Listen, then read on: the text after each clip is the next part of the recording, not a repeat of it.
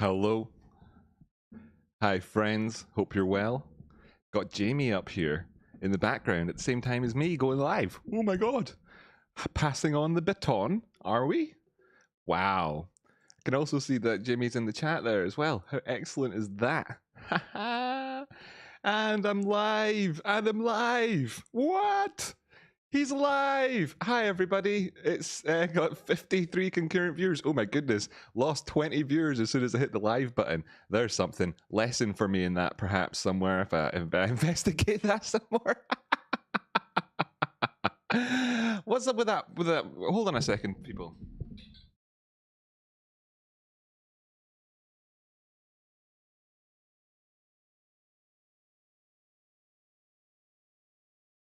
Hopefully that doesn't go black anymore. I don't know. Whatever. Can you hear me? Can you hear me? What's going on? What's my voice like at the minute? Sugar, I forgot what my voice is like. Yo, yo, yo.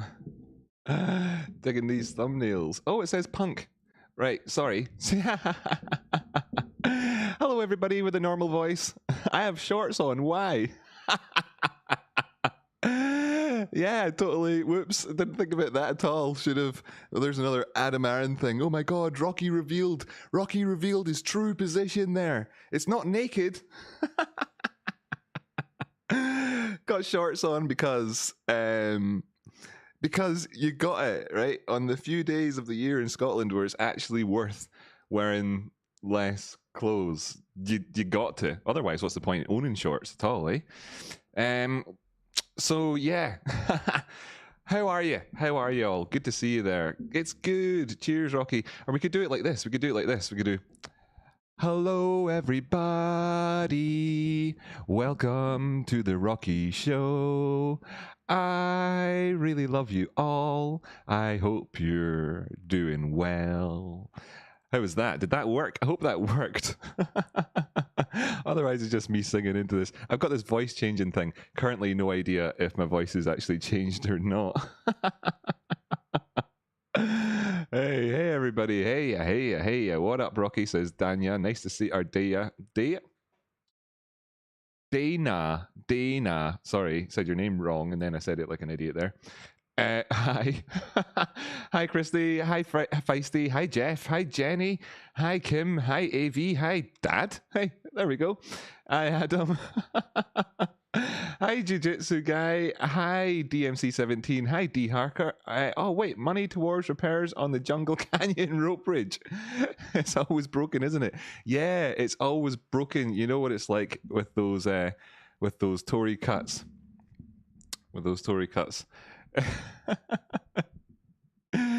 Any man who reaches the age of 24 and is still using Jungle Canyon rope bridges can consider himself a failure in life. Huffman16, hey Rocky, hey Huffman. Hi Chris, hi Cami, is it Cami or Came? I wonder when I read that one, I kind of sometimes say Cami in my head if I'm honest with you. Kim Robbins, hey Evan, Dragon Slayer, Arcane, Vertical Mike, whoop. Jason Ross, Tyler, Kind B, Bad Mama Jamma, Jason Ross, oh yeah, I said your name twice, Hetrick, Apple Blossom, hello. Right, great. Mr. Pickles number 4. Hey, Mr. Watanabe. Yeah, Watanabe. Oh, hey, Mr. Watanabe. Hey, Ricardo. Hola, sir. Hola, amigo. ¿Cómo está? ¿Cómo estáis? ¿Cómo estáis todos? Right, yeah, brilliant. Weezer, brilliant. Brian, yeah, this is great. Everybody in there. I know you. I know your names. Right, wait a minute. That's Jimmy's stream. That's the back end of some other stream that I did. Right. Jimmy was just reading this comment out here. Somebody says, I love you, Jimmy, but I love Rocky more. And he was just reading that comment when I paused it.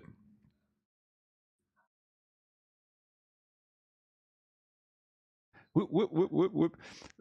So then he had a little bit of chat here about the thumbnail. He's right, yeah, the shoes don't match. I have to say, I got that photograph from what's it called? Unsplash. Maybe I could bring up an actual photograph of myself at that place. How about that? That would be better. Maybe I can get one. Let's see if I can find one on the internet. Anyway, Jimmy then actually went ahead and gave a sort of quick market summary as well, I think. So it makes my job even easier. Here we go. Let's see. He's talking about prices and stuff. I'll let him do it.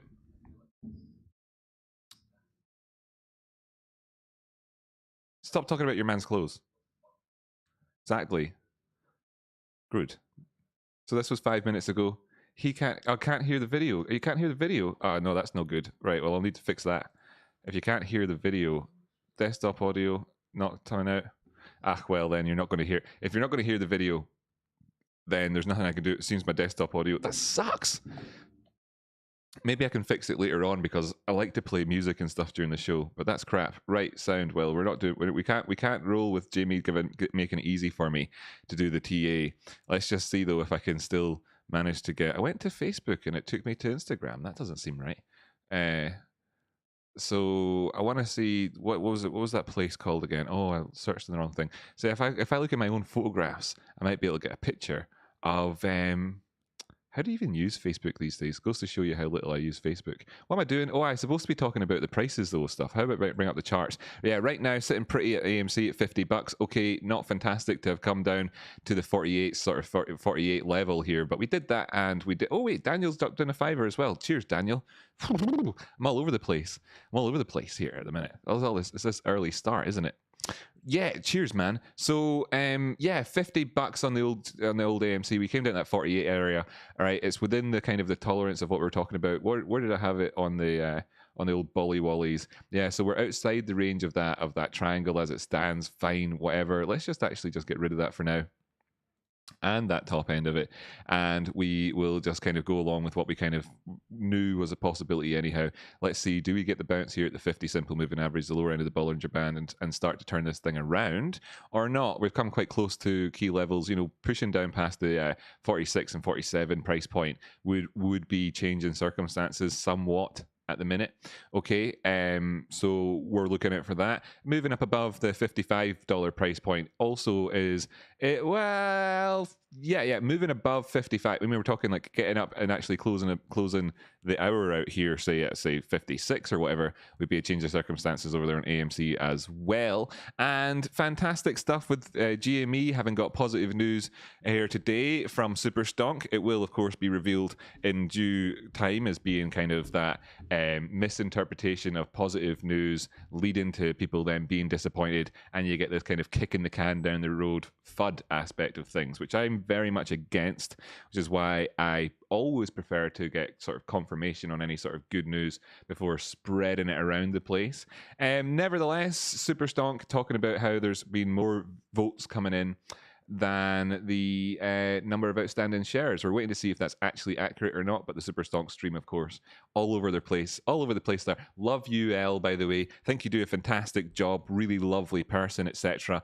A little bit kind of quick to pull the trigger, didn't seem very lawyery in that sense, but hey, you're excited and it's good to be excited. Well, the same sort of thing applies over here in terms of the price. It's good to be excited, but it's not waiting for confirmation, in terms of moving up above the way. We obviously want to take out those highs we had in at $319 earlier on as well, just to be continuing trending up the way. So far, we didn't take out that high here in the RSI. Had we done so, we would have had a bit of the old bearish divergence, but we haven't.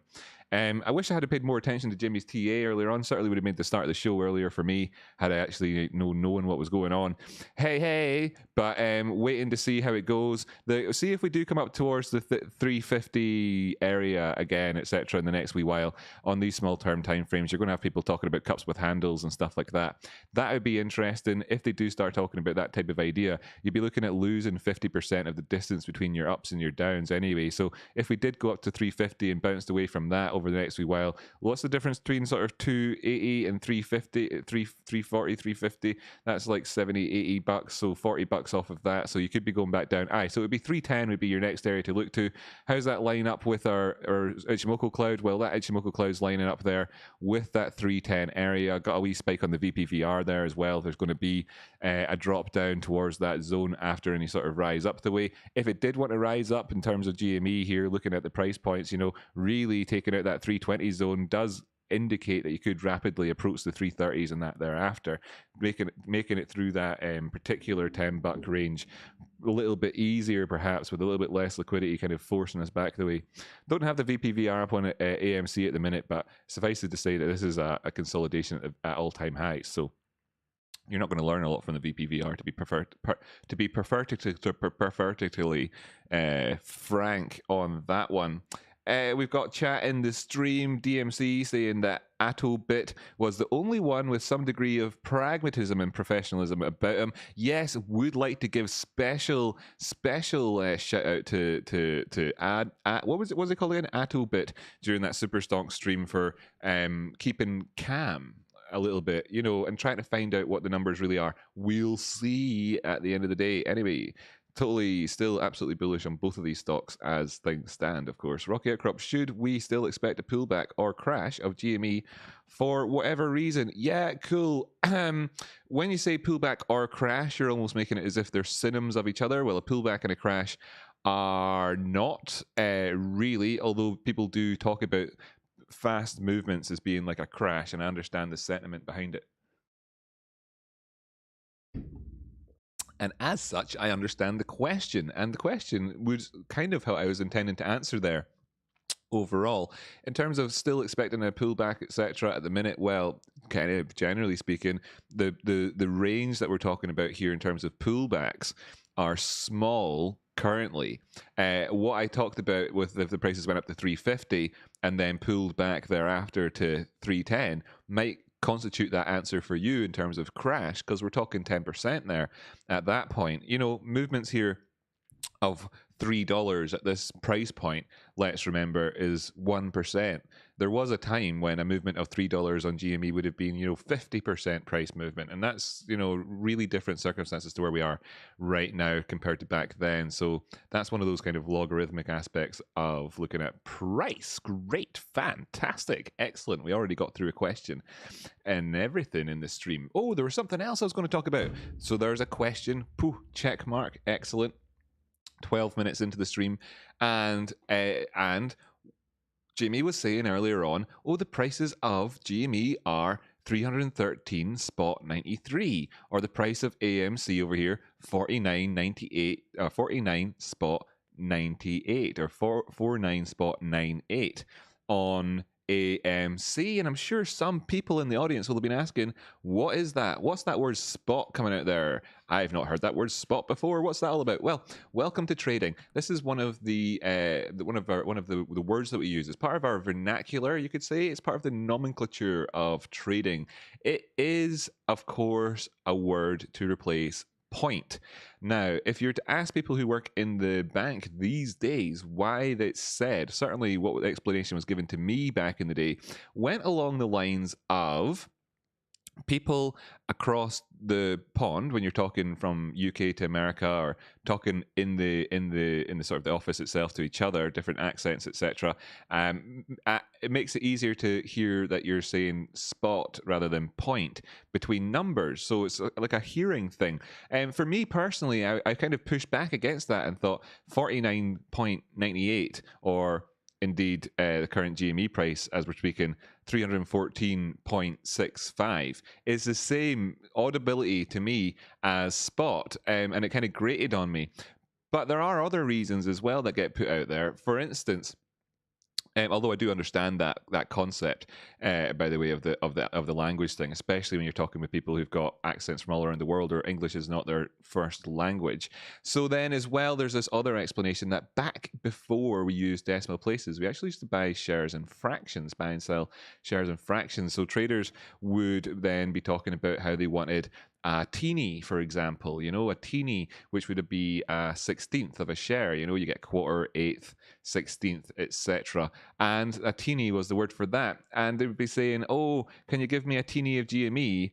And somebody's like, what did you say? Did you say you wanted to buy GME at 3.3? And they're like, no, I'd want a teeny. And they're like, 3.3? Or, you know, I don't know, some along those sorts of lines. Again, an audibility factor, but to do with this concept of how they were used to use fractionals in shares. Now, that's kind of also been disputed, that people talk about how it was actually said back in the 80s and 70s and 60s, before they did the fractional share change over to decimal place, Who knows at the end of the day? Anyway, Jamie was saying that that's a trader thing. So one way of identifying somebody if they've ever worked in a professional setting before is, do they say the word spot? And of course, I tend not to. Although, you know, there you have it. That's the explanation. Right, okay, cool, excellent stuff. So, what do you think of the word spot, by the way? How would you say it? Would you say that 101 spot 1 or 101.1, or what would you say? You know, how do you think about it? Another aspect of this as well, of course, is this idea of moving to decimalization from that Spanish countries or European countries sometimes use commas in place of decimal places, etc., like that, and it kind of bends over that sort of semantic language barrier as well that there could be. Anyhow, Pink Cats on Acid was supposed to be the one present in the meeting, but she decided not to go in and give an interview to CNBC instead. I bet CNBC will make us look bad. I feel let down. Pink Cats on Acid. Let's just Google this, because you know I'm not a Reddit man myself, particularly. Who's Pink Cats on Acid? Let's try and get an image up of her if that's possible. Pink Cats on Acid, right? Okay, she's the one that had the that's got the pink hair that was speaking afterwards, right? Okay, well I hope she had a great time on CNBC. I'm super happy for her getting to do that. I know what I'd have chosen, having made the journey, especially. But hey, you know. Who's gonna who each to our own? Am I right? Am I right? She wasn't allowed in. Right, she wasn't allowed in, says somebody else. Well, okay, so everybody's got a story to tell. Who knows what will be the final one? Cachito says she is prominent mod on Superstonk. Right. Of course, good on her. Well, good on her then. I'm super happy that she managed to go down, make it to the place of the, of course, where the epicenter of all human activity was to date. Spot's a dog's name, but dot is a word I've used a bit here in the USA. So okay, so dot, you know, exactly. So it's like so cheers, existential. So you get it, right? Cool. Welcome to the world of trading. Sometimes it's just that you might find yourself, if you were phoning up somebody across the pond, especially, saying something that's completely different, and it could throw you, and whatever, and that's well done. If any of you watching Jamie's stream earlier on was like, what's he saying? Well, that's kind of like welcome to first day in your new investment bank job or whatever it happens to be, right? Cool. Okay, so how would I find pictures on wait, we're supposed to have TA on the go. Right now, looking good for GME at $312. Overall, super happy to be above 300. Really, you know, the successful kind of defense of the gap yesterday, if you want to call it that, was great to see. Well done, GME. Over here on AMC as well, super happy to be within spitting distance of $50. Now, I would much rather be above $50. That's fairly clear, but overall, in terms of the performance of this one at the minute, it is at the edge, you know, and therefore, in many senses, you have an edge in terms of your trading if you were looking to take along on it. I did see Jimmy kind of be somewhat kind of like, you know, less than enthusiastic about it. And that's something that we're going to find, of course, because the truth is these things do not work in parity. GME moving up today, AMC moving down today. It's yet another example of why you should engage your own sort of sense of reasoning, your own cognitive discipline. Will you be watching Trey on news today? Somebody said in the chat there. No, why would I do that? Wave speech. She's one of the. Oh well, maybe I will. If I mean, the last time I did it didn't work out so well for me in terms of watching it and getting something out of it. So I'll just leave it so that everybody else can get something out of it. Please explain the relation of Bing Bong versus bananas. Right. Bing Bong and bananas. Well, it's when you have a banana bonanza, bing bong. Am I right? Lucy in the Sky with Diamond says, Lee, I agree. Watch the stock take another nosedive, facepalm. I wonder which one you're talking about there. Pink Cats and Acid mentioned that CNBC was trying to talk to her, and I relayed it to the stream. She did not approach them, but rather CNBC was there interviewing people in the area. Ah, that's cool. See, yeah, right, cool, like nice one. See, she was there. She turned up. She wanted to do her thing. For some reason, she didn't get inside. CNBC were trying to talk to people outside. Of course, like loads of media attention around this thing. Excellent stuff. Just like it's good. When it's good, let's embrace it being good. When it's bad, let's just straight up ignore it. whatever news people say about anything, right? That's just how we'll rock with that one. Or we don't need to ignore it, but just like, do due diligence. See, the thing about it is there's so many people in the community that are so fantastic at doing stuff, like due diligence on Reddit, that there's enough energy, crazy as it seems, to actually do the man-hours on this stuff. We can actually do the man-hours on it, so no need to ever believe any sort of FUD. We'll always work through it. There'll be enough people out there to kind of pitch in together and all that sort of thing. It might seem difficult, but like when you lift your friends up just using your fingertips when you're teenagers getting drunk, that sort of thing. Trey's Willie says Stonky Kong. Well, heard it here first, ladies and gents. There we have it, Stonky Kong with the inside scoop. Thanks for the burn. I was talking about the incredible spike on the chart. Wait a minute, was I saying something negative? No, you must have been talking to somebody else. I said the last time you said was about dot. Wait a minute. I wasn't trying to burn someone. I'm hoping that you're not saying that to me. If you are, not intentional burning happening on the go there. Hey Rocky, says Tony Picus. Hi Tony. AV80. We got a Lamau win from DMC. I think that puts everything back to right again. She was on live stream for a minute and was extremely excited that she was just interviewed by CNBC. That's what she said live. Well, that's cool. Let's hope that they run the footage they took. They don't always run footage. They don't always run footage that they make, these news people. They don't have to. Right, cool. So it wasn't me. That's sweet. Did she post that she was not interviewed now? Oh, right, okay. Well, let's let chat figure out the drama for a second or two. We'll just look again real quick, see, okay, lovely jubbly, 313.44, 49.87. We've got plenty of time left on the day. I'm crazy early on my stream, and there's like 3 hours left on the day. It's mental.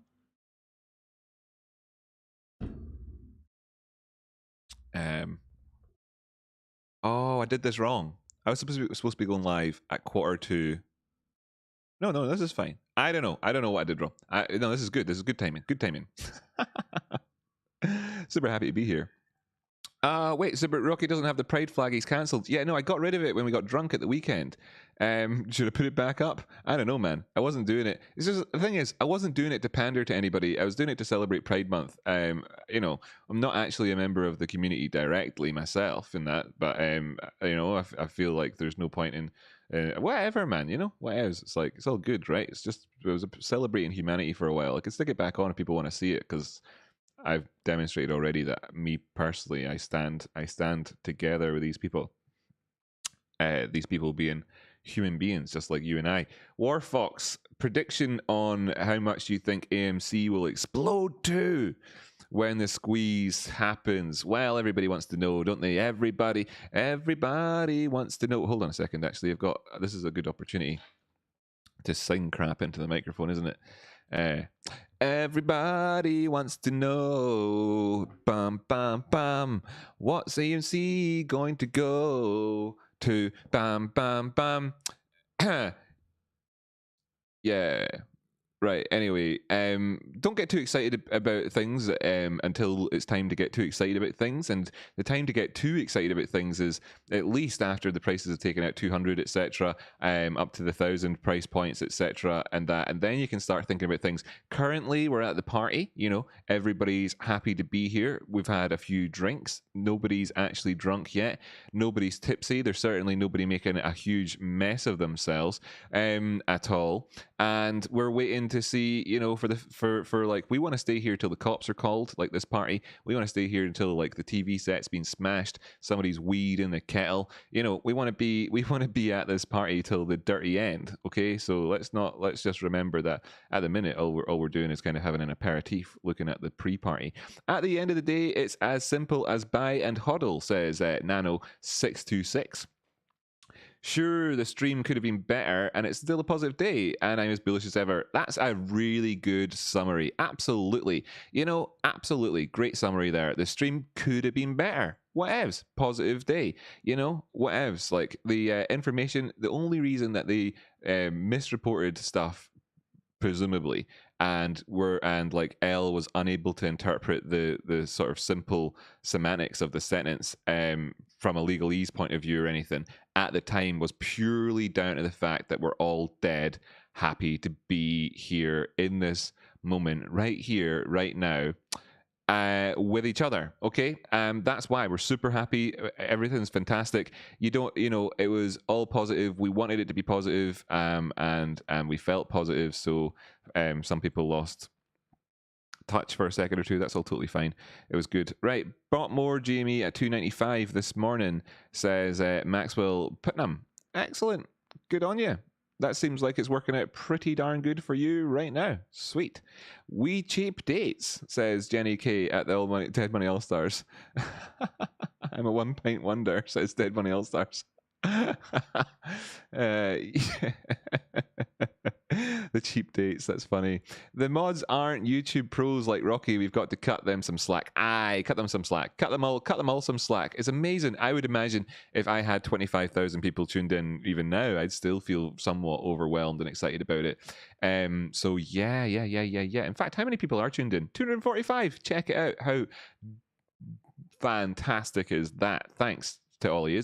If you could hit the like button, that would be excellent as well. How do I find photos of myself on Facebook? I know you don't need to answer that question. It's all good. I'm actually just going to look and see if I can find one of myself at the Grand Canyons. Where is it? Just looking back at these pics. When roughly was I there? Why am I even looking at this? What am I actually doing? Is this even worth doing? It's just because I had that thumbnail up. What if I click on my albums, that might help. Maybe I wrote it down at one point. Unlikely, but you never know. Might have done. It's not really my style to bother documenting things properly. No. Don't even know if I ever uploaded it to Facebook.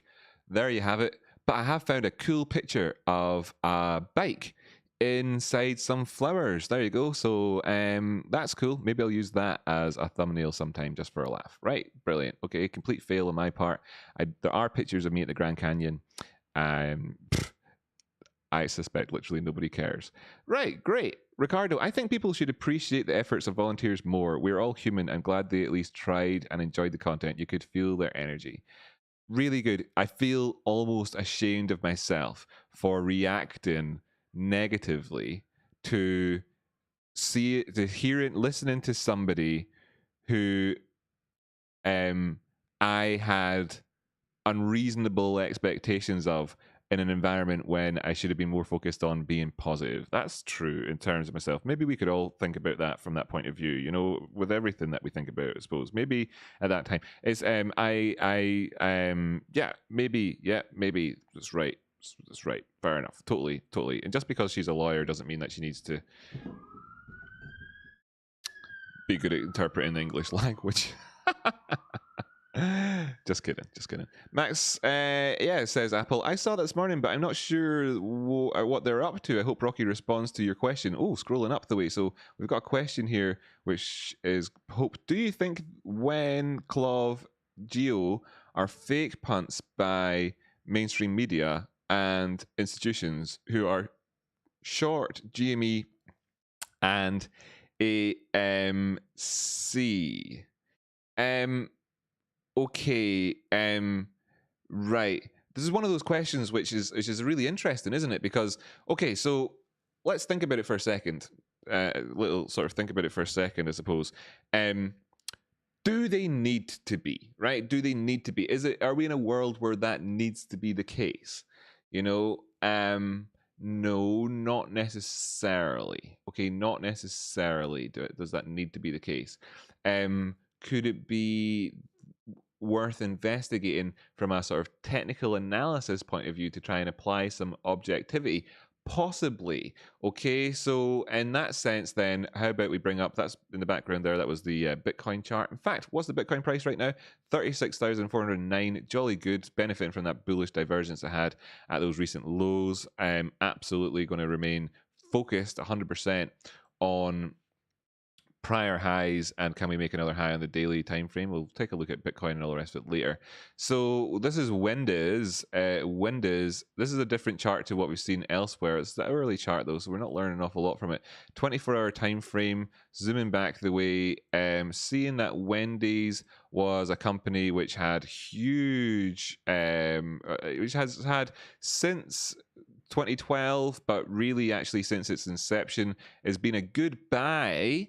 Obviously huge fluctuations in price, starting off down here at 280s, going up to the near enough $6, coming back down to 360. You can see big movements in price in terms of the percentages. Take this off the logarithmic for a second, just so it's even more stretched at times.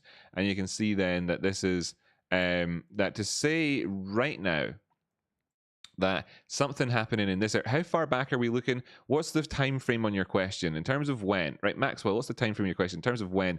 Are we talking that we're looking back and saying that something happened in some region here with when since? Well, I've done a lot of chat recent, like unless you're talking about it's been pumped unnaturally since whatever, I don't know.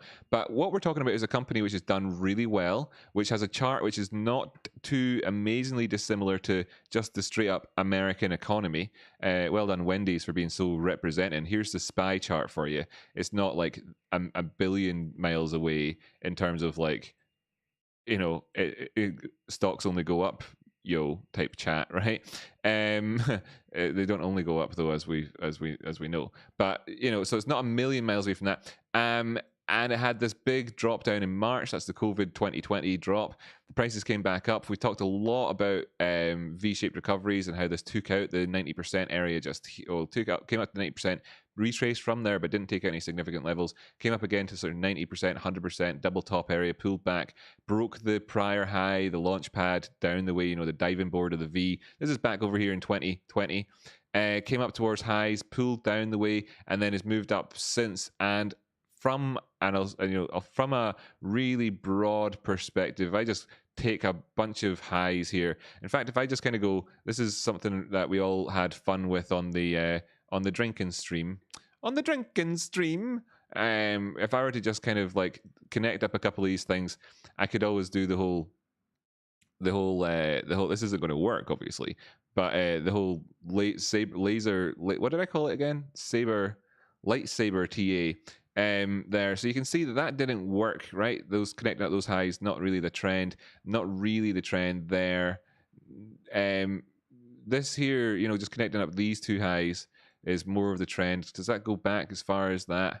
Yeah. So here we have it. Now, if Wendy's were to retrace from this point in terms of like looking back at this in literally looking back at this in 3 years' time, you know, 4 years' time, it wouldn't be noticeable. And if somebody said, "Oh, the hedge funds artificially pumped this thing, blah blah blah blah blah," you'd be like, "Well, at what point along this huge, two decade long or whatever point is at that stage, bull run on this company was it artificially driven towards the top side?" So I would have a touch of the old cynical pink salt on top of that one. Now, to say that it isn't pumping artificially right in at this moment just here in order to do all of that, sure, it could be. Money works in mysterious ways for sure, but much less mysterious ways than the old God fella works. So these ideas that something like that could happen, would it be too mysterious to believe? Absolutely not. Don't put any weight on this line, by the way. This is put up here for example purposes only. Actually, you know, I'm not saying that there's anything. I'm just on a very, very broad, easy strokes trying to talk about a concept. And how that concept in terms of Occam's razor lines up against any other sorts of narrative that you would apply on top of it. Like, in the minutiae of this zone, is it possible to say that that's what's happened? It absolutely is. Is it impossible to say that value investors are somehow putting their money into the pockets of the likes of Citadel, etc., in order to fund their other positions? Not really necessarily. So I couldn't tell you. The overall movement that we've seen in terms of the price up the way. Just looking back after drops down, sure, you've got movements up where it goes up 30%, etc. But after you've been at a high and you've gone up to other highs, how much are we likely to see things extending on the way? And it is maybe worth noting that from around about that gap up to the highs, it is about 30%, and that's, you know, somewhat significant, but it's not outlandish or anything like that. So even if yeah, I mean, what can I say? So from a forensic sort of point of view, just to answer that question, and I hope I did it justice. Right, and I don't want to put out sort of like anti-conspiracy type chat. I'm all up for it, right? I'm all up for it. Could they possibly have done it? Yeah, totally, absolutely could have. They could have absolutely have pumped Wendy's over on the 4-hour time frame here, just to kind of show us from a point of view. Would they have been? Would I have been in there in the office at the time saying, "Oh, hey boss, maybe we've got a potential Head and Shoulders over here. Let's see if we take out this price point of around $21, we could be in for a nice reversal of this previous downward movement." Even, you know, could even look towards going up towards our previous highs and be happy to take profit, you know, somewhere up here, maybe even the golden pocket or the sort of 886 zone, etc., up in this zone here. Look, then that happened, right? Then you're waiting. Now the price has gone up a bit more. How much money is there really in there for them? And is this enough anyway? Even if this was them doing that, is that enough for it to sort of put the brakes on anything else? No, it's not. This is, as I'm trying to demonstrate, more or less for some people, business as usual. Not everybody's going to want to hear that type of chat or whatever, but that's the sort of unclouded judgment that I think these sorts of notions deserve. Go ahead and do the same analysis on the other charts that you mentioned. That jiu-jitsu guy, that wouldn't surprise me at all. Wonder what you're talking about there. When you follow the money, it usually leads to the same families. I feel like this GME situation is the only way for it to stop. Well, there we go. That's interesting. I think there's lots of positive, powerful notions that we're talking about on that front. How am I doing here in terms of things like my camera's working? I've got my charts are showing. That's good. Bavash quality. Let's just see as well what you're saying in a second here. GME on the charts. I'll bring up full screen for a wee minute or two here. See how we're doing. 314. Fantastic. How's the AMC prices looking? 49.58. Well, it's not ideal. Pardon me, it's not ideal. You know, apply notions. I mean, I only really even say that to kind of be conversational with you, to be perfectly honest, when I'm talking about it. 49. Oh, it's disappointing. Or, oh gosh, it's not what we wanted. The actual fact of the matter is that for plenty of folk, that's precisely what they wanted. You know, it's 100% what they wanted, because they're looking to get an edge in the market, and getting in at these other points maybe didn't constitute that for them. So it's maybe unfair to say that. Lucky $13. Oh, it was $13. Thanks so much for that, man. Lucky stuff. Earnings are going to exceed expectations. Liverpool Football Group. Excellent. Yeah, I 100% agree with that. Man, you know, well, 100% agree with in terms of I would say that. What are the expectations, though? What are they? I'm not sure. It's funny. I have to admit that I do rely on others. No, I don't have to admit. I'm actually saying it positively. There's a good reason to rely on others for this sort of due diligence. So somebody else can inform me what the expectations are. I wonder. Quit reading my chats, says Apple Blossom. Sorry, Apple Blossom. Kissy face. Yeah. Jazzy, Jackie Rabbit, check CLOV, please. Well, that was one of the other conspiracy charts, wasn't it? So I'll go check CLOV there in a second. Nightbot, gotcha. She's a bizzle. CLOV. The Cloven Hoof Company. You ever hear that thing about making a deal with the devil?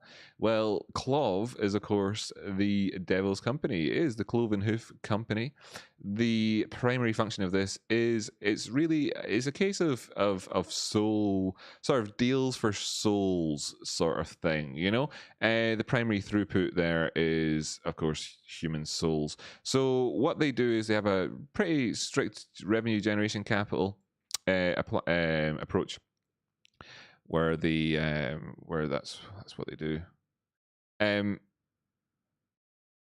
Does anything on this chart mean anything to anybody at the minute, by the way? Because I'm looking at it, aware of the fact that we talked about this the other day, and that probably, if you're to look back in the videos that I did, I probably talked about a whole fuck ton of stuff to do with this here in terms of technical reasons, why this low compared to that previous low, bullish divergence, RSI swing failures, where it would go to afterwards. You probably would have mentioned something about the highs and all this different stuff. I probably said loads of good stuff about it. What is it that you wanted me to say at this stage? At this stage, even these chicken scratchings of TA, if it doesn't mean anything to you, then welcome to the family. It's brilliant to have you here. You've got a lot to learn. You're going to learn a lot. It's great to have you here. It's fantastic. If it does, if you're looking at that chart and you're like, Rocky, he's only gone done it again, then cool, nice one. The measured move took us up to this point, actually exploded on beyond that. Oh, Jackson Thomas. Had to read your name twice there because I've never seen Jackson written with an X in there. That's cool. Nice one. Nice one. Cheers for joining the family. Thanks, buddy. Right, so yeah, we went up higher than that measured move would have kind of suggested that you would have been looking for, essentially. Here it is on linear charts, just so you can see. I was kind of drawing it around a bit there from this evident, like this ultimate neckline that kind of emerged, and then I'm popping it on up above. Takes us up towards where the price is actually receded back down to again. So that's again one of these gaps you want to see ultimately not be filled, right? It's unfortunate in a way. It's not really ever unfortunate because people apply too many sort of they anthropomorphize gaps too much. But you would be tempted to say, oh, it's unfortunate there's this gap at this point because this is obviously a clearly crucial pivot in the market, blah, blah, blah. Going back down to fill in that zone is really smacking our, a few things away. But anyway, this is what you want to see really in many instances of bullishness in the market, snacking up there and almost saying to everybody, F you, if that didn't get in at this price point, as if to say, well, you snooze, you lose, that type of thing. Now, there are other gaps that happen in markets. Here's a really good example of one from in the past on the Clover price chart, where you can see that there was this gap created and filled in almost precisely with the wicks there, between just with the wicks. I'll just remove that circle. Filled in almost precisely now, and that's what you're looking for. You're looking for it to come really, really, really, really close for you to consider it to be filled, and that's happened. Now, are we looking for that same thing to happen with the prices dropping all the way back down to $11.96 when they're currently at $19? Well, we're not necessarily looking for it. Did I say it could go up to this price point? Did I actually say this? Have I got this bizarre memory in my head that I said that it could go up to here? Did that actually happen? Is anybody that actually listens to me out there? I'm just kidding. Did I say that would actually happen? Surely not like that, but I wonder. Sorry, man, not going to give you much use there on that one, I suppose. Maybe I am. I don't know, but I feel like a little bit like cool guys don't look at explosions. Apple Blossom C Discord. Oh, yeah, go see it. There, I'm reading other people's conversations. So still reading your conversations, Apple. Can't stop me. Can't stop, won't stop. Christy. Well, it may not be a lower low. I can't really see it. But it's an inverted head and shoulders, right? I'm new at this. Please forgive if I'm saying something that makes no sense. Are you talking to me right now? Let's just see, right? I'm going to make sure, Christy, there are lower lows. Excellent, right? Excellent. Oh, you were answering my questions when I was saying it. Brilliant, right? Brilliant, Christy. You've made it. You've made it. So there's absolutely all the reason to continue with this analysis here on this one. Cool, excellent, fantastic. Right, Christy. Well done. Right? First off, beautiful point that you're making there with regards to lower lows, can't really see it. Excellent. Christy made this point here. Now, there's a thing here. We've got a wick that came down. So obviously the prices did trade down at this point. Over here, we have lower body closures, but not quite as low as that wick that's there, right? Okay, so interesting stuff. Good point. Well made by hold on a second, sorry.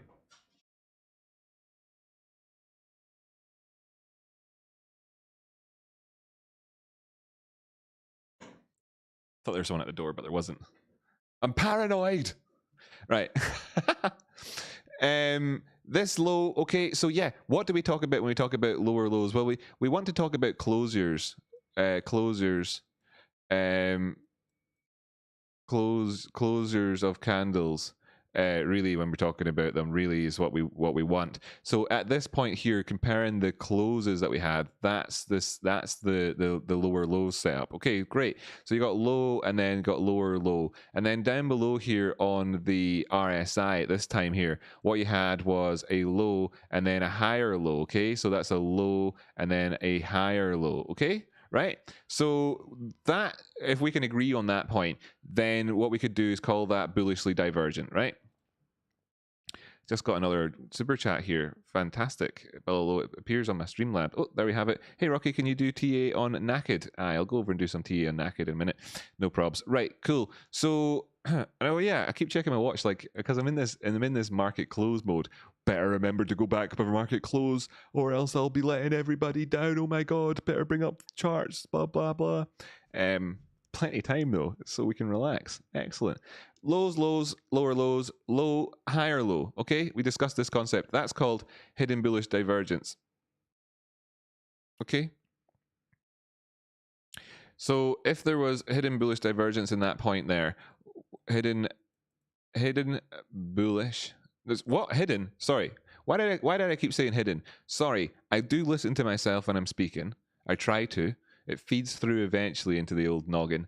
And I do try to audit what I'm saying as I'm speaking. Sorry, that was just regular, no idea why I was saying that. Regular bullish divergence, right? So that's what we're discussing there. And then when you're looking at regular bullish divergence, you can make a point, and it's kind of nice that this is on the chart right here, because this is quite advanced technical analysis. Okay, so this is quite a lesson for folk, but but I'm breaking it down, hopefully in a simple enough way to understand. You know, really, there's a few components to it. Do you have lower lows? We're looking at the closures in terms of them, and we're looking in here at the RSI, and we're seeing it's got higher lows. Okay, excellent. That's regular bullish divergence. What can happen at that time is that that can be a warning sign that the prices will reverse. In this case, because it's bullish towards the top side, you know, against the lower lows. There's various reasons for this. I've explained it a few times, but one way you can think about it is like some wee diving boy that's trying to swim under the sea. He takes big deep breaths. That's how low he gets. Then he took whatever. Actually, forget it. Forget that explanation, because that was the hidden one again. Obviously, my brain's wired funny today. Whatever. Anyway, that's called bullish divergence. It's a thing, right? And another advanced then, like sort of level 2.0 or whatever of divergence is when you can also look at swing failures. This idea where you push past your previous high, because we're looking at these lows here, previous high, and then of course then you can expect further continuation for price action. That's just something that J. Wells Wilder Jr., the guy that invented the RSI, discussed whenever he was promoting how to use it initially in his book, which he published, called New Concepts in Technical Analysis. I want to say it's called New Concepts in Technical Analysis. It might be called something. It might be called New Concepts in Technical Charting or something like that. Not 100% on the final word of that book title, right? J. Wells Wilder Jr. J. Wells Wilder Jr. Anyway, swing failure, right? Great. I've also got a video on it about it on the channel. So that was that part of it. And then what we were also doing is combining it together with this idea of what do we have in this structure just here? You know, what do we have? And we were looking at it and saying, well, there's key areas in this price point just here, where that line was just before I moved it. So that's a key area, key inflection point in the market. There also is this kind of like this extra high there. So it'd be interesting how that kind of interacts with the prices. Then you're also looking and saying you've got these two basins. Well, we know that you had these two basins anyway, because we'd already discussed this whole concept of the two lows and all that sort of stuff. But there's but you would call this, I guess you'd actually call this an Eve and Adam. It's just because what we like to do is to say that in terms of the Adam and Eve thing, that Eve is the wider one, and Adam, whoops, that's a D. I'll put an A before the D. Then I'll put the Adam is the tighter of the two. I mean, really, who cares? You're just looking at, and this is why I often talk about just a twin peak, twin whatever type patterns and all this sort of stuff. All roads lead to Rome, after all. Anyway, you're looking at these things, and you can say that when you've got if you can establish a neckline, which is what they call it, or a confirmation line, sorry, or whatever, which is when the prices have come up to it and whatever, and then if they go past it, then woohoo, job's a good one. So you've got this neckline or confirmation line here. If you were to go past it, then you can make measured moves off the back of it and take the range. So the traverse, the amount of travel that the prices were able to do in that period of time expresses a range. You know, you can think about that in any way that you like, but this is a chart of that expression of where people are willing to buy and where at which point the prices become inelastic. So if you're looking at a traverse in the prices of anything, whether this is the price of the gas that you pay at your local station when you fill up the car, whether this is the price of a gallon of milk at Trader Joe's, or whether this is the price of, indeed in this case, a deal with the devil in the Cloven Hoof Company, or whatever the hell this company actually does, you know, Clover. I'm not, by the way, I'm just making jokes. I don't mean to say anything negative about them with that. I'm just kidding, just purely kidding. So in this range here, whenever you've expressed a range, then you know that prices, you could say that prices are fairly elastic. Now, the prices have elasticity in that range, in the sense that you don't see 1,000 cars lining up at the petrol station or the gas station to fill up, panic buying or hoarding or anything like that, when the prices are maybe, say, I don't know how cheap petrol is where you are, but let's just say that you're paying $1 here and you're paying 80 cents down here, type of thing. And it doesn't matter, you go in and you fill up the car and you're like, oh, it was 97 today. Next week, oh, it was 89. Okay, right? That's maybe actually those numbers are quite big movements, but you get the point, right? But then suddenly you see 1,000 cars lining up at the petrol station, whenever the prices go up to 140, or something like that, and you're like, holy smokes, this is it. And then everyone's like, oh no, we're not going to get any petrol anymore. So they go down to the petrol station, gasoline, and they put it in their old cars, right? That is, then you would say that there's an inelasticity, right? At this point, that's how you would describe that from an economic point of view. It would be inelastic. That's right, inelastic at that point. Okay. Sweet. And that's the general expression that you're having in around about any sorts of pattern analysis. When you're talking about any of this sort of stuff, that's the general principle that you're talking about there. Anyway, then moving past that zone, and to be frank, these things fail more often than they don't. And in a ceteris paribus, right? And just if you take this in an isolation on its own and stuck it as a sort of general framework of a pattern, and you saw this type of thing happening, etc., then so often it just doesn't work out, and that's okay from any sort of school of thought. Now, but when they do as well, then they don't often work out to be so like crazy fantastic as this. This is clearly like, explosive and outlandish. It's very different. You can see in terms of the history of this chart going back over the last year, that this is different, very, very different to anything that we've seen in this last wee while of time. Nevertheless, you are able to express a range, and quite often what you'll find is that the movement that it goes up is the entire body of the movement that you'd previously had, like, maybe occasionally thought, oh, it's cheap today, oh, it's expensive today, oh, it's cheap today, or whatever there. So in terms of the gas station analogy, maybe what you'll find is that the prices of gas will operate between $1 and 80 cents. The idea of that for gas prices are so incredible, per gallon as well. But anyway, some people get that. Right. Anyway, so you're talking like for a gallon of petrol in terms of dollars over here it's like $9, something like that in the UK. Anyway, $10 a gallon, that sort of thing. Anyway, so that's 20-cent range that you're talking there. Now, when it moves up in a big chunk, like all of a sudden it's gone up a chunk, quite often it goes up by that range. You might think, oh, $1, 80 cents, meh, meh, meh, meh, meh, and then you're like, gas prices are going up, and then the next thing you know, you're paying $1.20, and you're like, feck me, you know, whatever, it's now gone up. That sort of thing again, same thing. It's the expression of all of the tolerance that you had before smashed into your face up the way, right? And it's common across everything. This is just happens to be technical analysis that we're talking about, but I'm using examples deliberately from real world situations just to kind of give you an idea about it. Nevertheless, right? Anyhow, that's what happened. Prices moved up, pulled back subsequently. You know, stick this back on log again. There's a chance that we find ourselves at the 236 of this thing, but you know it's not massively likely. I'll just chuck all those drawings in the bin.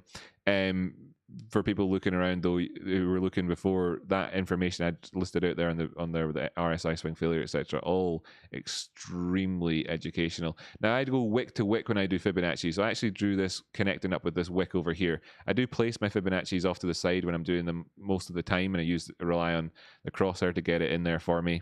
And then I'm placing this up here. So I actually placed it there, but my Fibonacci is actually drawn in off the price action to the right hand side. This is how I do these things. Okay, so just to kind of measure the retracement they've had so far. Well, it's down below the 236. Failure to take out 1999, $20. Failure to break into the $20 range at the minute means that it's like that you could experience a situation where the gas prices went as high as, in this case, $28, and the gas prices went up to like 190, but that was just for a day or so. Then they dropped back down to 140, and people felt, okay, maybe they're on their way down again. And you'd be looking down towards this area and saying, but if they don't go back down below $1.05.10, maybe we'll never see 80 cents on our gas again at this petrol station. You know how that feels at the time when that's happened to you.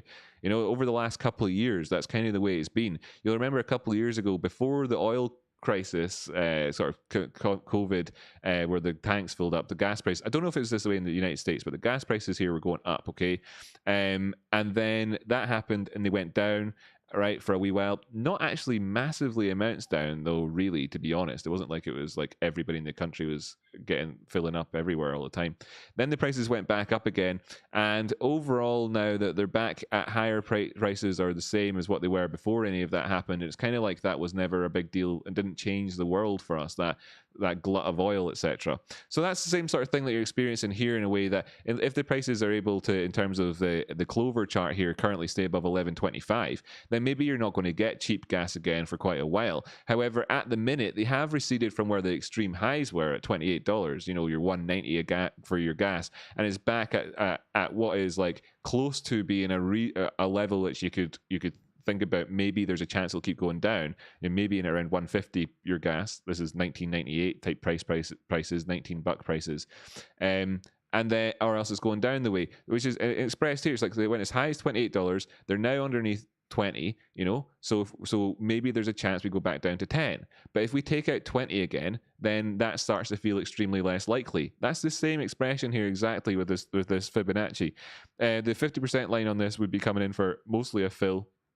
So coming down the way here, maybe not even fully coming in for a 618 retracement would be possible, pardon me, and then it would start to trend towards the top side. Now, moving on past all of that obviously changes things. It takes it so that you could go further down from a really small perspective time frame thing. We've already obviously exceeded the 1618, but there is the support area at $17 where we had our previous highs, where the 1618 is, you know, just in terms of the and I'm going to use the word harmonic here, but not to say that this is a harmonic as Scott Carney calls them.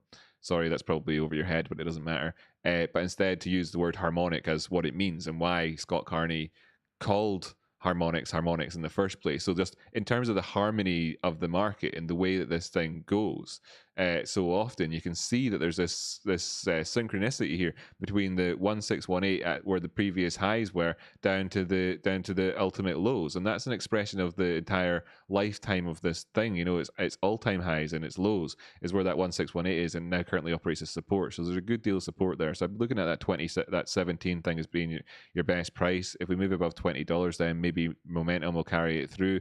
Be looking back up the way again and saying, well, where could we go elsewhere? You know, where could we go from here? Where could we really go from here if we wanted to, and then I'm looking up the way and saying, well, we've not made it to 33 yet. That's where that 1618 is if I actually draw it in going from the highs down to the lows.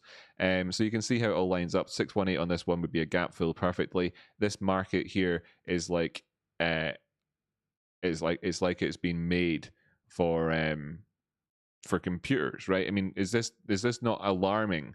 When you see stuff like this happening, do you not think, holy fuck, there actually is a way of the Neo from the Matrix thing? You know, do you not think that? Does that feel like that to you? I don't know. Anyway, moving on. Naked. Hello, Mr. Anderson. I see you're naked. Waiting for this head and shoulders to still potentially play out. Nice to have got this small similar structure to what we were talking about before. You know, you've got a couple of lows here. That's not actually, is it class B bullish divergence you've got here?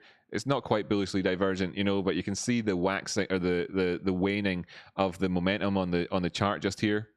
Oh wait, we've got somebody that needs to go. Right. Thanks. Sorry, Raul. Bye. Hide user, that's Raul gone, or Rahul or whatever. MOAS hasn't even started. However, the rocket is already lighted. When you see price spiking into the thousands, then you'll know it's started. Way hey, Christy, thank you so much, Rocky Outcrop. You're welcome.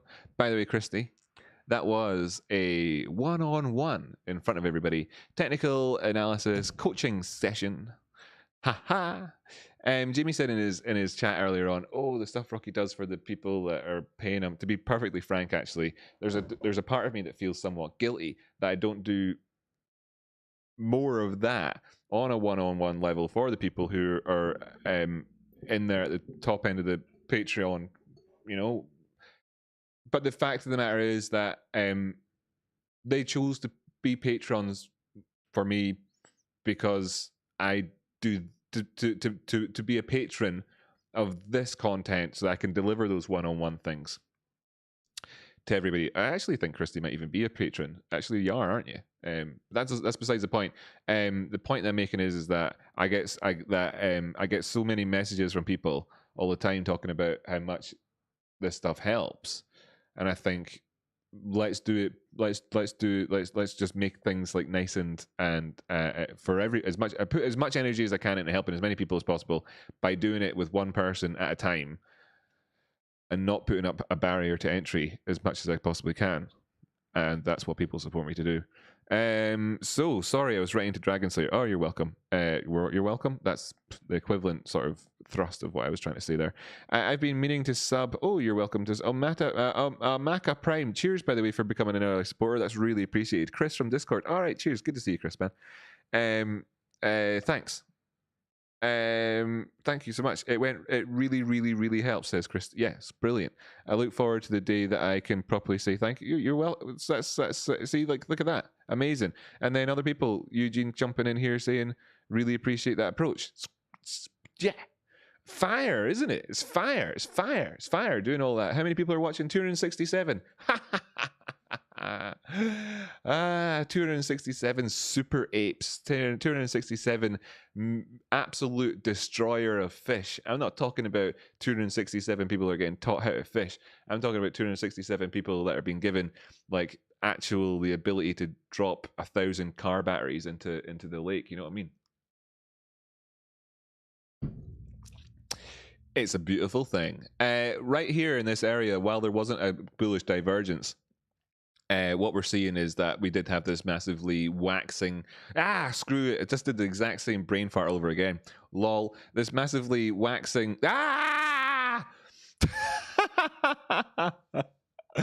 Waning strength of. That's really appreciated, Christy. You're so.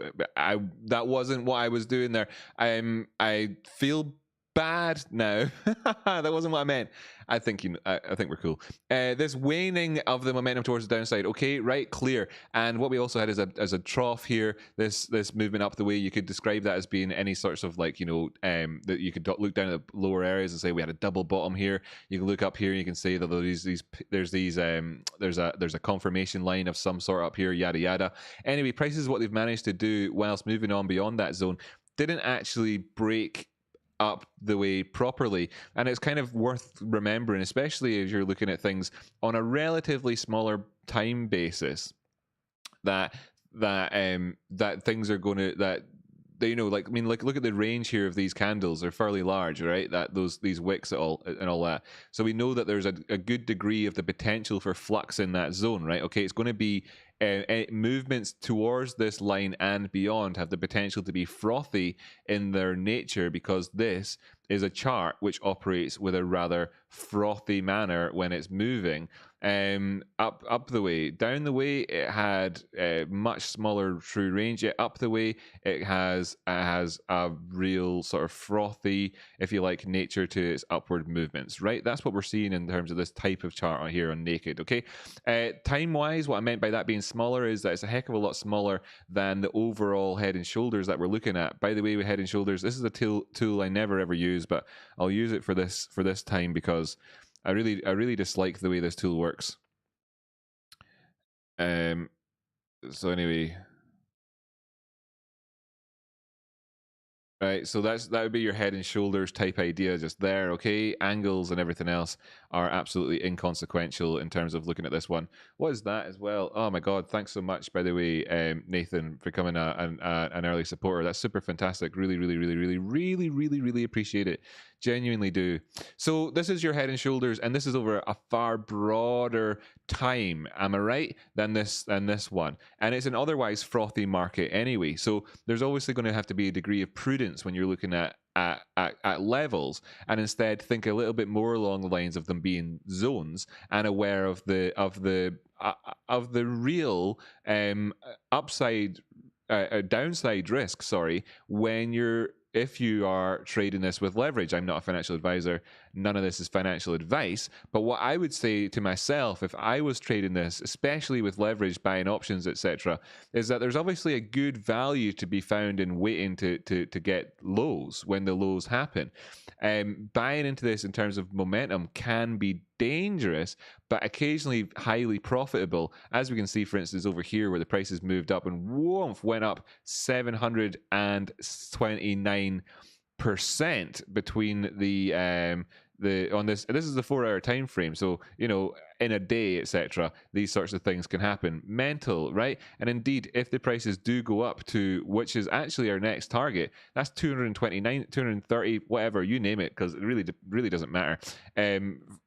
Lots percentage movement up the way. Okay, so it can be very profitable. It's just you're going to have to be aware of that. Therefore, in a scenario where you have the potential to be risking your margin on this one, you'd need to be aware of the true range, with the potential for pullbacks frequently happening of the 30% order. Right, this is a logarithmic chart. If I take a line here, a trend line, and I draw it in, and it looks like that, that's going to be roughly 30%. Okay, it's going to be roughly 30%. You know, roughly, right? So there's a big movement. It's not going to be roughly 30%, is it? It's going to be the equivalent of that movement here in terms of what it meant. Screw it, I can't use that tool to do it. I thought I just invented a real innovative solution to show this. Anyway, well, it is, right, in a sense. There's a 79% retracement. That was from an actual high. From in between these points here, you've got the prices moved up, dropped down 40%. Prices moved up, dropped down the way again. So this is going to be what, a 50-60%, whilst overall expressing a huge multiple thousand point move towards the top side. You know, so just be aware of that along the way. Obviously my wee measuring stick doodad didn't properly work out there in terms of like saying that there's movements, but you know, that's because up here 30%. I mean, because it's a logarithmic chart. I mean, that was a fucking big move is basically what I was trying to say. I should have just compared it to these ones down here. Right, ad-libbing things like this is actually quite difficult, by the way, for anybody wondering.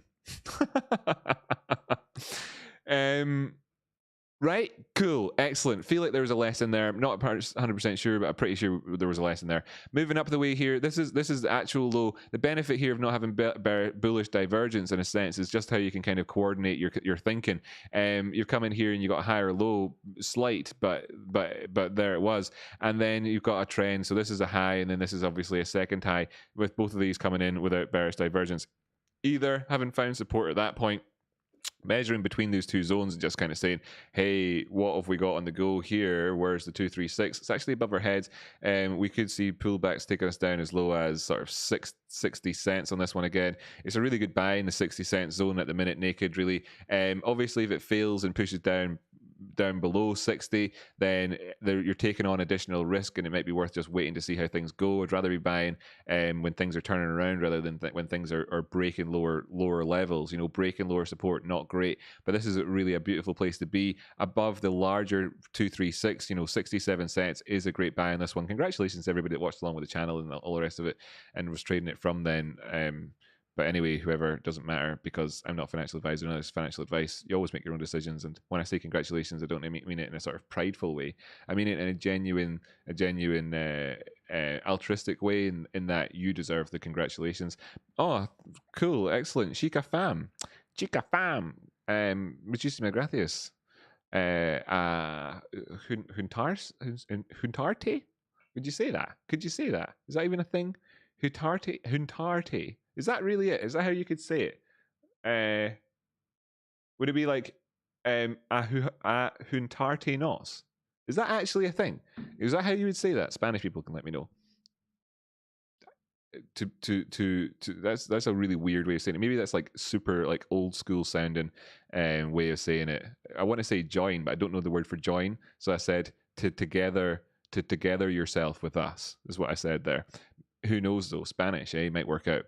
Big movements up the way, not so much, blah blah blah. You know, actually though, there will be if we do start to crack up the way. I'm talking about this as a head and shoulders, really from the point of view of not looking for measured moves, etc., and all that sort of shite. Just kind of talking about the significance of breaking above the 382 at this point and pushing past that range. You know, being able to move towards the top side, could see things coming up crazy high levels, because at the price, I mean, what's the point, right? 78 cents going up to $28. I mean, in terms of percentage moves and that, from here to there, it's 4,702%. To put this into context, if we wanted to see GME prices going up 4,702%, which is totally possible, and since the world mostly works in terms of like percentage bases, we're not going to go completely wild on things here, and I'm not trying to say anything particularly massively wild. Where is it? Or any of that, but that would be the equivalent of the GME price going up to $12,739. Okay, $12,739 is the equivalent move if you took $100 and invested it in GME and thing. So is there a temptation there? Absolutely is, right? I'm not going to talk. So this is whenever I was talking about this other day, I was like, right, I'm not going to talk about this. I'm not going to talk about this much more. So whenever you ask me to take a look at this chart, just be aware of the fact that I'm much more curious and interested in this movement up here to see if we get head and shoulders on the go at all, etc., than I am in any way to talk about where the targets would take us beyond, whether that's breaking it on the neck and shoulders basis or a Fibonacci level, etc. I will refer to the fact that we've moved above the 236 here, and that of the very, very large time frame charts, and I will refer to the fact that this is, you know, found support at it, having retested it, having broken up above it again, which is where you want to see the prices, having been at 382 before. I'll say all of that happily, and I suppose I'll chuck out a final reminder to folk that we're not there yet, despite the fact that the prices have come up to where they have done. We're not there yet in terms of plenty other aspects of this, not least of which is that the 236 is up at 137, prices at 78 cents at the minute. We're looking at a 90% increase in prices just to get to the point where we kind of undone the negativity from failure to actually make it into a Adam and Eve pattern. Because of course at this stage or whatever, while it's very, very much, you know, extremely down the way, it's not as like, you know, you're looking at that and saying, could that be a crappy Adam and a really deep movement Eve? And at this point here, you're thinking, well, it looks more like it could turn into head and shoulders to me, and that's how this goes. Okay, so now moving on from that one, I think that was fair enough as well in terms of technical analysis on it. 1 hour and 12 minutes into this stream. Who'd have thought it? How are we doing here? 284 viewers, 215 likes. So that's pretty good. Can we make it even up to 100%? Is that possible? No pressure, ladies and gentlemen. Whereas Seamus says, not until I see Citadel and friends bankrupted am I going to even think about selling. There we have the type of attitude which scares the shit out of people who actually are in a problem. We're inverted hinge. Oh, quick note, by the way, for people. Sorry, I say so many words on this channel, right?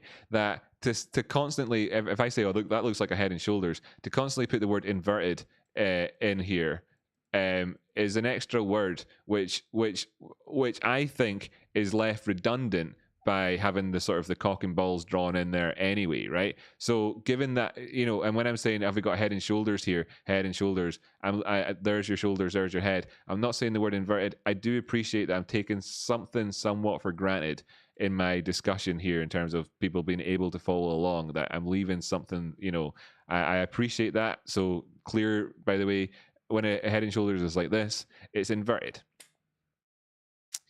Worth pointing that out for people. Just dropping by. Amazing coverage. Kept missing your naked TA until now. Reinforcing my sentiment for possible moves. Oh gosh. Thanks for the tat of naked. You're welcome.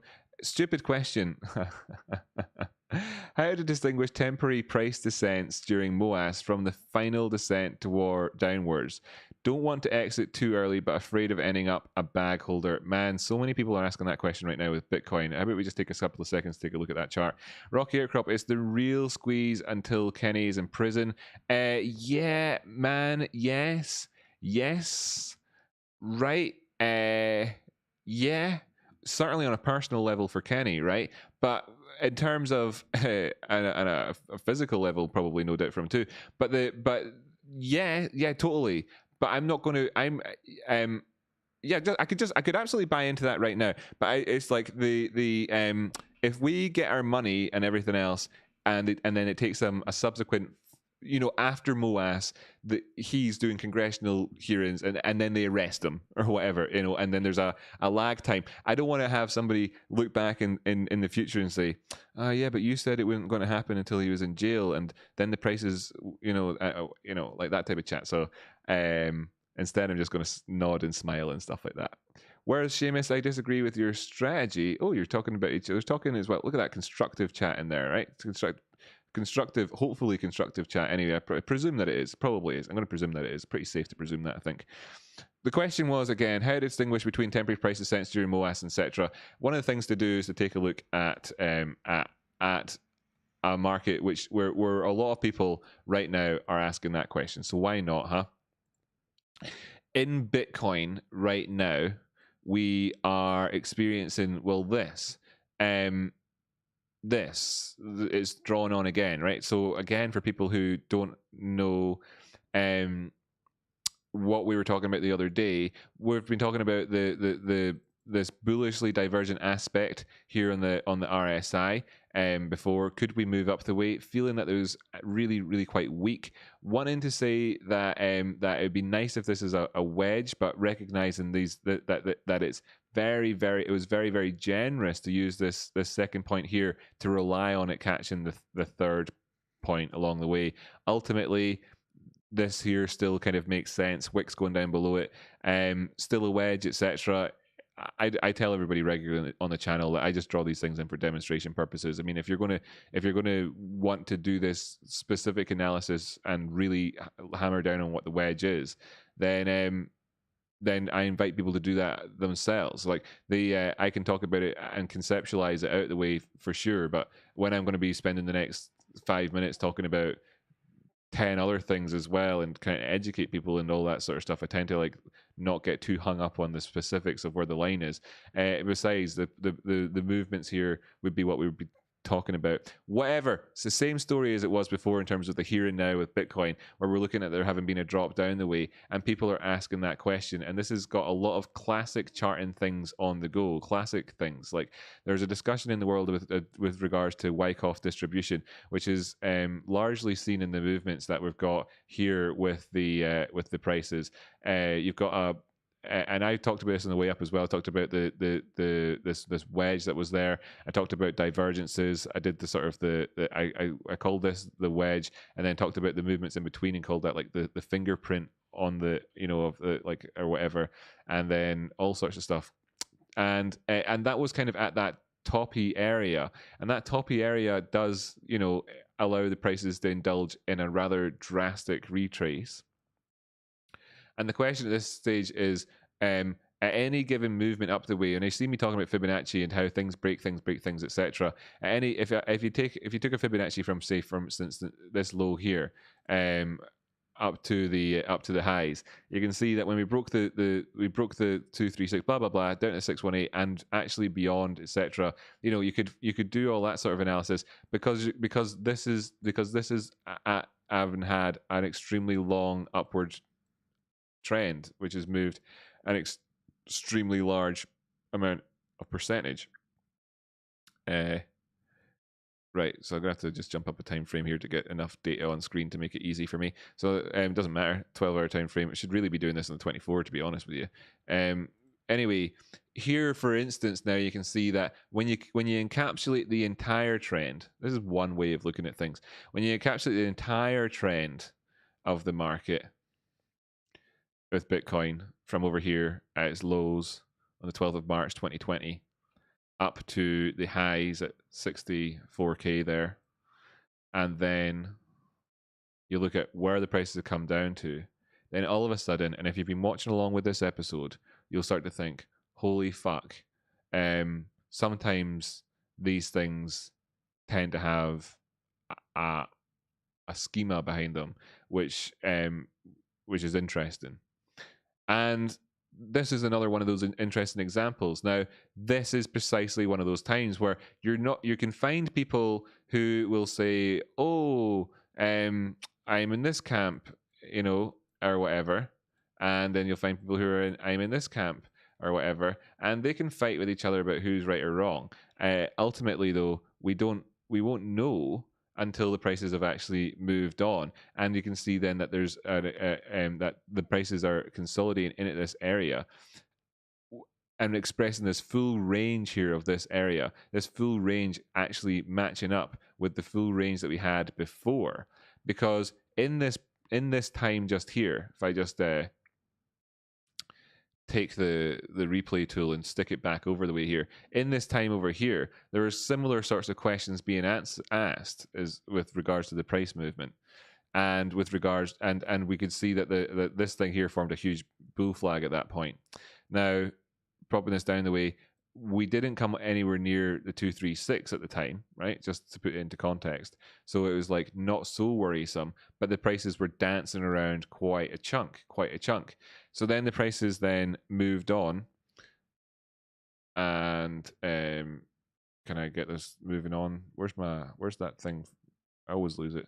There, right. So no, just freaking be done, right?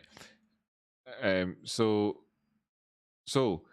this created a lot of liquidity in this area. So a lot of it didn't create a lot of liquidity in this area, but this created a zone which, should prices find themselves in again, would be identifiable as a liquidity zone.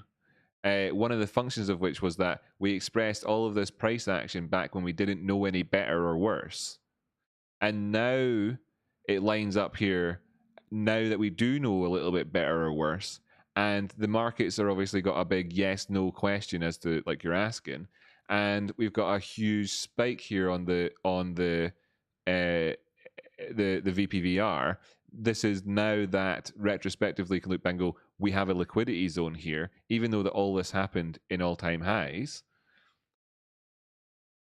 And you're able to then say that the prices are able to then test it all and express this entire range here without making its mind up as to which way it's going, and it's perfect for it. And throughout this time here, a lot of people think, okay, that's it, it's end of the story. A lot of time up here, people think that's it, we're back on again. This high that this circle is doing 42 grand. This circle here, 29 grand. You know, the thing is, like, so you wake up one day and your car's worth 29 grand. The next day it's worth 42 grand. The next day it's worth, or a couple of days later or whatever, it's worth 29 grand again. The next day it's worth 42 grand, and this gives a situation for traders, etc., to have a fantastic time trading within this range. If I wasn't working here doing the YouTube stuff, etc., I'd be trading the shit out of that within the range, and waiting to find out either direction which way it's going. Okay. But here I am instead. Oh, and the thing is, like, this is a question. What I'm trying to show you is that the answer to this is that no one truly knows, right? No one truly knows, of course, apart from liars, right? Right. So they're the only ones that know. The only ones that truly know are liars. I think so. The first half of that sentence is true. Now, when Jamie says, for instance, Jamie's TradeSpot talks about crypto markets being fucked at the minute, it's true. It's because they're here, and this is a slow car crash. What we can see is that we're watching two moving objects flying right at each other, and we know that if these two things hit, that there will be an absolute extreme explosion. And what we're waiting to see is, are they going to narrowly pass by each other and evade that catastrophe, or are they going to smash into each other? But we can see the trajectory of two of the objects at the minute. That's how the dynamic is here. Taking out prior structure, big important thing. Taking out these lows. So that's one. So one way that you can know that there might be a big pullback is when we see stuff like this happening. When you see that big pullback, it could be extraordinary. It could break all of the things that you would use to measure the movements of the trend, all of them, resulting in you needing to go back to looking at stuff like the entire trend over the period of the last 18 months or whatever, to get to the point where you're able to say that maybe we haven't, because we haven't until such times as we have, and right now we haven't, although for a lot of people and a lot of things we did along the way. So you can't know, but you can put things into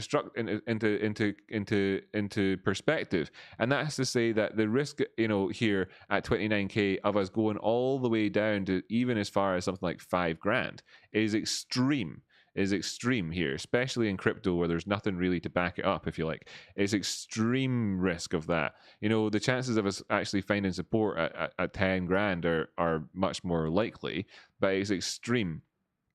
Okay, so you wouldn't want to get into any trades there unless it was obviously with an edge to manage your risk in this zone, saying that movements down there are no longer worth it to you, etc., etc. So that's that one. But then how can you tell, in something that goes on a bit longer, and or there are different circumstances? Let me just show you, for example. Now, I could continue this on, by the way, and go back to and to buy a bit more room on this one. I could go up towards the weekly time frame here on Bitcoin just to point this out, because this is also worth noting, and a lot of people in the audience actually do like Bitcoin. Go up to the weekly time frame here and show you that there's actually not a massive difference between where the points are in the 236. If I were to go back to the low in 2018, just so people know, and if I go back to the lows that we had all the way over there on September 2017, it's actually a similar place as well. So from any point of view in terms of the trend, 1, 2, 3, in terms of the 1, 2, 3 most significant lows over the period of the last 4 years in this one, right, which constitutes an entire super cycle in terms of Bitcoin. That's what you're looking at, right? Okay, just so people are very, very clear. So when Jimmy says things look fucked, that's what the mafioso guy says when the police are knocking at his front door. Now, the mafioso guy could sneak into the basement, run out the back, and be in Panama by tomorrow and say, hey, that was close.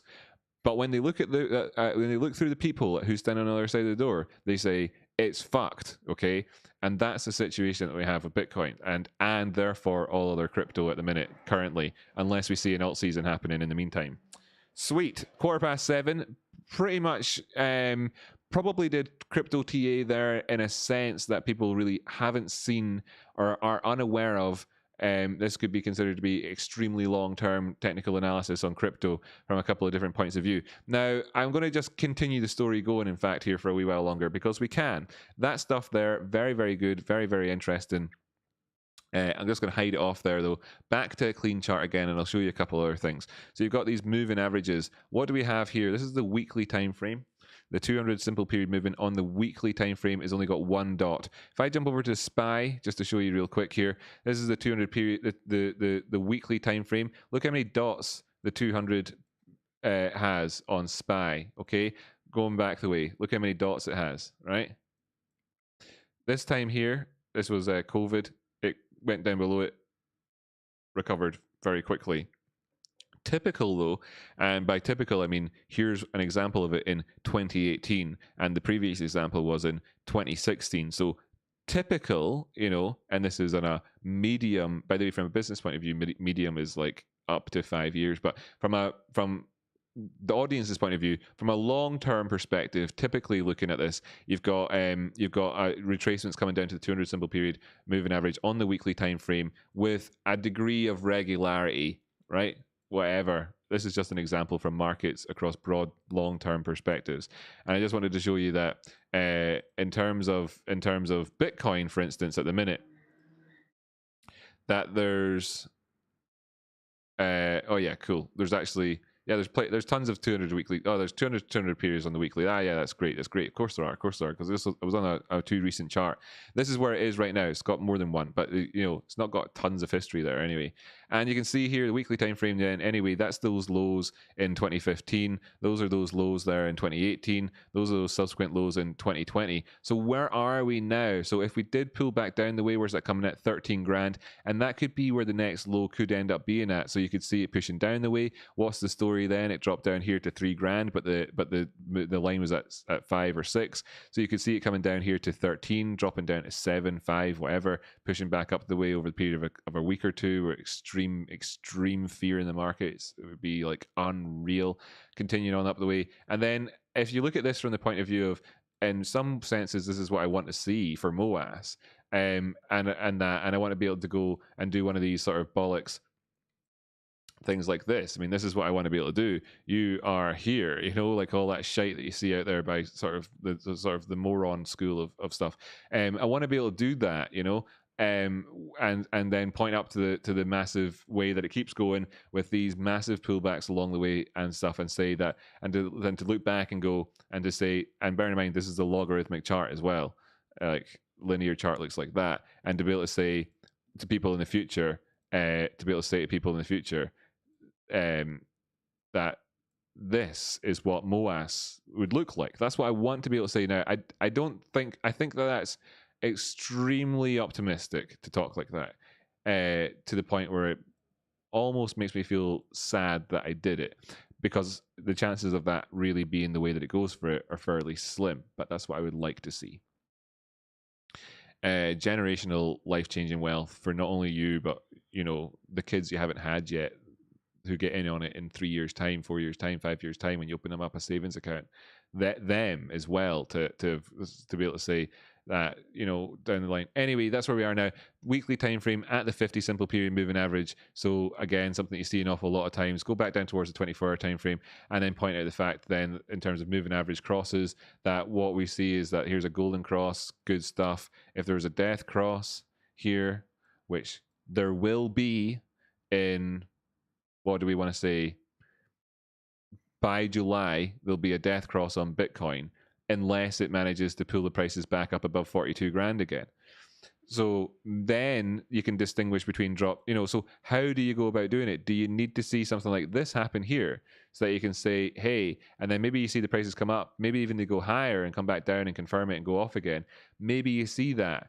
Maybe that's what confirms it to you, in the way that for a lot of people, this was confirmation. Now, it was wrong here and it was wrong here, if you want to look at it that way around. If you want to talk about it like that, those were kind of technically wrong in a sense, if you want to. They weren't, because there was a massive drop off and it went from $10,000 all the way down to $3,000, and then there's no way you could say that was, yeah, anyway, but whatever.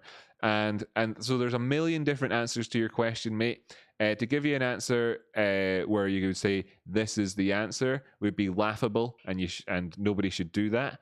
To tell you that there's going to be a really obvious way of doing it would be a lie. To say that anybody who's saying anything accurately about it at the minute would know what they were talking about would be a lie as well. And what you want from your analysts who you're asking that question is honesty and patience and the willingness to do what I just did, right? And also, by the way, hi Pickle, hi Andrew, who else? Whatever. Choose your own examples, right? Choose your own set of examples if you do talk about that. That would be better. Right, cool. So what's the chat saying? Quality TA, thanks. That was such a good, that's so good. Somebody said that to me. I didn't show up on my screen though, and I didn't get noise about it, so that's pissing me off. Rocky, just checking in for your thoughts on AMC. Want to know if you should buy more now or wait till 44. Cool, excellent. I'll take a look at that in a second. Just inverted, yeah, right. Oh, that indicator, it wasn't an indicator, it's just a drawing tool that I used earlier on for the inverted head and shoulders, by the way. Just a drawing tool, slightly different to an indicator. Stupid question, how, in the sense that the Fibonacci is also a drawing tool as opposed to an indicator. Stupid question, distinguish, oh, that was I spent a long time answering that. So there's that. Cool. Not realizing gains until Ken is carrying an Iron Mountain box out of the Chicago office. Yeah, buddy. Yeah, buddy. Somebody knows about Iron Mountain, eh? Oh, shit. It's my camera died. No. Oh, crap. I've got it angled wrong. There we go. What was I doing there? Anyway, yeah, man. Iron Mountain. How about that? How about that? I think Jimmy maybe said something about Iron Mountain recently as well. Iron Mountain. There you go, buddy. Do you work in an investment bank yourself, or is it just was it governmental or something like that? Wonder how you know about that. Yeah, that's what I want, and I want them to chase him out the building and say, "Hey, that costs us $24.99 a month," and then take his shit and empty it onto the ground, and then go back inside again. That's when I'm celebrating. I'll let you celebrate. When he's walking out the door. If somebody doesn't do that, then I'm going to phone up Iron Mountain and I'm going to report him.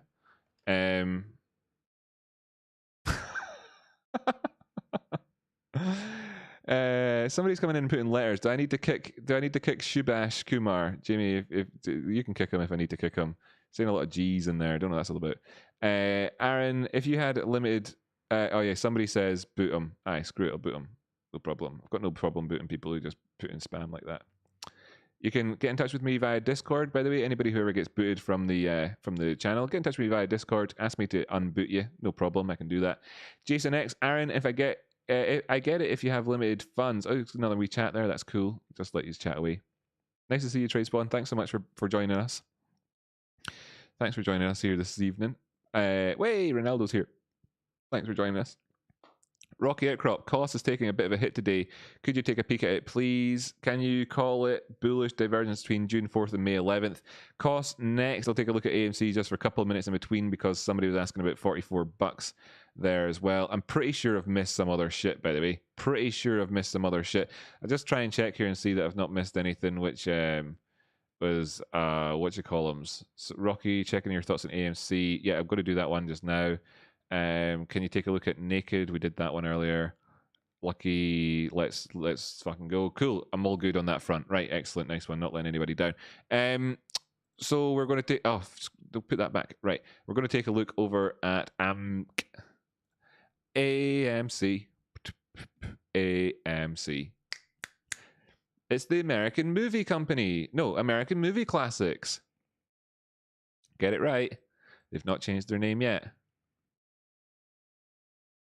Broad term stuff I can't really expand too much upon what I've already expounded. I can't expand too much upon it other than to say that this is just an idea as it stands. That's the 24-hour time frame. Stick on the 4-hour time frame. It's just an idea as it stands. You know, the same way that it pushed beyond the top side there Is it possible it's doing the same thing? Doesn't look so great for downward movement, does it? There's other points that are probably worth pointing out as well, that there is a kind of the potential for this to be like a descending triangle here. Let me just stretch this out a wee bit so you can kind of get that idea.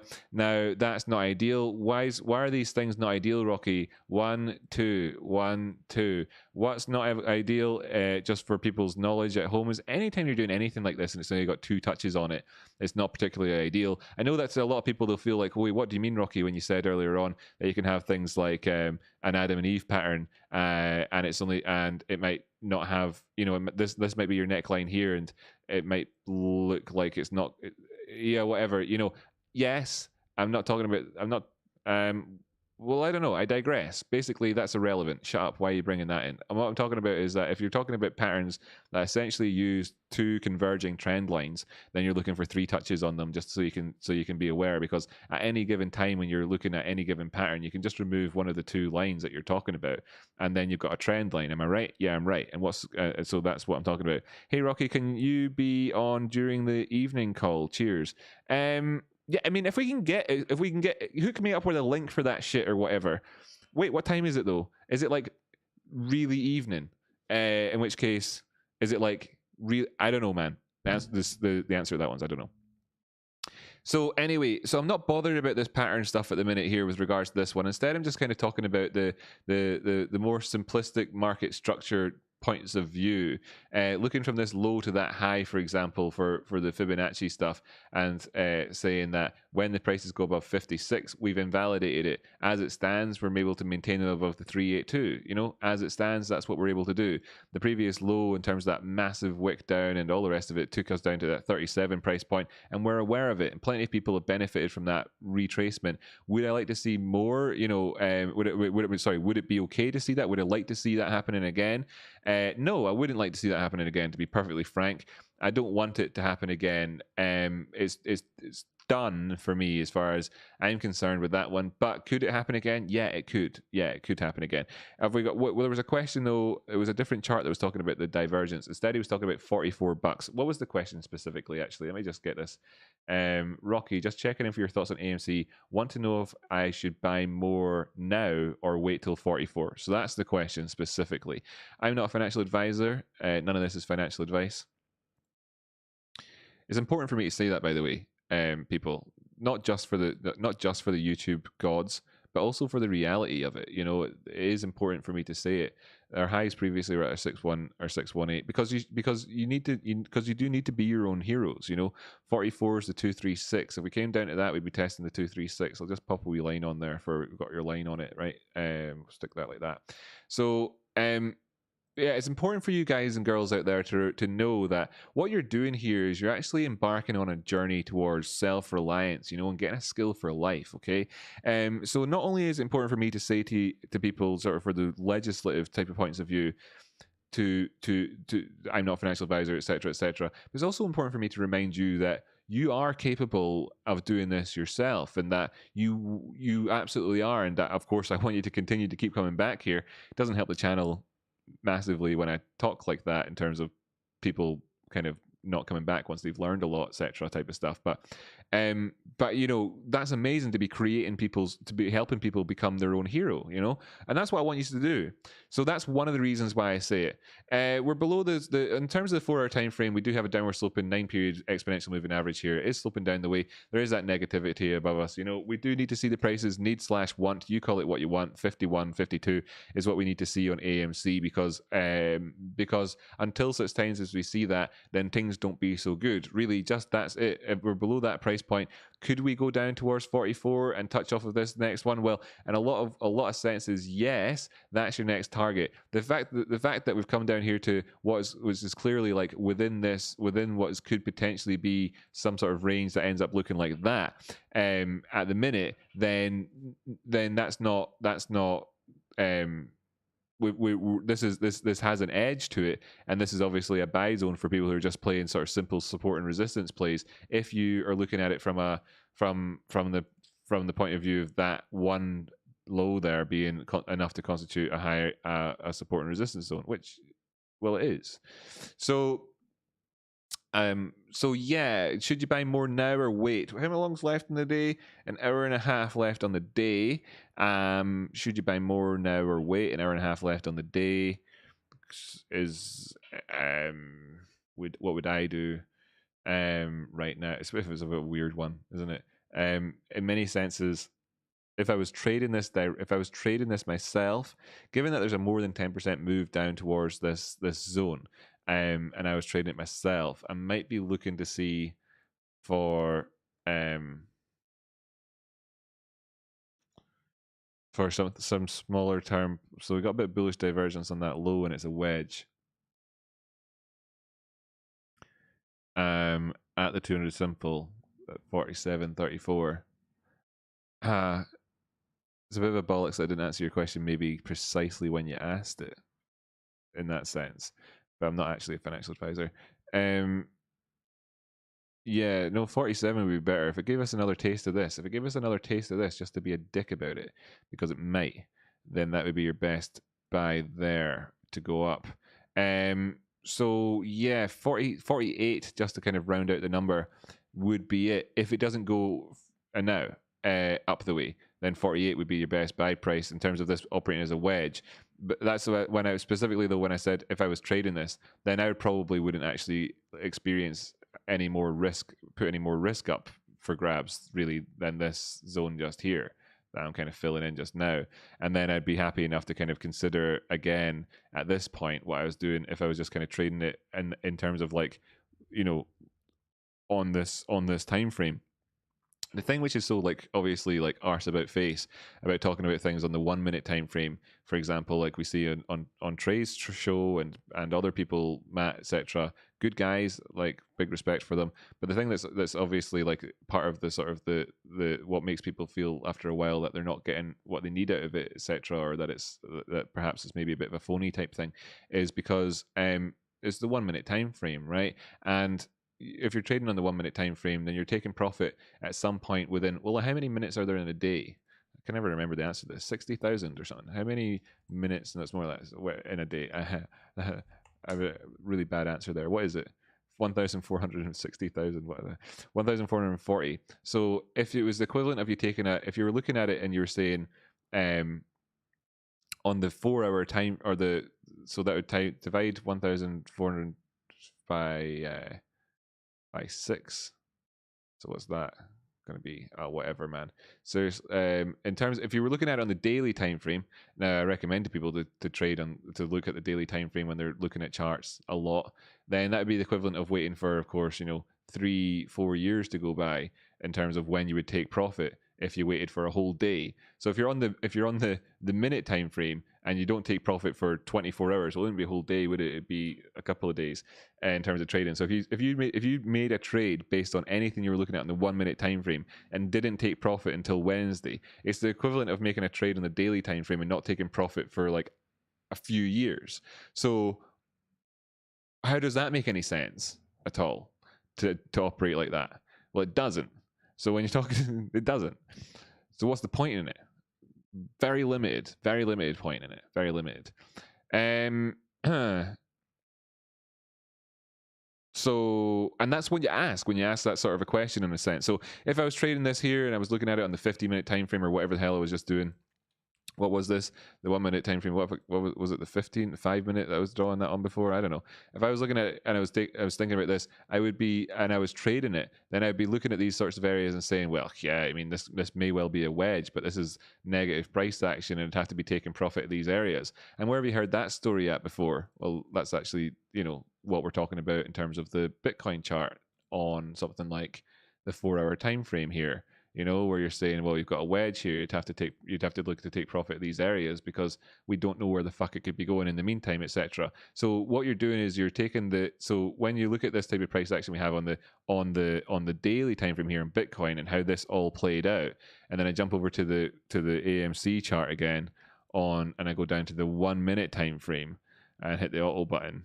And you're looking at it and it's like seeing how all that's like looking at the daily time frame for Bitcoin, right? And trying to decide at this point here whether or not it's going to go up or down And that's a huge question that no one can really properly answer, blah, blah, blah. Well, here's a microcosm of that same question. So how would I be handling it in this situation? Well, that's what I was talking to you about with regards to Bitcoin, wasn't it? When I was talking about in that 30K down to 29K zone and how you manage your risk, right? So that's how you would do it. So it's going to be up to you to answer that question, buddy. I actually can't even provide you the context. Can't even provide you the context to I'd have to apply a narrative to you, which I honestly can't even, I don't even know, because I'm not you. No worries. If not, earnings call is in 2.5 hours. Cheers. Earnings calls in 2.5 hours. Markets close in 1.5 hours. Would I stay on for an hour after? I feel like on the one hand, it'd be a really good resource for people to have it, and on the other hand, I'm not entirely sure because I'll probably want to go and have dinner. So I'll decide closer to the time. I don't know, man. I don't know. Just don't get too excited at any time, and also don't get depressed either at any time. Instead, just like wait for a wee while. It's after hours as well, so it's gonna show us what people think about it tomorrow morning. So you don't even have to decide what you think of it until you've seen other people kind of put their money where their mouths are in terms of deciding about it. Not that it really matters, because I mean, who gives a fuck about what their earnings are in terms of like. It was only today that Ryan Cohen became chairperson and said, "Buckle up." It was only today that happened. So to look back at all the past and all the rest of it, and that, I mean, earnings, we all hope and want and expect, or whatever word you want to use, for them to be better than they expected, inverted commas. Earnings, we'll wait and see, right? We'll wait and see. Airy GB subscribed. Got a lot of time for a rocky outcrop and trade spawn. Excellent. Thanks so much, man. Appreciate it. Shane McGovern, Scotch whiskey or Scotch egg, Jamie? Geez, either one would floor you. Man, you know what? I really enjoyed the Scotch egg I ate the other day. Somebody was asking me in the Discord, should you be eating Scotch eggs like, out the fridge or eating them hot or whatever? And I was trying to think, well, you can eat them at any temperature, it's all good. But the preferred temperature for a Scotch egg is pocket temperature. And I was just kind of, because you keep it in your pocket. But the thing is, right, that's true. Actually, room temperature and above is the ideal temperature to be eating your Scotch eggs at. That is where you get the best bang for your mouthful of buck. Dragon Slayer, this is only kind of ASMRTA we need. Yeah, great, excellent, nice one. Trace1, hey buddy, loved your middle of the night video a couple of weeks ago. Yeah, I loved that as well. I loved it as well. It was awesome. And it was well worth it too. Telling people, look, things are about to change. Right. Anyway, lol. I know it's not financial advice. I won't hold you accountable if the chump change I put into naked loses 50 cents instead of gaining 4,000%. Aye. Good. Thanks. But just to put things into context, by the way, for people, put things into context for people. The GME price is going to 12 grand at the minute. Is the equivalent of naked prices going to $28.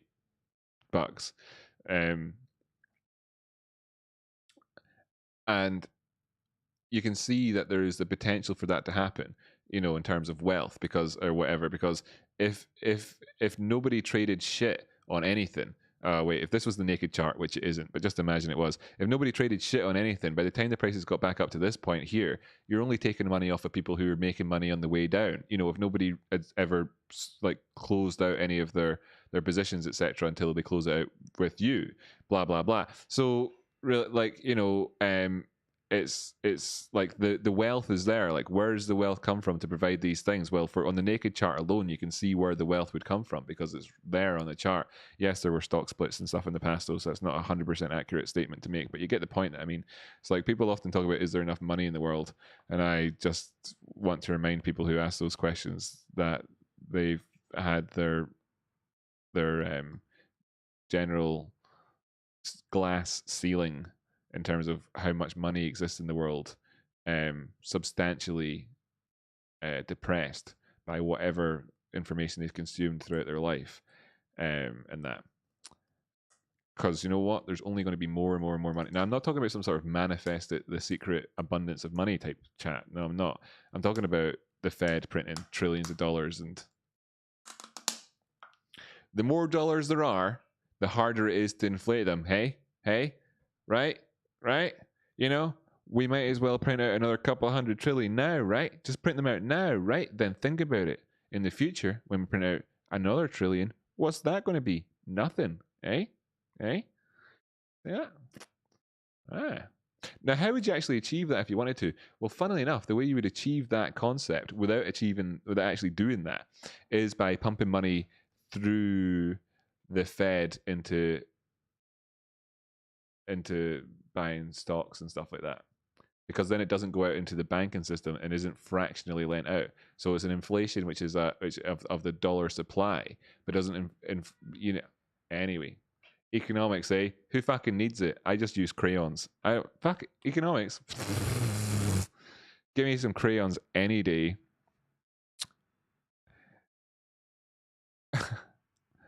Does the Pope shit in the woods? Asks Christy Bandari. Good question. Jury's out on it. But I love that question.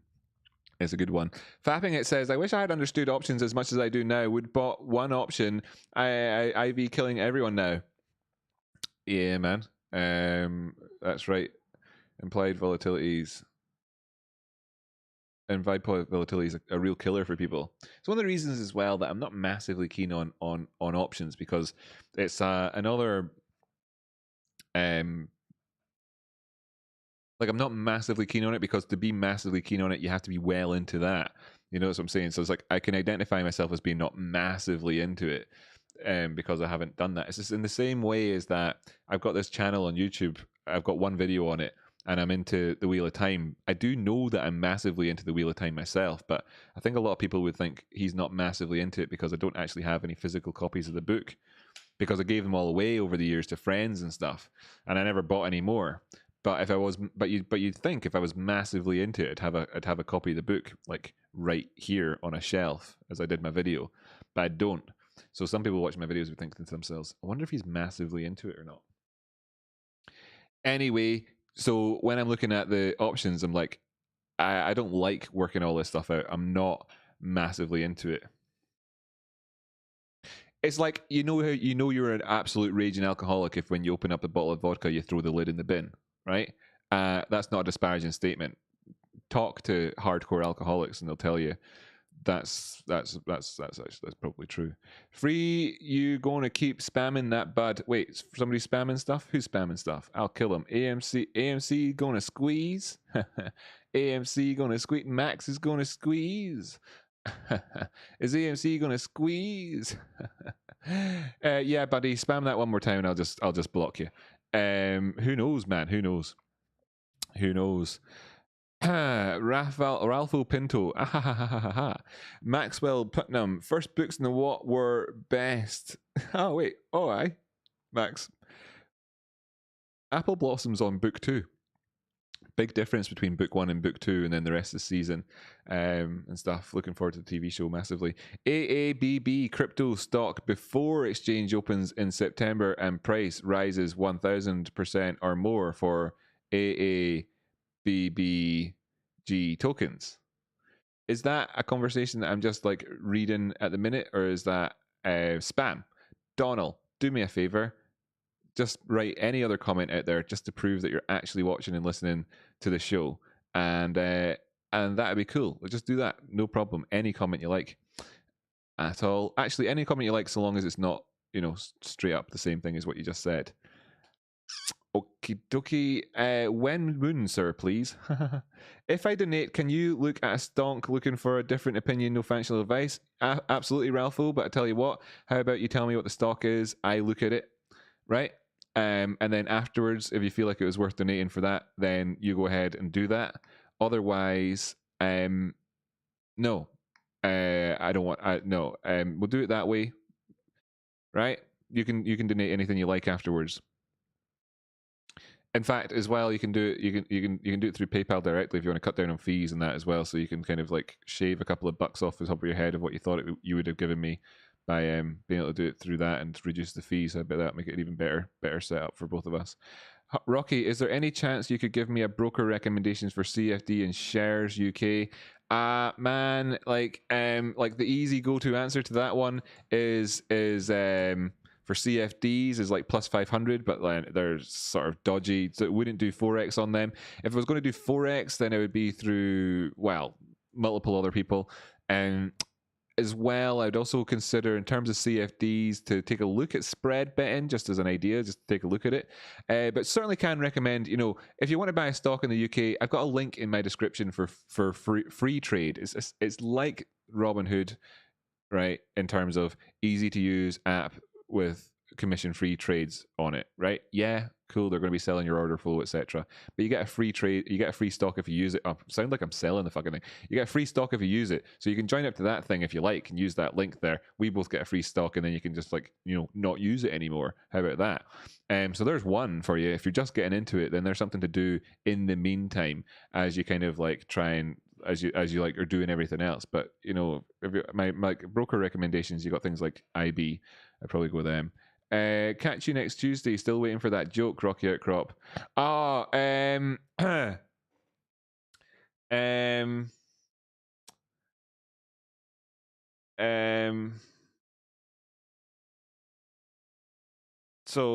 there was a guy. I've got a joke that I want to tell about it, but I have to work it out so that it doesn't like be conceived. But nobody could possibly say it was racist.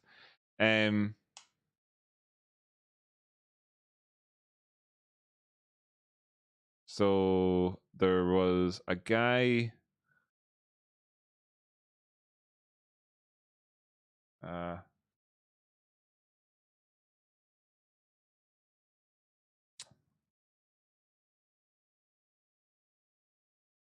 I'm gonna have to work it out because I want to make up a joke about it, which I think would be pretty good, but I don't want it to be racist. As to all the other jokes that are out there with regards to the stock market jokes, are really, really, really, really, really, really crap. They're really crap. May have to cut me some slack and let me like. I've got one joke which is really, really funny, but it'd be racist, and I'm not going to tell it. And then I've got another joke. It's obviously not actually racist. It's just like a pun that sounds racist. I'm not going to tell it though anyway. And then I've got another joke, which I've got other jokes, but they're all crap. So yeah, shit.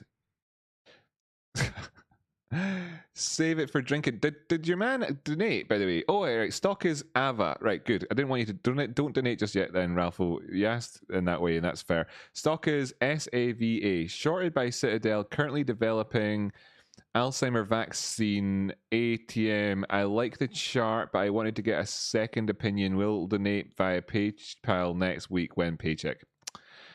Right, man, don't worry about it. Okay, I'm not looking to have you feeling like you've got some sort of burden. Okay, there's no burden, right?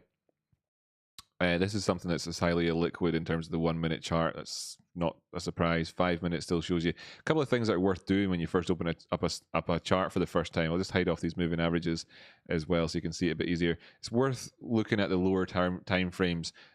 Most people are drawn to look at them first anyway. To see just how liquid the thing is and what we're seeing in terms of the movements and how traded it is. You know, how well traded it is.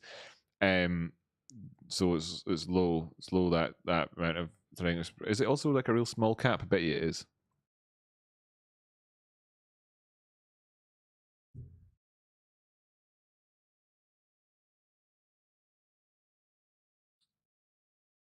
Market cap. Oh, it's 2.7 billion. How many shares has it got? Well, I could work that out by looking at the price, but it says it's somewhere on this thing. Where's the float? Where's the float? Just float.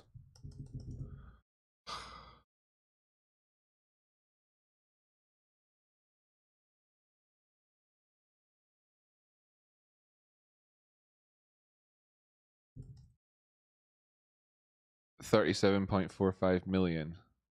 Okay, cool. It is still small market cap though. Right. then what else did you say about it at the minute? I'll talk about the I'll talk about the TA for this thing in a minute. But you said it has a couple because you said a couple of things like shorted by Citadel, cool, okay. Currently developing Alzheimer's vaccine. So let's just see what it said about that with the Alzheimer's vaccine, because if BIIB are just in the news for doing that. In fact, real quick here, what is the bib chart like? This is what they were in the news for, you know. Right? Yeah. This is what they were in the news for the other day. Fuck you, frickin' Fox Business. Still never made it higher than the price that Fox Business spoke about it on their news. I'm not a conspiracy theory type guy or whatever, and that's not what that is. I'm just saying that, you know, for future reference, you see something on Fox News and they're like, this is amazing, and it comes immediately following on from some guy who said that talking about how to become a millionaire and that working for a living isn't the way to do it, and that essentially, and or working for somebody else for a living isn't the way to do it, and then they pop this up on the screen thereafter, and then they say that there's this cure for this drug that they're developing, which is the thing he's most scared of in the world ever, and then the stock price only goes and obliges and never actually goes back up above what price that you'd have bought it at. That's just the way these things always seem to go. There's no conspiracy theory there. It's just, I'm just saying, like, there's always time for TA. Buying into news articles, news reports is a waste of time. Anyway, these guys are doing that at the minute in terms of the Alzheimer's vaccine. So something to think about. In terms of, I wonder if there's some sort of science out there that they're both working off of, which makes it so it's conceivable that it could work. This chart looks like it wants to be in a wedge at the minute in terms of that, but that's okay. It's such a massive one that I'm not actually super worried about it. At any given time, if it did extend, if it did do the full range of it, it probably wouldn't even be doing anything. It wouldn't be doing anything like extraordinary. Yeah, it wouldn't even, if it did the full wedge move, it wouldn't even take it down to 618 if that was actually a wedge overall. 236 Fibonacci on this one coming in at 61.84. So that's from the all-time lows to highs. I'll leave that on the chart as we kind of meander around, just so that we've got it there.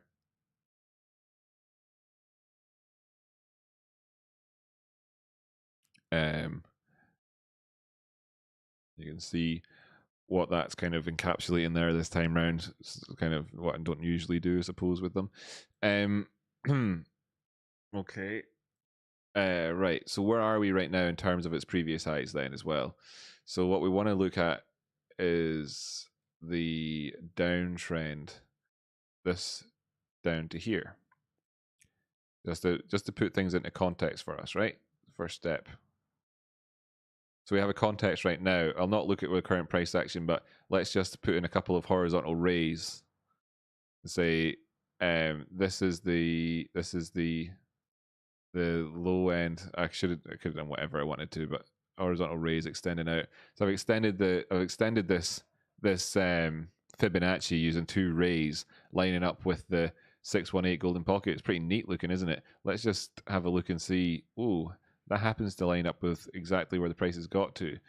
So we pull back subsequently to it. Now, that's fine, okay? So profit taking happened there. That's where you would more or less have expected it to. For people who traded this thing, you know, after they heard about it in the last period of time. So for anybody who traded it since the 7th of June, over the last couple of days, if you'd have traded it at any point in the previous couple of months, going back to April, then you'd have been able to have looked at this and said, here's a reasonable target up there at $70, at $30 at the minute, and taken a nice 110, 120% move on your thingy with minimal fuss compared to what we're being asked to do now, looking at the charts. You know, comparatively speaking, this here seems like less, you know, great than that in terms of like ease of trading. So that's also makes sense after you've had like the news coming out, people kind of know about what they're doing, and maybe some of that value is being extracted from it. Okay, so then we're looking and saying, well, can the prices go above $75, right? Get above $75. Well, let's say get above $77, and you're taking out our previous high. So that we score one to the good guys, like so. 77. So that would be score 1 to the good guys if you could get above that. You'd also be because you'd be above your previous high, your prior high. So then it'd also be good because you'd be above the golden pocket, the 618 to 65 sort of area. So you'd be above that. So that'd be 2 reasons. So strike 2 for the good guys. Okay, so 77's got at least 2 reasons for it to be a decent area to look to at the minute for things to start to get more positive. In terms of this low, then we're going to have to kind of get a bit more forensic on it in terms of zooming. This is only the 50-minute. Wait, fuck, actually. Tell you what, give me a second here. Still never made it as high as the 50-minute time frame. What's actually going on? Sorry, I just needed, second here. I need to, this here is just as, all of this analysis that I've been doing here essentially is an analysis over this chunk here. Great. In fact, that's actually even better. Sorry about that. Well, not sorry at all. Sorry, not sorry. I can still do what I was going to do before with the sort of looking down to these highs and lows, but that was just looking at the 50-minute chart since April. I don't know why it took me so long to kind of piece that together, but eventually I did. At least I listened to myself, Great. Okay. So actually, where does this position us then? Where does it actually position us? This here was just all wick on the bigger time frame. Let's go to the 24-hour time frame. See, so it wasn't just all wick, but it was extremely volatile. Was that in January? Just after that was just after our GME Kaplawi zone. Coming up to power hour now. I'll flick back over to AMC and GME in a minute or two. Cool. Okay, so we're at that region. Great. Okay, cool. Okay, it's quite positive. Let's just remind folk that 6181 is totally possible to see this price point again. That's where that 236 is. It's totally possible to see that. Stick a couple of moving averages onto the chart here and see how they line up. In fact, no, screw it. We'll stick on the Ichimoku cloud.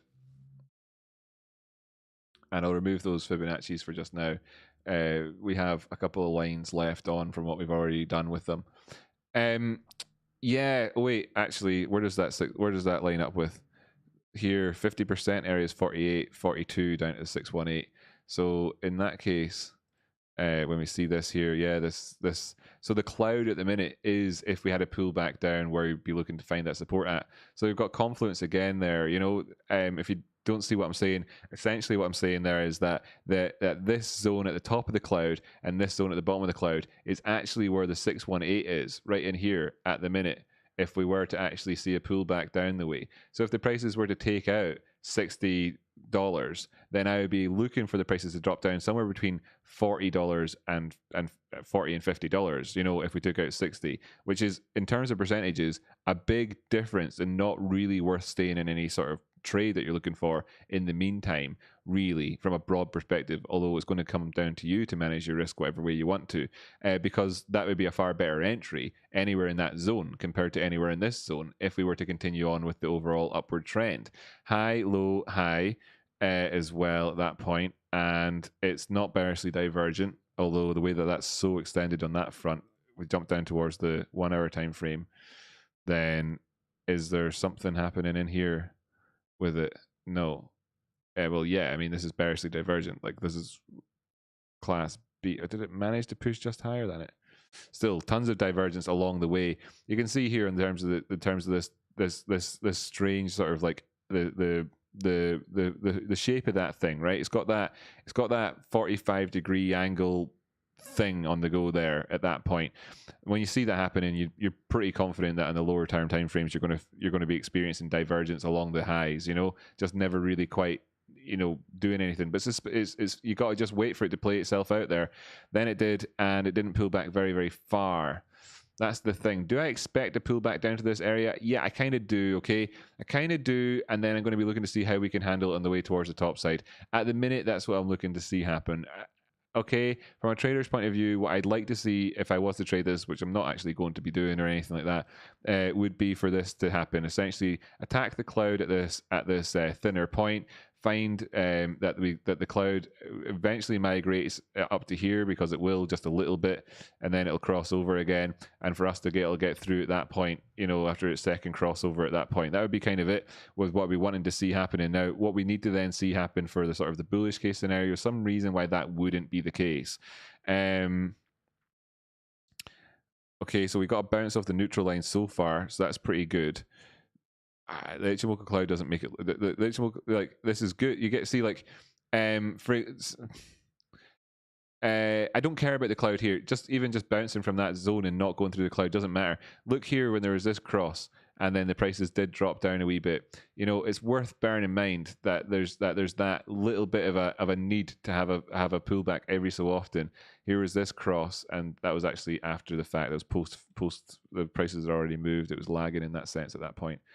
Anyway, just kind of worth bearing in mind, we've just had that cross. So long as the prices are below 77, below 70, but above 77, great, looking positive, going to carry this trend towards the top side.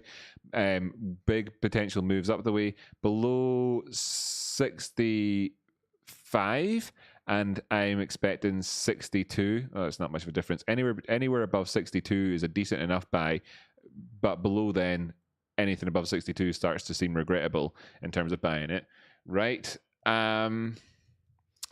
Broader term, then again, because this is what I wanted to do and I didn't do it properly before. I thought I was doing this when I actually wasn't. Go to the weekly time frame. The Ichimoku cloud makes it look like some sort of 3D glasses effort here. I'm probably spending way too long on this. Let me just check a real. If I'm spending too long on this, spam the chat or whatever and tell me if I'm spending too long. There's loads of F's in there. F for Kenny. Yapper's heading towards 330. Is it actually? Wait a minute. Hold on a second. Oh, 324. Oh, look, we're doing good. Suppose people probably want to take a look at Jimmy. We'll come back to that in a minute. But sorry, man. We need more volume. Volume. Wait a minute. I've got this. Speaking of volume, GME is 324 and AMC is $50. Yeah. $50. 324 on the GME. That's highs today and we're doing good. Keep on trending to the top side. 8 p.m. in the UK. We've got ourselves some upward price action. It's looking good. I'm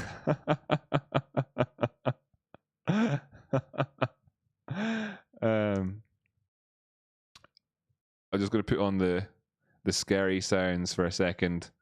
Scary sounds, everybody, to talk about how they're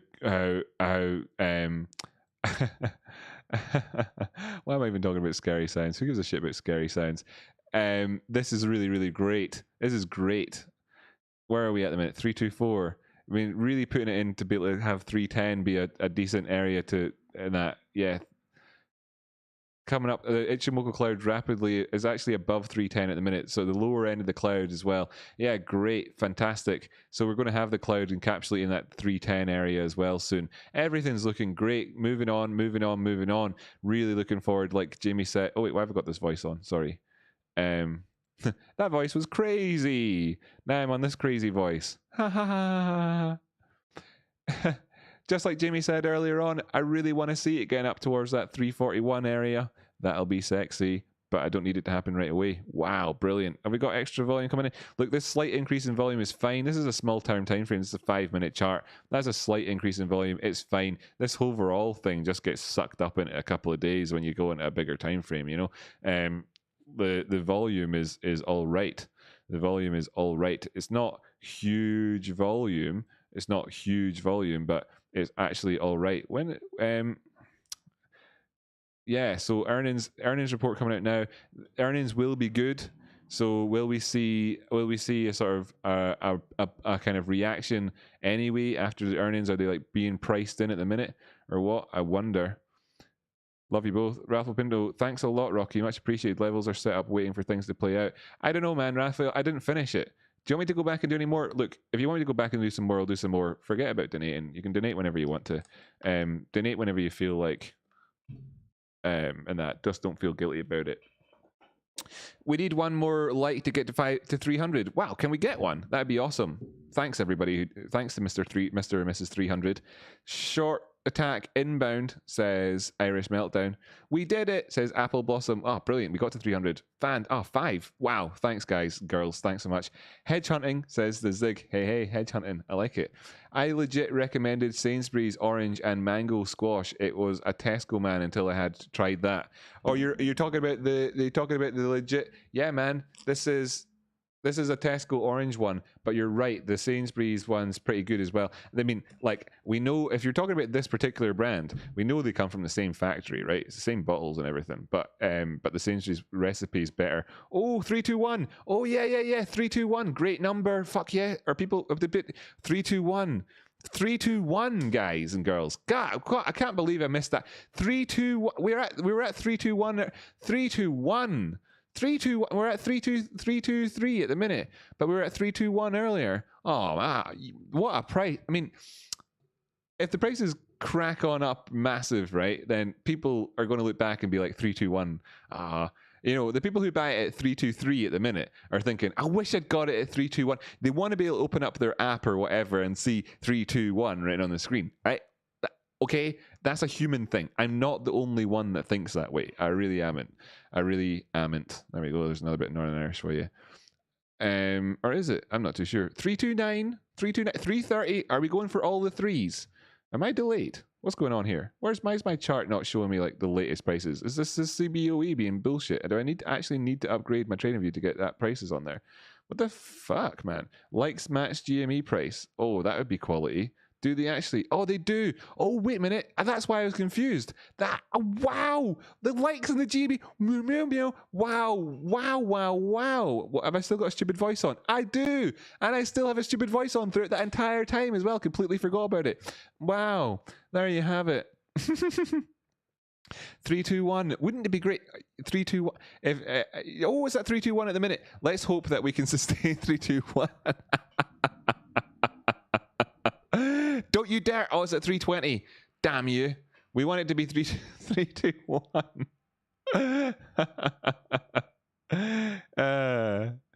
Warden Elite says that when there's a price disparity amongst different brokers, it means that the squeeze is getting closer. Sure. But you want to be paying the prices that are on the exchange. The exchange or whatever. The exchange here is the CBOE that we're looking at, and there'll be a price disparity between it and the NYSE of fractions of a fraction. If you're talking about it from in terms of when the CBOE and the NYSE get a massive price disparity and then the squeeze is getting closer, that's cool. That's true. But that's like saying that you know, I mean, yeah, cool. It's true. It's just one of these things that it wouldn't occur to me to actually say to somebody. But yeah, it's true. Right. Totally. It's not actually. It's actually a good point. It's worth mentioning. Is it gone? I've lost the camera. Right, I've lost the camera. I'll get that back later, but whatever. Yeah. It's a true point. Good point to make. But at the same time, it's like there's so little precedent to be saying anything like that anyway. Beyond it, you know, like or whatever. Other than to say that there's obviously something really going on. I don't know, whatever, obviously, right? Arnie McInnes, at least you tried. Yay! CBOE is more relevant for options anyway. Oh, that's cool. Actually, yeah, you're right about that one. Stephanus, I didn't follow his logic, lol, because I'm a noob. But he seemed to know what he was talking about. Yeah, I don't know what I mean, yeah, sure. Like,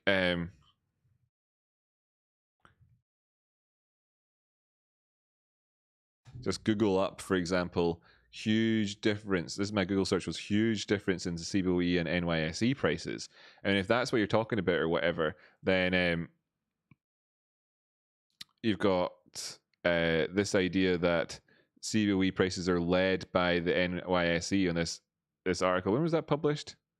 2003, quite a while ago. Conditions could have changed. CBOE market data services. Just looking to see if there's any chat coming up here about anything that had like if there was any stock recently that I experienced that. I experienced there being a huge difference because they're very, very, very, very, very, very tight in terms of their relationship. Nope.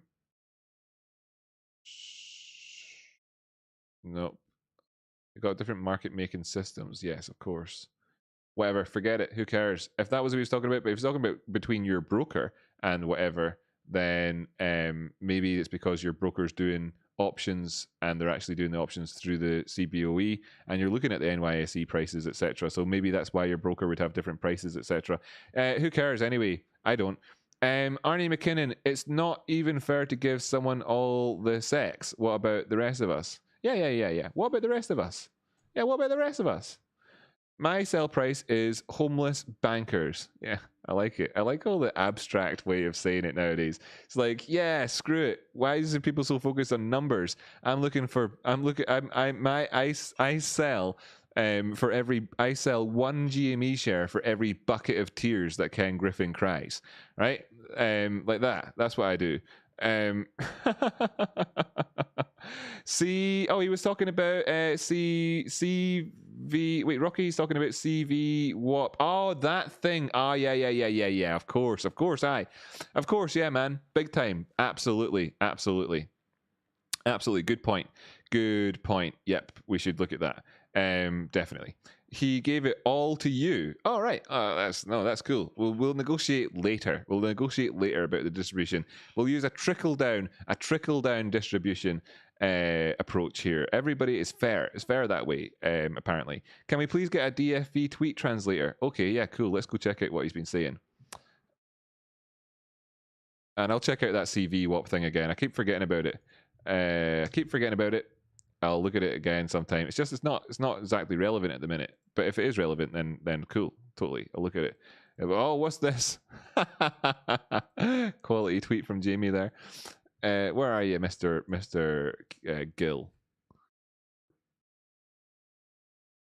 What's he saying? What's it this time? Oh, hey.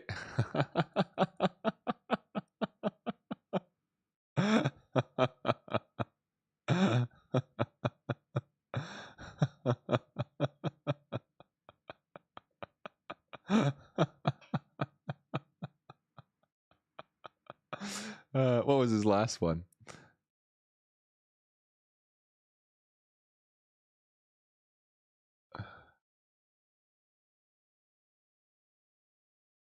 It's hard to make that out. What's in the distance there? I can't tell. Come on. Oh, hey, nice one. That guy's a legend. And I don't want to be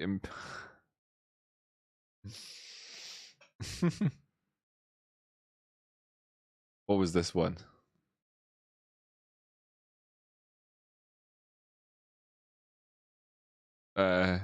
What? Laurence Olivier back then. Wasn't it? I don't know what I don't know the movie reference. Should I? I think I should. Almost certainly should. Great. Fantastic. By the way, for everybody wondering along, this was not about the cryptocurrency thing, and to suggest so would obviously be silly. That's crazy. It's about somebody who doesn't want to call. He's, it wouldn't be fair. Call it. Saying buy it, right? Call. Anyway, bro, you're Kenny Powers. I'm not Kenny Powers, although that's actually kind of cool too. So I'll take it. That's from the movie Contact, isn't it? Is it Contact? That one, what with the mount in the sea there? Isn't it? Is it? Rock Outcrop, doesn't he flip the GME logo? He flips the GME logo. He flips the GME logo, and the GME logo is a coin. Therefore, oh my god. But I think the main part about it is that you've got a guy here who's walking around town, shooting people with complete. This guy is the boss, and then you have the hedge fund manager here, and they're being told to call it. I think is the main thrust of that one. But if we want to kind of go completely sort of laser eye and look at the coin and stuff, sure, cool, all the rest of it, you know, and that. Whoa, my God. I mean, the main reason that he did it was because your man's flipping a coin and it's cool to do. You know, there wasn't any appropriate circles and whatever else to put that on top of there. I mean, you have to think about it in terms of like what it's like to be a human being. If you think about it from that point of view, which we've all got a degree of experience of, then there's a solid chance that he is sticking in a massive Easter egg for us on that sense. And then there's also a solid chance that the 90% thrust of the message is probably the one he wants to communicate. Normally, this one here, they've got a face, everybody's cheering and cheering and cheering. Somebody up there that people are looking at is like scared and nervous and is like worried or thinks, oh shit, or whatever. And then they have to turn around and put a brave face on everything, like, you know, like that, and just get cool again. And that's what it's like for people who are looking on at the minute and trying to comment on it that are not like on board. Exactly, says Jamie. That's cool. Excellent. Lawrence of Arabia. It was Lawrence of Arabia. Yes. Boom. Excellent. Completely unwarranted self-praise. Brilliant. Yes, I'm the man. Thanks so much, me. Oh, you're welcome. Anytime. Literally. 3, 2, 1. Ba-dum bum. 3, 2, 3, 2, 1. I never finished on that thing that Raffle Pinto asked me to do. I feel bad about it. I was really like, you know, I was going on, but it was far too detailed. I really screwed myself by doing it on the 15-minute or 5-minute chart for so long before I went on to take a look at the broader picture. And then I was like, oh God, I'm going to give a freaking actual this will be an actual doctoral thesis on technical analysis. Let's not bother with that one. We need more volume, says Irish Meltdown. I want more volume. Is my mic voluminous enough? Yeah, it is. Good. I want more volume. There we go. My mic's even higher volume. It's going red all the time because I'm peaking. So I can bring the volume slightly or something. Even better, right? That's good news. Volume! Way! Nobody can see shit on my charts. No wonder nobody watches this channel. They're all like, I need to see exactly where the price is right this minute, or else I'm tuning out. Bish. Wait, let's go down to the 5-minute time frame. What am I thinking here, being on the daily time frame? You're crazy, Rocky. You're crazy. Ooh. Yeah. Right. Good. Excellent. That's close, but no cigar. Come on. Look, it's telling us the cigars are there for us on AMC. If we just want to push a little bit higher, come on, take out the $52 price point. Come on, would you? But, you know, take out $50.50 first step first. 5-minute time frame on the GMEs. Oh, and we're above the cloud. Should I just put the cloud on both of these? I'll just put the cloud on both of these so that it's we've got the same picture on both screens at once. Copy and paste. Great. Right, so there's that 5-minute chart. Come on, push up into there, get through there. That's the ideal place for you to go for it. If you're going to do it, then do it now, or else we're going back down again. And then a GME, yeah, well above our cloud, living above our cloud. Yesterday we were talking about this and saying, I'm happy in the cloud. I was happy in the cloud. I liked it. The cloud was nice. I was happy enough there. Everything was good about it. Prices did push down a little bit lower then afterwards. Didn't take out our previous lows. Handy to see. Moved up the way, and you know, we expressed that the candles moved throughout the entire cloud there, coming right up to where the previous, you know, where the top end of it was, and pushing back down again. Beautiful stuff. So I was happy there. Then we moved on up the way, came back down, found support at the lower end of it, and moved outside of it again. Brilliant, brilliant, brilliant, brilliant, brilliant, brilliant. All brilliant. Yep, we have got the retrace that's happening. 3, 2, 1. Did feel bad about saying you know, get it there. Moved a couple of dollars. Not going to cry over 1% though. Essentially, at the minute, so long as we're above 310, is that where this thing came in at eventually? Yeah, the cloud's in here at this region. Yeah, great. I kind of already said it. It's pretty good, though, to be seeing it happening. Damn you, AMC. Go on, just try it here. Try it here. See if you try it here, you'd surprise everybody. You surprise everybody. Drop down below that, below this blue line here. That drop down below this conversion line, if you like, or the current or whatever it's called, and I'll be disappointed. That's 49.96. Yeah, so we stay in 50, stay in 50 AMC, and I tell you, if you can stay in 50 for the next 10 minutes, then you're looking at getting up towards that 51, 52 by the end of the day, and we can be happy again. That would be cool. That'd be cool. That'd be cool. That'd be cool. That'd be cool. Cool. Cool. Coolity cool. That'd be cool. That'd be cool. That'd be cool. Cool. Cool. Cool. Cool. Cool. Cool. Coolity cool. Coolity cool. Cool as fuck.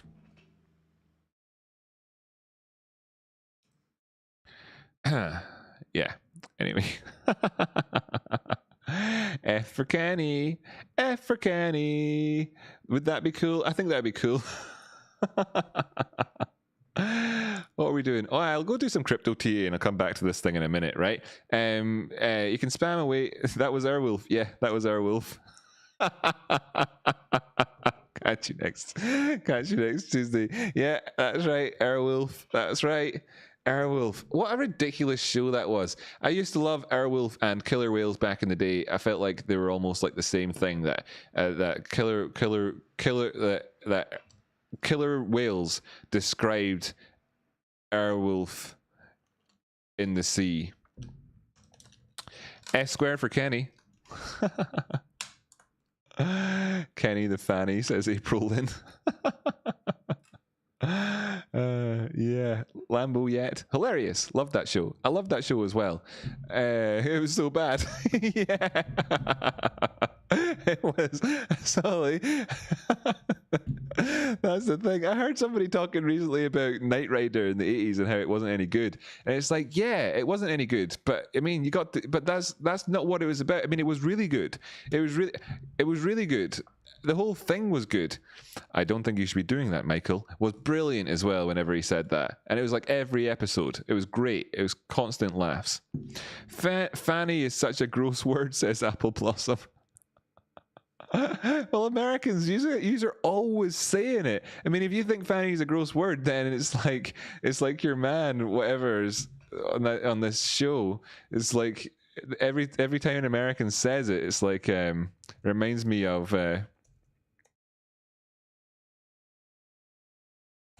this dude. I don't know why. Does this guy even talk about it? He does. He talks about it, doesn't he? It reminds me of this guy. No, I'm waiting for the specific line.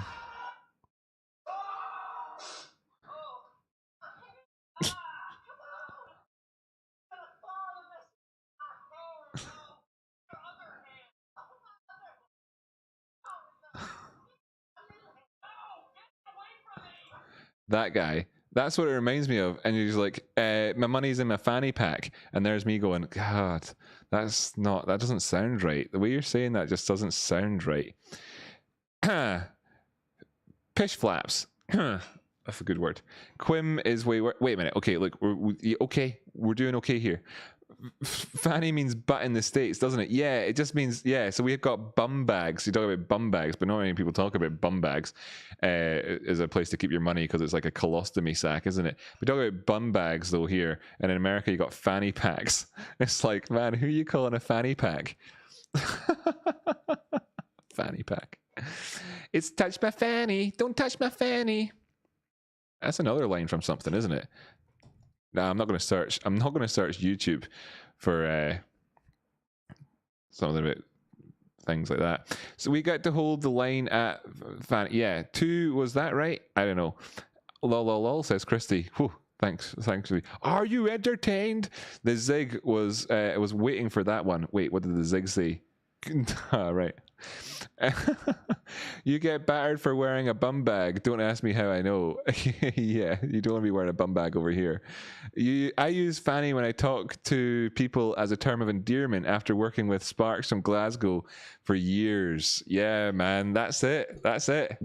I know fannies are fuds. Aye, that's the thing. It's like, yeah, it's like the C word in Glasgow. The C word is just another way of saying person. you know. What was this again? Oh, that's that SAVA thing.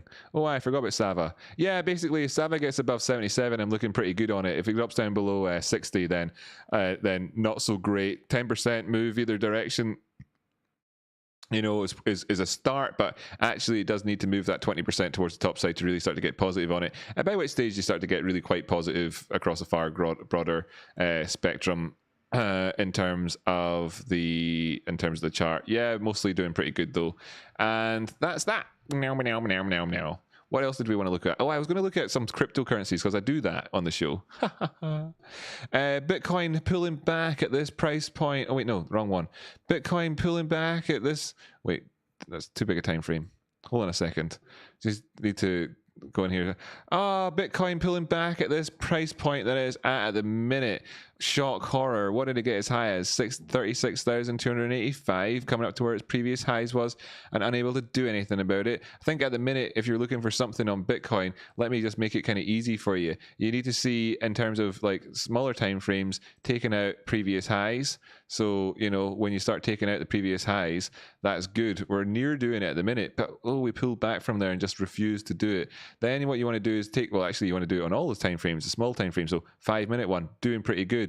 Didn't quite manage to do it. So then you look up to your next high and you say, did we do it? No, we didn't quite do it. Then if we do take out this one on the 1 hour, then we're looking up to our next high and saying, did we do that one? And then we go up to the 24-hour time frame, we're looking up to our next high and saying, did we do it? And you can see here that those ones that I've marked out there just take us up as high as that 42 grand point, and we're not actually done it yet.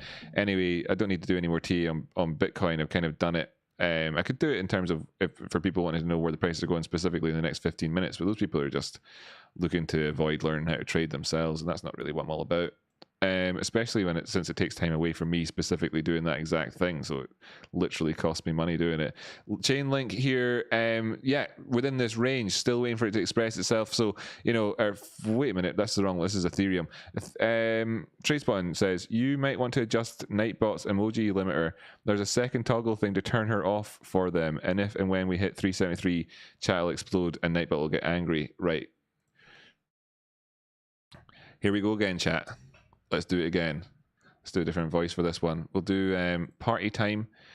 This is the party time voice. Don't really know what that means exactly, but everybody's listening to party time.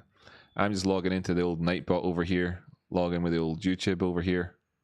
Using my old YouTube guy over here. That's the old YouTube there.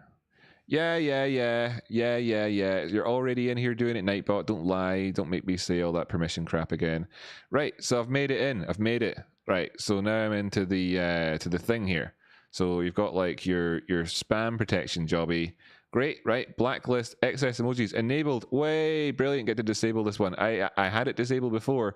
Please work this time, Nightbot. Please work. I disabled it. And we'll see how that goes. So it's in the channel at the minute. Actually, see, anybody fancy a ban? Anybody fancy a ban? Take a hit for the team. See if you can get away with spamming emojis. Stick a bunch in there. See what happens. Where are we? Scary movie. No, that wasn't what it. Grab my small hand. Oh, look at that. Look at that. AMC doing just what we'd hoped to see it doing. It came all the way up here to this point. I'm now happy enough to see it dropping back down to 50-50 again because we've done what we wanted it to see doing at this point. Acknowledging, though, to be fair, that we haven't taken out our previous highs. Whoop, whoop. Looks like it's on. Yeah, Nightbot fanny ban. Screw you, Nightbot, you fanny.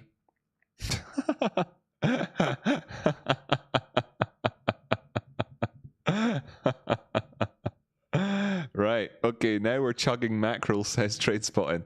Yeah, brilliant. That's cool. It's done what it needed to do. Yeah, okay, GME pulled back a little bit. No big deal. Down to 317. I'd rather it was higher, but yeah, that's okay. We're doing all right. Oh wow, look at everybody's liberated. Can't believe Nightbot was such an inhibitor on the chat before. Diamonds, rockets, gorillas. Freedom at last, right? Freedom at last. Freedom. Oh wait a minute, I've still got that stupid voice on. I keep forgetting it. I quite like this thing though. Freedom, Las Vegas. Yeah, that's not a song. I know it isn't. Stephen Kimbler says, rocket, rocket. Nice one. I think so too. Whereas Seamus says, monkey, monkey, monkey, monkey, monkey, monkey, monkey, monkey, monkey, monkey. Which I'm totally, I'm with you on that one. Eri says, Rocky Outcrop, be honest, because many streamers aren't. AMC is going nowhere near GME levels, right? Oh yeah, man. I've never made it. I've never been like, and in terms of absolute value, in terms of absolute dollar terms, I've never said anything other than that. It's quite what's the point in trying to pretend otherwise? That would be weird. Loads and loads of factors about this, loads of them. The question for me is, at times, do we get any sort of parity value increase in terms of the ratio? Does the delta reduce between the two prices to the point that you're getting better buying power between them? So there's a question there, which I think is an actually interesting one that people could discuss, on that front. In terms of where we are and where we've been, this has only just made it into all-time high territory. GME made it into all-time high territory long time ago. Actually already had a big pullback. Now, I know AMC already had a big pullback, but this did it all inside value territory. I mean, whatever. This did it all inside all-time highs, and we're looking at coming up to being in all-time highs, etc., etc., etc. So there's always a give and take between the two different charts. Okay, so it's never about at any given time, at the ultimate case which one does the best. It's about at any given time which one's doing better, I suppose, if you're going to be like thinking about it that way. I personally don't particularly care. I talk about it in the way that I spoke about. Look at that face up there. I quite like it. It's a cute one as well. I like all the cute faces. I talk about it in the sense of like how GME could go to, I've got crazy targets now. I'm not hiding from people, like hiding. What do you call it? I'm not being. It's not crazy. They're crazy. I've said the targets in the past. I've said they're crazy, right? I've got crazy targets for them. I'm happy to say that. We're not going back to reasonable land, right? My targets aren't from the world of Mr. Rational, okay? They're from the other world, which is like the I'm only selling 1 share for every bucket of tears, tiny cries type chit chat, right? So when we're in that world, then there's 2 ultimate targets for these things, and the ones that I was looking at before was 19.5 million on GME and 1.69 on AMC, and these are obviously like are like crazy targets. Okay, crazy. I don't know if that actually means a crazy person, that drawing. I'm just trying to have fun. They're crazy targets, of course, in terms of like, we're not going back to reasonable land. This is completely unreasonable price, and you want a reason with me? Well, there's as reasonable as my price will get. Obviously, big difference between these two. When you're talking about percentage moves up the way, there's the chance that naked goes up 4,000% or whatever as well, and does all these sorts of things, and that's the equivalent of GME getting to 12.5 grand. What if naked goes to $100? That's crazy as well. So what's the point? But there are people out there who are like, oh no, this is the play. And that's bullshit, right? AMC is great, good play, blah blah blah. GME, good play, blah blah blah, right? To say that AMC is the play and that GME is done or isn't or whatever is like moronic and doesn't have any basis in terms of the world. But people maybe say it, in which case stop listening to them. And now people might also say GME is the play and AMC is completely shit. And, well, that's also moronic as well, because, like, I mean, in the last wee while, it's gone up over 100%, and we're still looking pretty good at the minute, $51, etc. Still looking pretty good. Like, somebody who could have bought it at $9.97 when I was doing a video live the other week there would be now sat in 400%, 500% profit. What's the problem with that? Who's got a problem with that? So anyway, tribalism is not what I'm all about.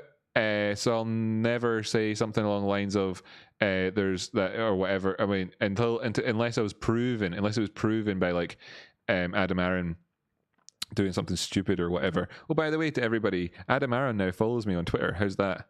Adam Aron now follows me on Twitter. So like, you've got you can see who I follow right at the minute, and then you can see where's Adam Aron. Adam Aron follows me, right? So this is cool. This is now what I get to do. I get to do this sort of shit, which is awesome.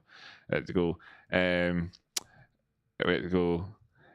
hey, give him a heart, all right? And then I get to go and find my own, what did I call it again? I'll just have to find out my channel, get my video up here. Because it's not hard to get it. Where is it? That's weird. Where's my song? I want to give him my song. Can't remember what I called it. Something like Short Squeeze Explained or something, but you can't find the video by looking at that. We like Adam Aron. Where is it? Interactive TA features, blah blah blah. No, it's not in my popular videos. Oh, God. This is not hardly entertaining for the audience, Rocky. What are you doing? Right, there we go. There you have it. So I'm going to share this with Adam Aron. Share. Copy. Here we go. And now we can be more confident that he's going to get to see it. Enjoy, fam. There you go. That's how you do it. That's how you speak to these guys. Right? Cool. Anyway, back to the charts. I agree with everything you said. Thank you for answering. Don't know what we were talking about anymore, but I'm super on board with it. Oh, it was about the whole real play thing. Yeah, man, totally. So absolute value numbers, you know, totally all that sort of stuff. OMFG says Apple Blossom. I've heard of OMG. That's oh my god before. I've heard of that, but I've not heard of OMFG. I don't know. Oh my French god, maybe. I have some not so fudding outstanding quality. What's going on here? Isn't it nakedly diluted? Way go naked go. Oh, is something happening with naked? Let's just have a wee quick look at naked then. Let's have a quick look at naked then. Oh, I was going to do I keep forgetting to do the crypto TA. I'll go and do that in a minute, I guess. 24-hour time frame, obviously not looking spectacular also. Whee! Okay, it was actually up at 79 before, then it dropped. I don't know, I missed something there. Lol, I see where he is going with this. Hey. Have I still got a stupid voice on? No, I don't. Huh. Brad, Rocky, ask him about that horizontal integration strategy that you like so much. Lol. Oh, yeah, you're right.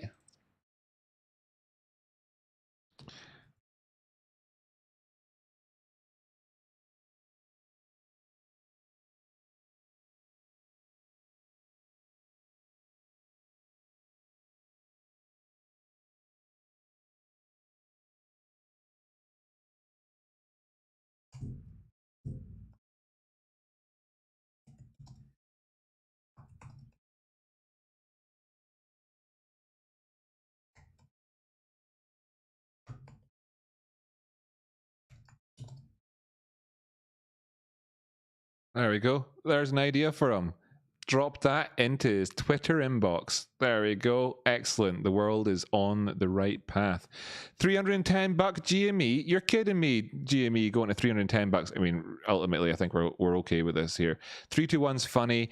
It's funny prices and everything else. I did feel bad kind of promoting it at the time. Looking to 310, but 321 is awesome to see it inside your trade history. So that's cool. Don't be flippant with your good ideas. I'm not being flippant with my good idea. Was that being flippant? No, I was telling him to do it. Is that a good idea? Was I being flippant? Let me just review what I said. Hey, maybe consider vertical integration to go along with ideas like buying up more synod chains. Vertical integration is pretty neat. You'll love it. Yeah, that's flippant. It's treating him like he hasn't ever heard of it before. I'm going to have to assume that he has heard of it, right? Okay, so instead we're going to go vertical integration. And I mean more than popcorn. Oh, I can't do it. I can't do it. I'm so sarcastic. I'm so in that mode. Hey, CEO, I'm Adam. I'd love to see AMC buy AMCX. That's one of my goals for MOAS. Let's merge and not even change names. Vertical integration FTW. Right, there we go. Phew, took a lot of effort there to be able to, at the one hand, continue to be like, you know, myself, and on the other hand, to actually send out something which is like innovative, good thinking, all the good shit. I tell you what, there we go. I hope he does that one. Right, nice one. Whew. Okay, cool. Chat should be encouraging sensible behavior after Trey's stuff. Why? What did Trey do today? Oh, just in general. Take the time to write a good message when your head is in the right place. That was a good message in the end. That was a good message in the end. That was a good message in the end. Adam O is in the house. Go to DFT tweet and look at comments. All right, bud. There is his searchy jobby. This comments. Okay. Oh, it's finally happened. It's finally happened. I'm slightly mad. No, the off button there at last. That's Tron Legacy, of course, isn't it? Or is it? Is it? Am I saying of course there? But I'm wondering if that's what that is. What do the comments say? GameStop power to the players. I have the power. Name of the movie apes. Tron Legacy. Well done. 10 points to me.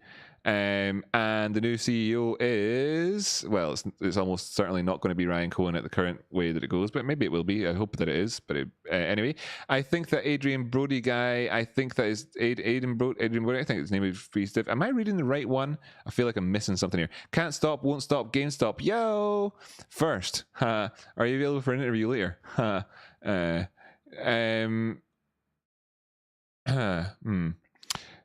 Pretty sure some people, even someone that call themselves apes, thought AMC squeeze was over, huh? AMC stock short squeeze is even high. Don't know what that is. DJ Khaled expanding business horizons. The music mogul, skipping that one. Too many words. God, too long. Didn't tweet. Look at that. That's cool. I'm gonna do that one. That made it worthwhile. Yeah. Right. Just on by says something to somebody else. That's awesome. Where's the sound? Has Nightbot fucked me? No, man. What's going on with the sound is that I'm assuming you can hear me. When it comes to my screen, I'm pretty sure the sound's not working today. I tried playing Jamie's stream earlier on and it wasn't coming out. It's like Streamlabs. I need to close and open Streamlabs. It's just what it is the BAM investors hacked my computer. Too long, didn't tweet, lol. Yeah. I like that. I like that one. Anyway, wait a minute. What's going on here? This here just says it's like the time is now. Bam, bam, bam. I think that was a little bit ambitious though in that sense, with the whole shareholder meeting thing. Replying to the Roaring Kitty. Yeah, wow, that's neato. Anyway, what am I missing? I'm missing something. Wow, that's a good one. That's always a great image, that one. I like it. Daft Punk clapping along. Excellent. Nice one. Thanks for the memories. Are you saying comfortably? Then let's begin. Oh, wow. There we have it. There's something that I always say. Bullish. Nice. It makes me happy that you can bring joy to so many. Does indeed. Silly. Right, cool. Someone asked his name of the movie and someone else said Thelma and Lasqueeze. Ha ha! Ha! Good one. 22 likes for 100% ratio. What? Can we do it? Can we get the 20 as the final 22 likes? If you're on your TV, you push up, you hit, and then the options come up and you get to hit like, but I'm not going to force anyone.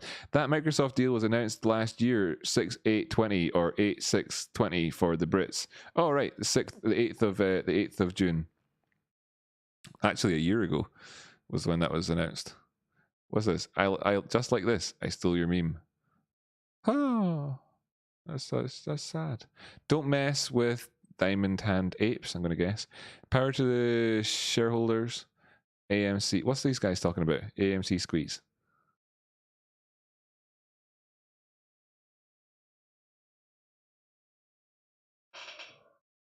We're never leaving.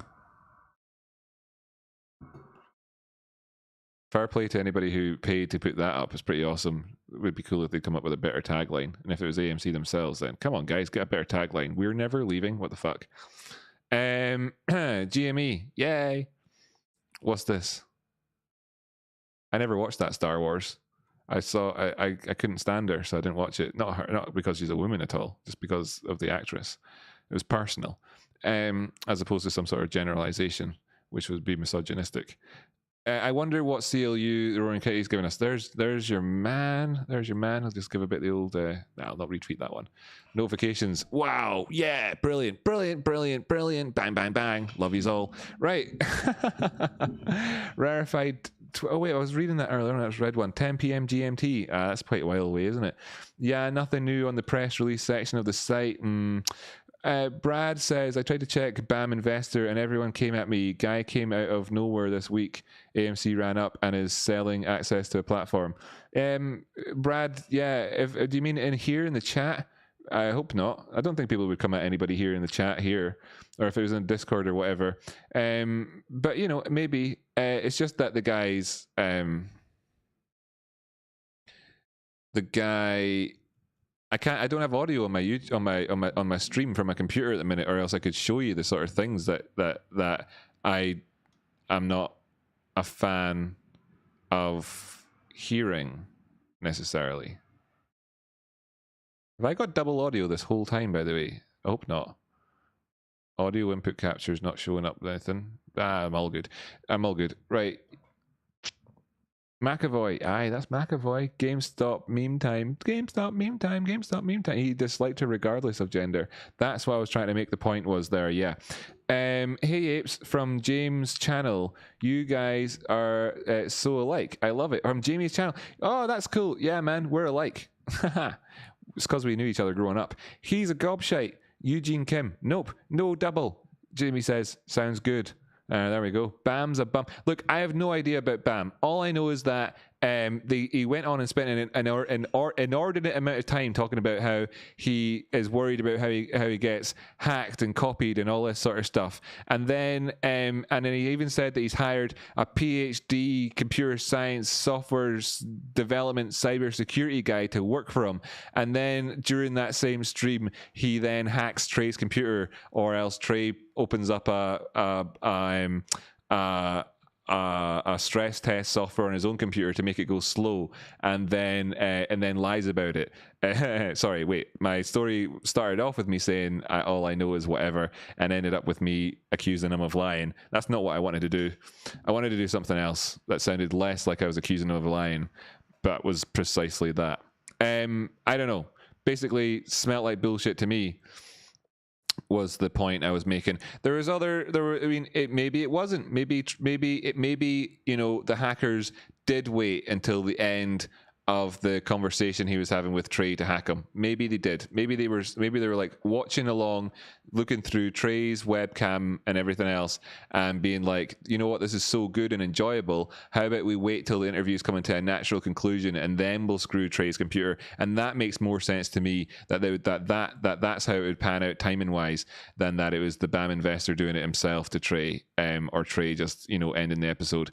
Also, other things about it, like how the camera quality and angle and everything was different from every other one of his Trey's videos and stuff like that, also, you know, highly makes you think that it was definitely hackers that did it, and not the BAM investor or Trey himself. Definitely. Other things about him is that he uses the word timestamp all the time, and he uses the word fractal all the time.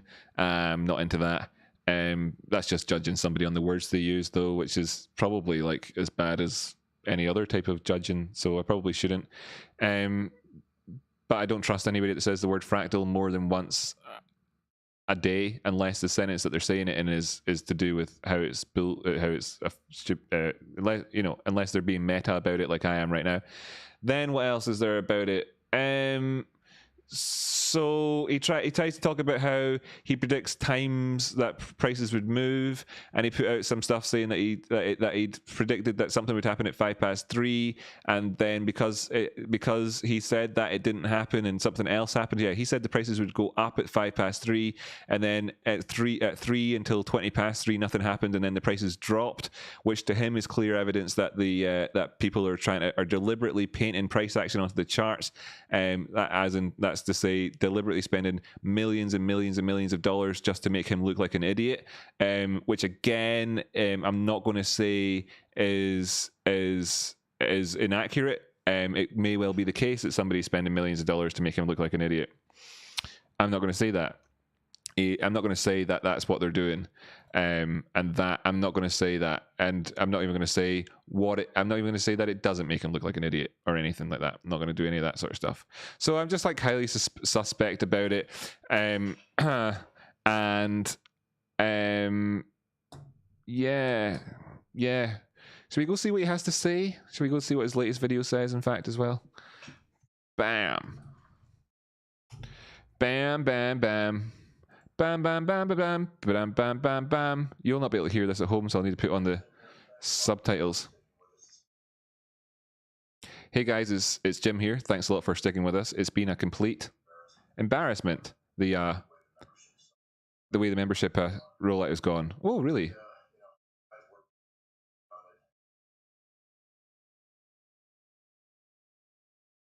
What?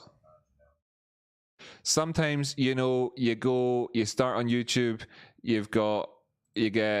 sometimes, you start on YouTube, you publish a grand total of 1, 2, 3, 4, 5, 6, 7, 8, 9, 10, 11, 12, 13, 14 videos. You publish 14 videos over the period of 2 weeks. You get 36,000 subscribers. You sell snake oil along the way, and then your website that you set up doesn't somehow able to cope with the amount of money that you're taking from people, all of us at once, and it's because you're actually not a professional and you don't act in a professional manner at all, and it's actually all bollocks. Is that what happens? And then you feel like you're completely embarrassed afterwards? Well, fuck yeah, I'm super glad that was the start to your episode. Bam, you deserve nothing less. IBM got something to say about that logo. Yeah, they do. And what they got to say about it is, who the fuck is this guy? Nobody's interested. Why would we even be talking about it? That's what IBM have got to say about it, in my opinion, in my personal opinion. Is he a full-blown shill? No, he's not a full-blown shill. He's just a guy out there trying to take your money. He wouldn't use his method on any other stock. He just found out it works on AMC. He also wouldn't do, what he called it, YouTube career suicide by trying to predict prices live on screen, because that, he says, would be career suicide. So instead he makes these other videos.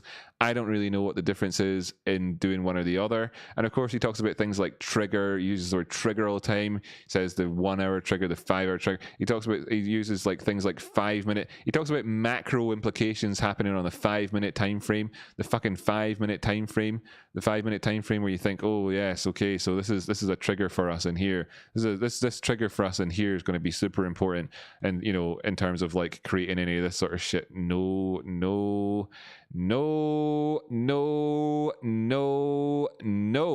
But mind you, he freely admits that he only actually found out about things like they only found out about Wall Street's crash in the 30s in America and all that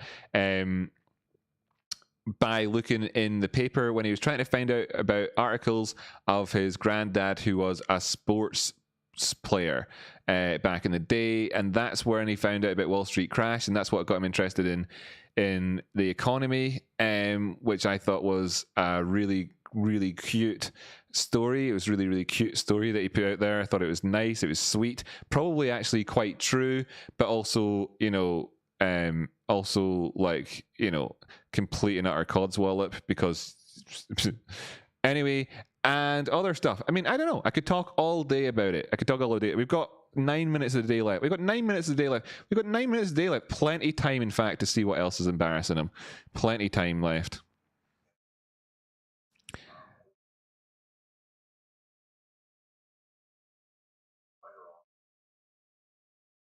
Oh, brilliant. Oh, great. full service. He's giving you a full service. You'll get a text or an email to tell you he's putting his video.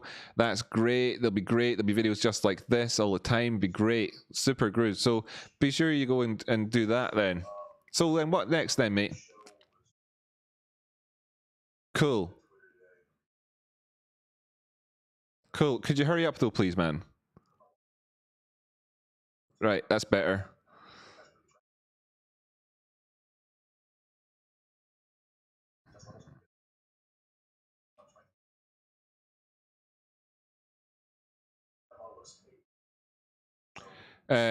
When people say things like overnight model smells like bullshit.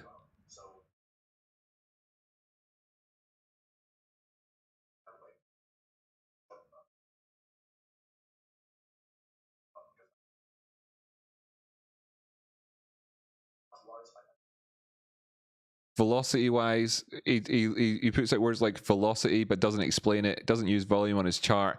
He's talking about, I mean, volume and velocity wouldn't be the same thing, but velocity in terms of economics is to do with the transactions, so velocity is volume in terms of economics, obviously, but in terms of velocity what he means is momentum and price movement and the speed at which the price is moving. I'll go back to him talking in a minute or two. We'll just kind of finish off the day maybe or something. I've got 7 minutes left though. Woofed. Price is down at 300. Ah, you fucker. Well, let's. All right, okay, we'll watch this then. It's more interesting. Right, so the price of GME currently is at 299 bucks. Naturally, I want to end the day. I mean, I was talking about how I wanted this support to actually work. Okay, it didn't, so that sucks. Going to have to go and ask him. Oh no, wait, just let me fix this up a bit.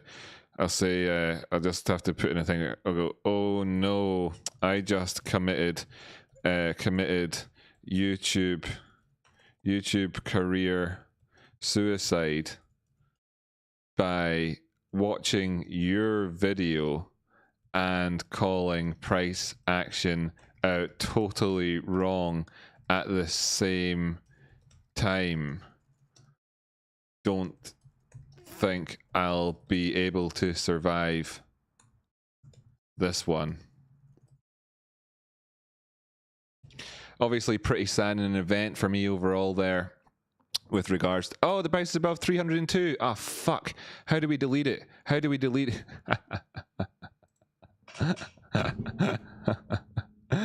Yeah. Anyhow. 400 likes. Boom! We did it, everybody. We're above. We got 394 live viewers and 400 likes.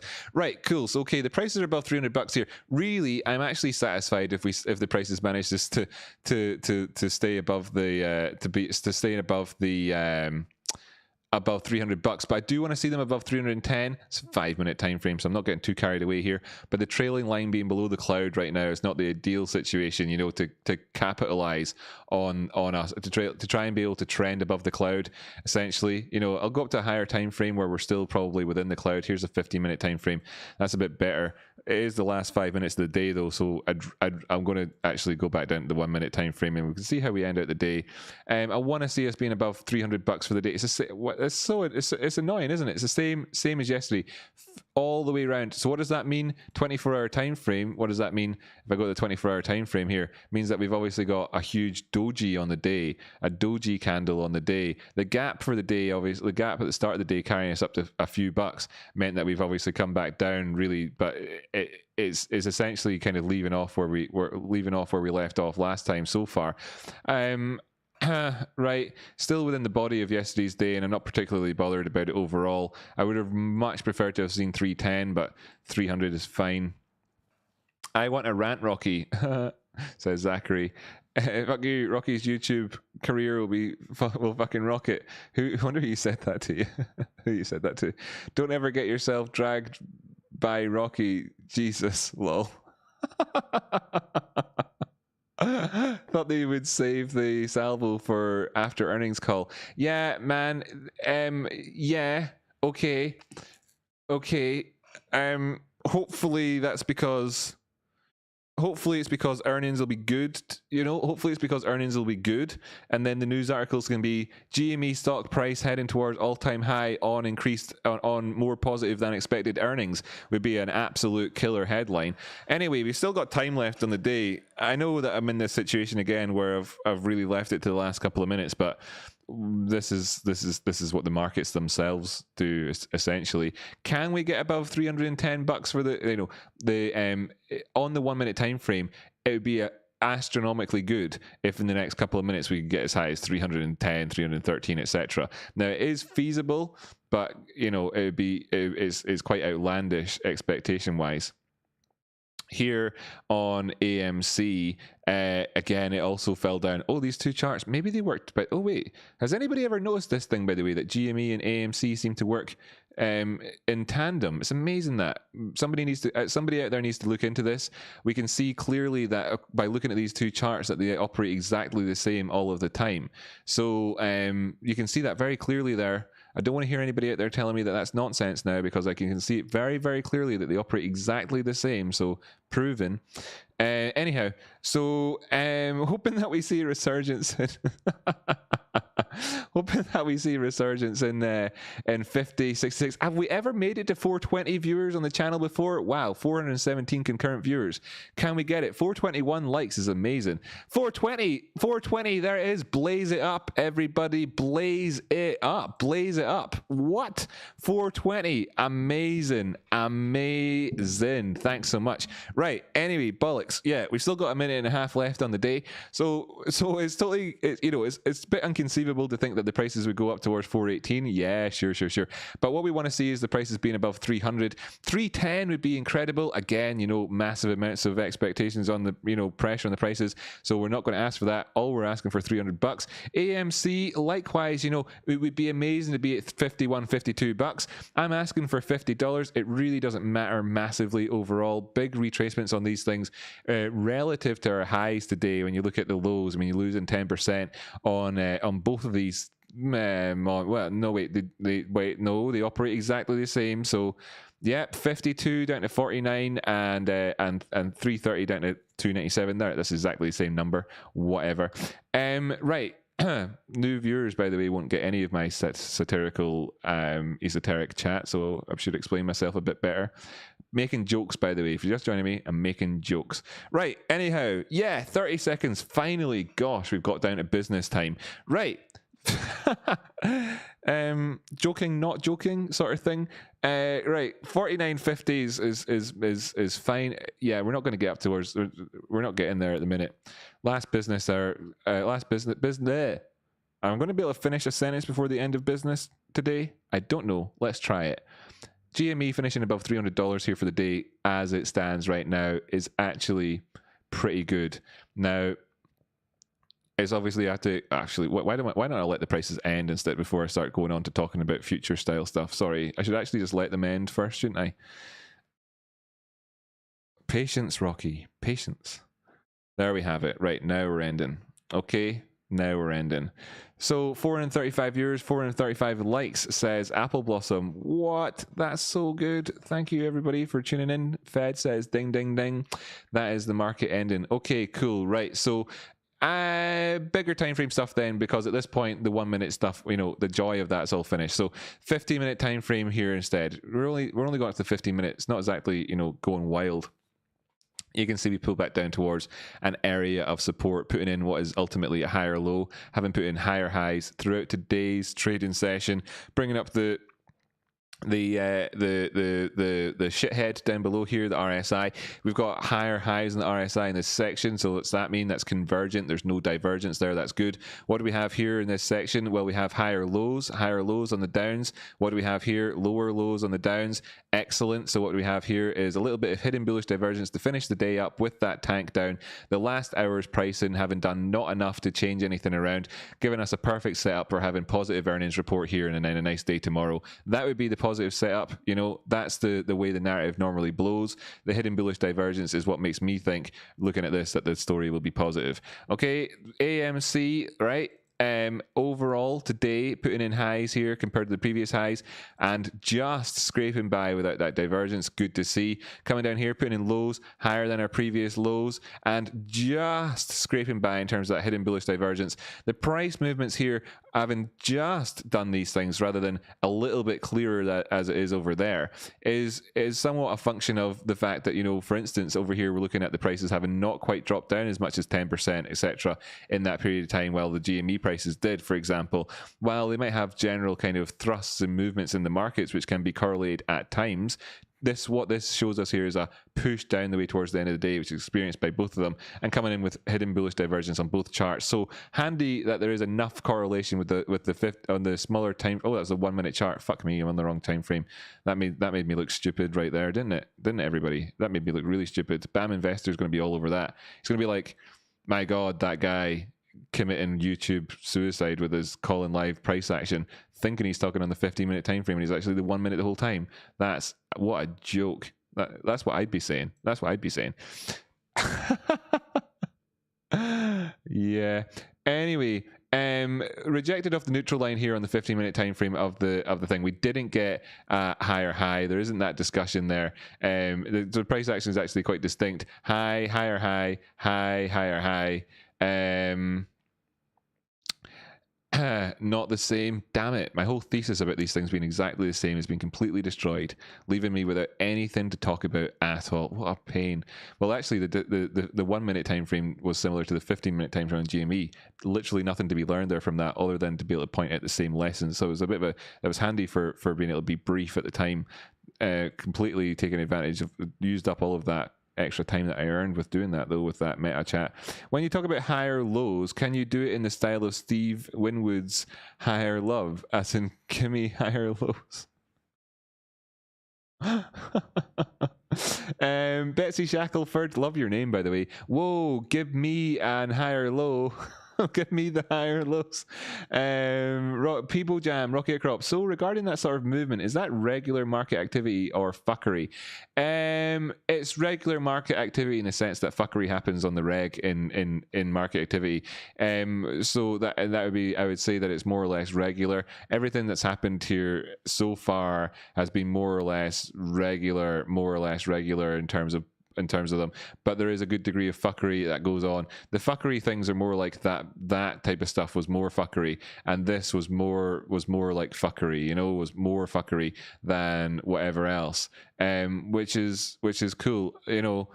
These things happen. So I'd say it was more like regular, you know. It was a tail off to the end of the day, people closing out, you know, taking profits here, like a positive day in the day. Like, you know, for instance, if your day opens up here and it's going up that way, and people are like wanting to be risk off, and the prices are coming down this way, then loads of them are just selling out and saying, you know what, I'm in profit for the day, that's good, I can go home and you know, be happy with it. I don't want to hold on to my positions at the end of the day, etc. So and that I'd rather miss any gap towards the top side than to experience the risk of loss, etc. So I mean, those sorts of things are completely typical as markets come towards close, and that's one of these things that makes people talk like that.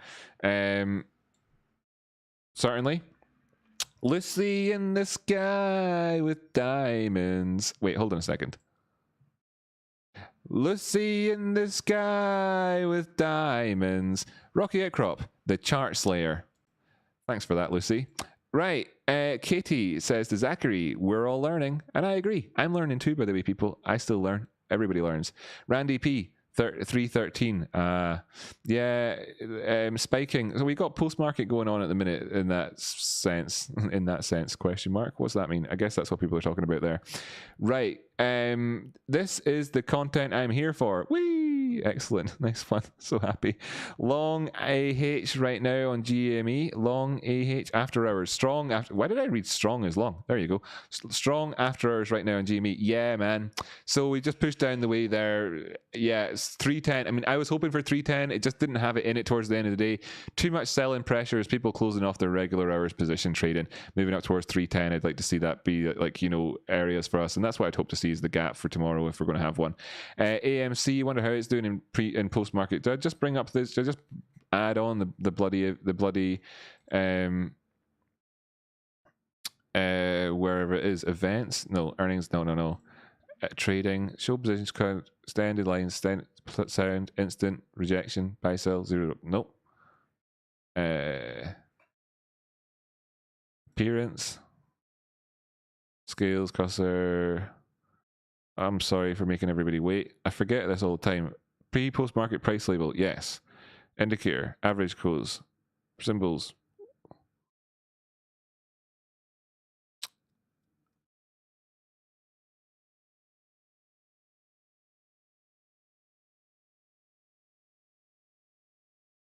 Extended hours. God, that's why it takes so long. You have to go with symbol to find extended hours instead of appearance or trading or scales or any of the things that I would have thought it would have been in is in symbol, whatever the fuck that means, where you also change the color of your candles and stuff like that. Whatever. Extended hours intraday. We've got them on AMC right now. So a bit of follow through negatively on that front for us so far. Okay. Did try. Are we going to see the same thing on GME? Let me just add this on here for us. Extended hours, there we have it. Pardon me. Okay, now we're doing fine. We're all doing fine. Okay, cool. Rocky Outcrop, it's the EXT button beside lock. Oh, sugar. That's right. So it is. Thank you, by the way, Goblin Attorney. Gosh, thank you for that. Thank you. Can't you just click the EXT in the bottom right next to log line chart, says Jack's Pied. Here you have it. Here you have it. It's more of that YouTube suicide, guys. I'm telling you. You go on YouTube, you try and add extended hours live in front of people, and then they just think, wow, this guy, he's not worth investing in. Better not do that if you actually are genuinely far more interested in making people pay for your stuff than you are interested in actually trying to help people. Be sure for that. Damn it. Can't believe I'm committing YouTube suicide non-stop here. In fact, I've said that word so many times, I'm probably going to get some problem from YouTube for having said it. Oh my God. Matt Furlong, CEO of GME. Oh, really? Matt Furlong's the CEO of GME? That's old news, right, though? I mean, that was who it was last year, wasn't it? Okay. Rocky. News, GameStop, clue, click it, excellent. Right, so what do we have here? GameStop announced Chief Executive Officer, there you have it, Matt Furlong. Will he be it for long? Guys? Get your votes in now. Will Matt be the CEO for long? Will Matt be the CEO for long? Guys, get your Will Matt Furlong be the CEO for long? Yep, there you have it. Mike Recupero, seasoned technology industry finance thing. Now let's just look through this real quick. And see if Ryan gets a mention here. Ryan, not a mention. Let's see if Cohen gets a mention in the article. No, he doesn't. Do you know why, ladies and gentlemen? It's because traditionally the chairperson of the board, the chairman of the board, is not given an executive position. Who knew that? Who knew that earlier? Weird, right? Who would have known that? Who could have even have said that earlier on? Weird. Weird. I wonder if BAM Investor could have predicted that happening. Am I supposed to read this whole thing out? Mr. Furlong is a veteran e-commerce leader with significant experience in implementing growth strategies across global geographies and product categories. Most recently, he was a country leader and oversaw Amazon Australia's business during a period of substantial growth. He was previously a technical advisor to the head of Amazon's North America consumer business. That's basically the entire business. Throughout his nearly 9 years at Amazon, he also ran a variety of product categories and oversaw strong market share expansion. Do you know what that is? That's a direct reference to him being able to actually, hands-on, be able to choose segments in the market and be able to expand towards them, etc. It's an important point. It's a rather soft point, but the point that they're making here is that he wasn't just a guy who was a suit in charge of people. He also has experience of growing into particular markets. That just ties together with what we're talking about here. Mr. Furlong began his career at Procter & Gamble, where he was an executive focused on brand marketing and sales strategies. Well, there you go. There's a guy who's had an illustrious career from day one. Mr. Recupero is a seasoned... Wait a minute. Which one's here? He is the CFO, the Chief Finance Officer. Brilliant. Recupero.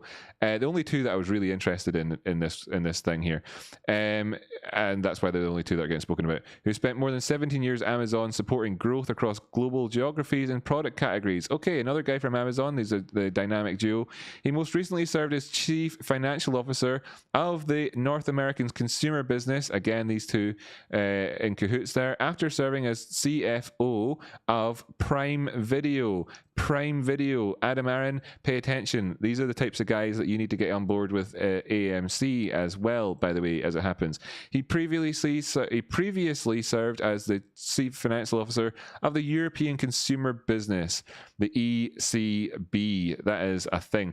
Or European consumer, sorry, no, wait, I just read that wrong. Anyway, of European consumer business. I guess at Amazon, right?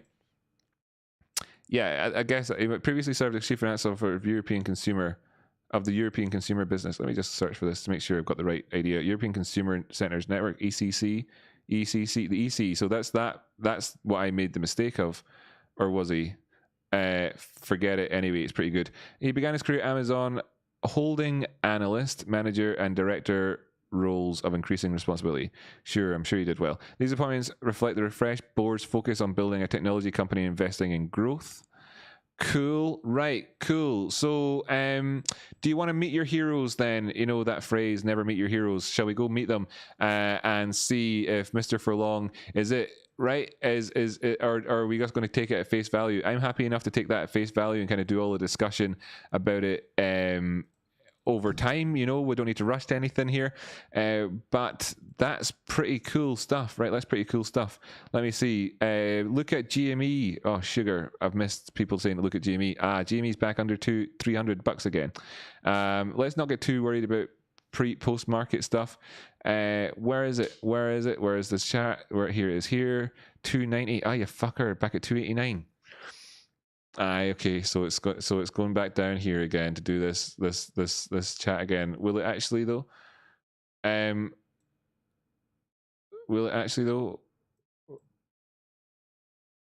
No, right. I'm not going to get too carried away with that. GM under 290. Yeah, it is. It is. It is right now. It is. AMC also under 48.50 as well, or it was for a second as well. Yeah, it was as well. Normal movements, totally normal. Mass Spectrometer, thanks so much for coming in there with that chat. EA earnings aren't even out yet. Lol. That's funny. An accidental sort of pun on that front, but yeah, earnings aren't even out yet. Exactly. Let's review divergence on the GME chart, please. Rocky Outcrop, says Christy. Okay, cool. We can do some of that. The question is, did he succeed because of Amazon's business structure, or did he actively improve it? Yes, that is the question. That's what I meant about never meet your heroes, etc. I wonder how Australia's wing is performed, etc.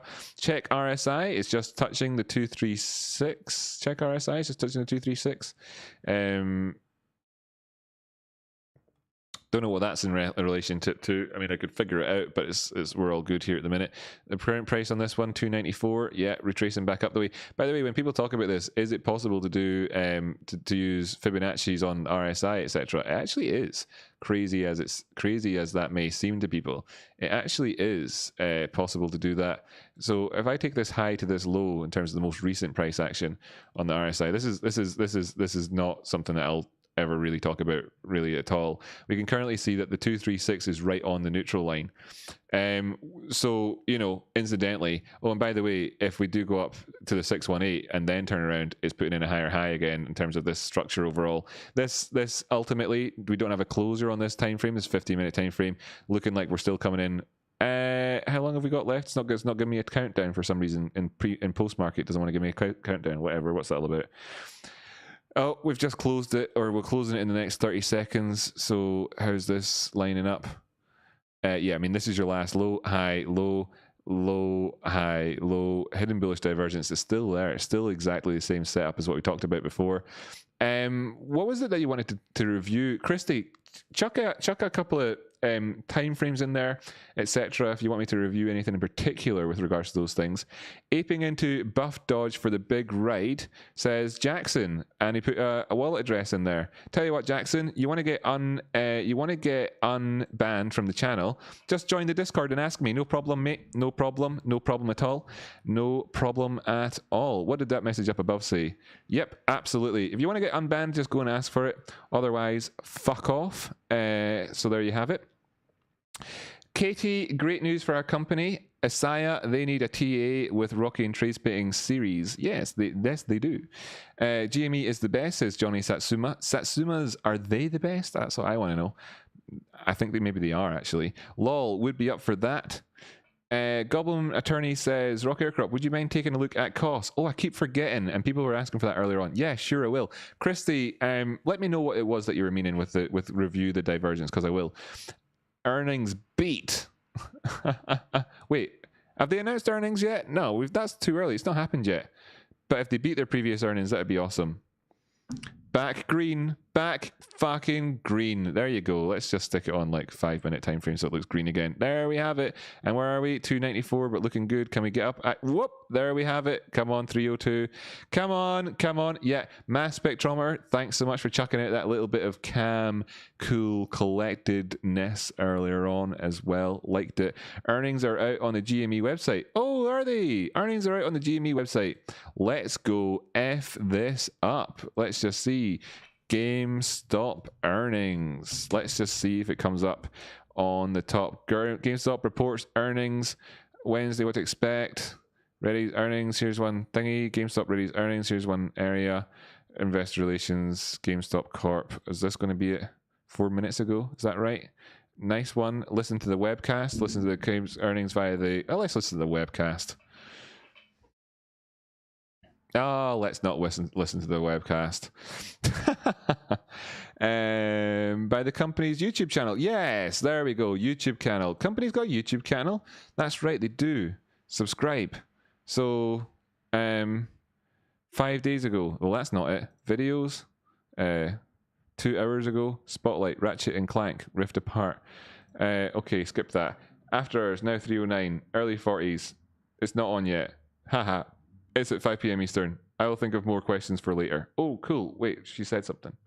No, that's really it. I need to look at the chart myself and try and find it on my own. Well, that's very true, Christy, to be perfectly honest with you.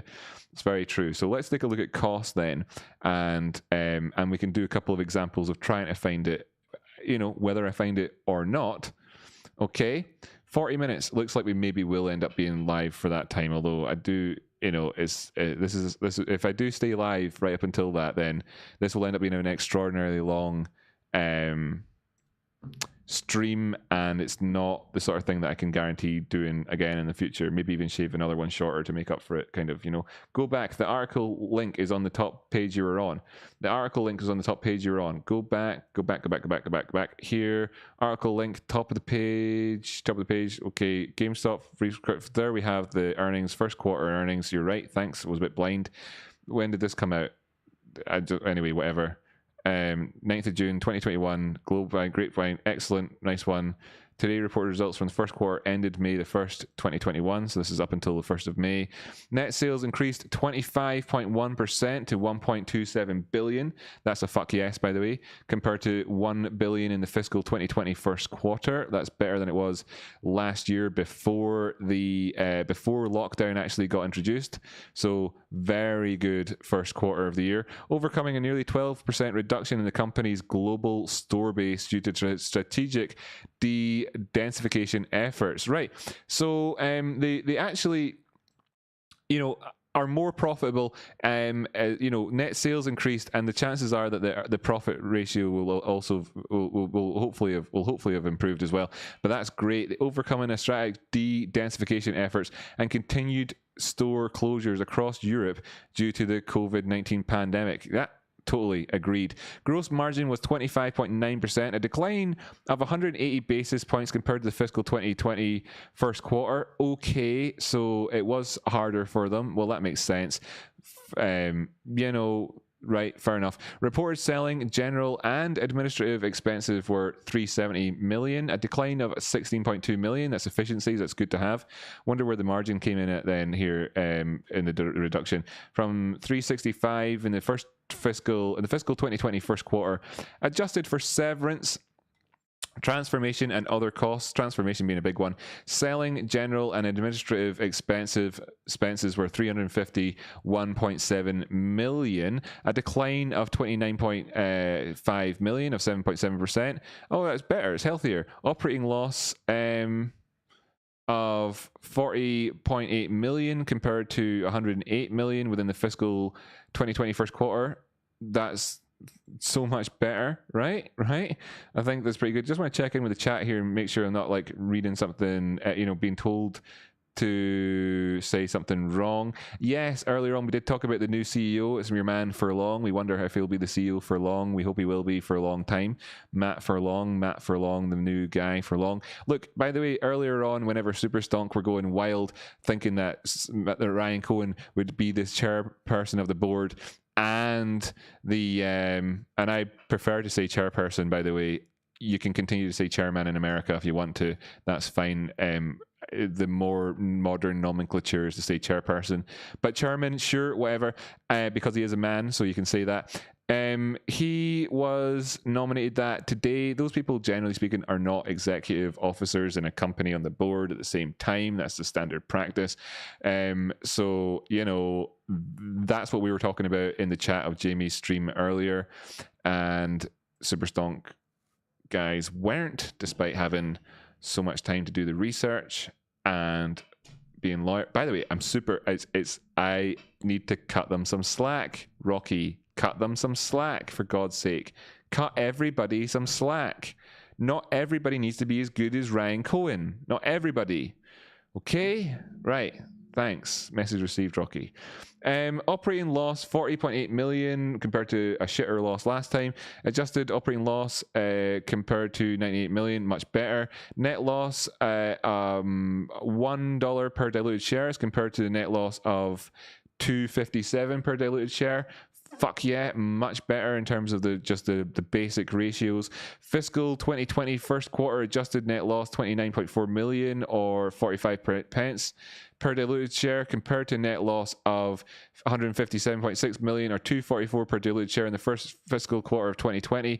Different company here, the radically better results overall. Adjusted earnings fucking based, that thing, I can't remember, million compared to thing million in the fiscal quarter end. Right, okay, fine.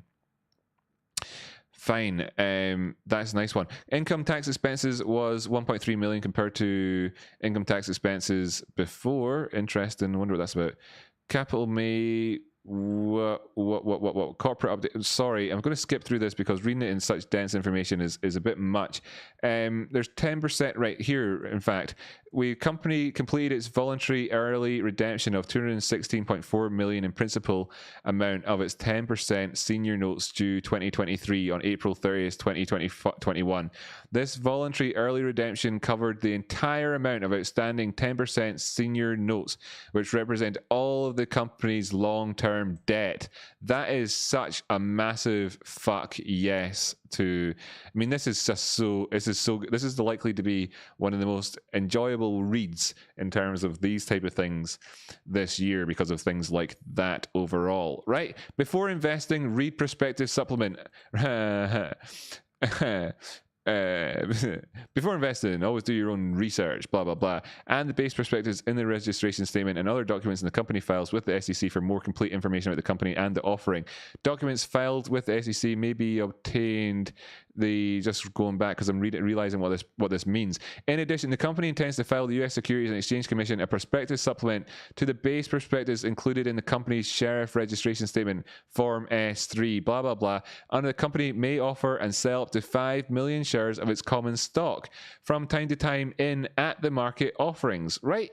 The company intends to use the net proceeds for general corporate purposes as well as for investing in growth incentives, maintaining a strong balance sheet. The timing and the amount of any sales in shares, if any, will depend on a variety of factors, including prevailing market conditions, the trading price of shares, and other factors as determined by the company. So at this point here, the company wants to get more shares. I discussed this yesterday, and I said that it's worth bearing in mind, folks, that when a company has additional shares to sell, they can obviously go to a bank and write a put option at a lower price, which the bank will never be able to get access to. Never be able to get access to. Sorry, Rocky. Endeavor to make sense when you're speaking. Okay. Companies are able to sell privately options to investment banks, and the investment banks can say, hey, look, we're going to lose money on this thing. We're going to lose money on it, but we'll give it to you anyway at this even better rate than what you'd get on the markets. What do you think of that, etc.? And offer them the markets, actually offer them at slightly worse rates, etc., and see if they take them and see how they react. So having that ability there is a really good thing, because what you can do is you can say to the company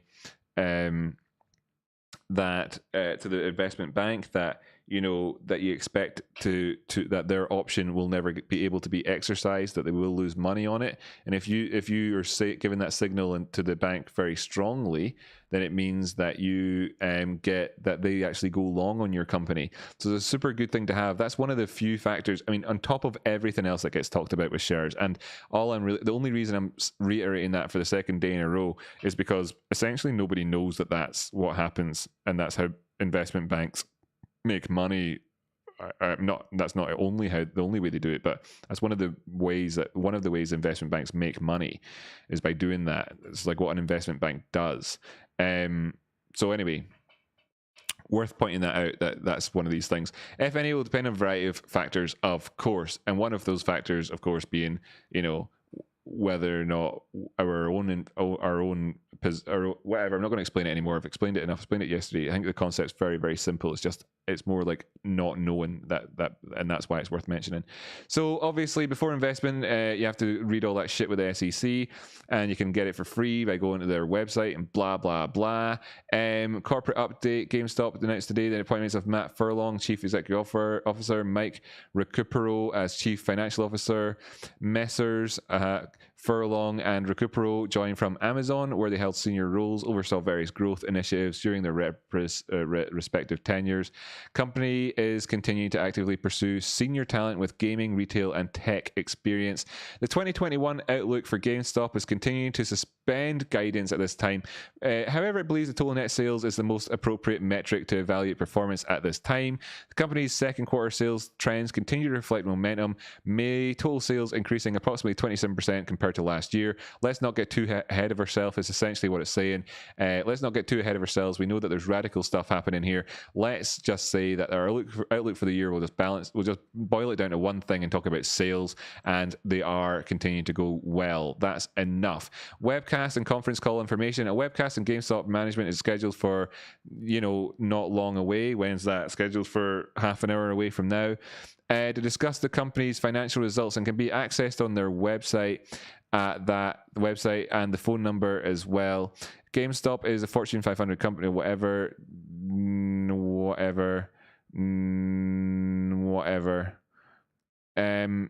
Right, that's fine. Yeah.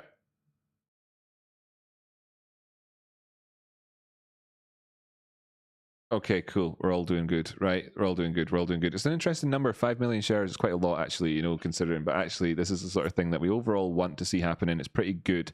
The from time to time thing, as well as TradeSpawn's just putting in there, is interesting because, of course, they can do whatever they want with them. That's all good. It's really nice overall. What? Nice? Rocky, sort your language out.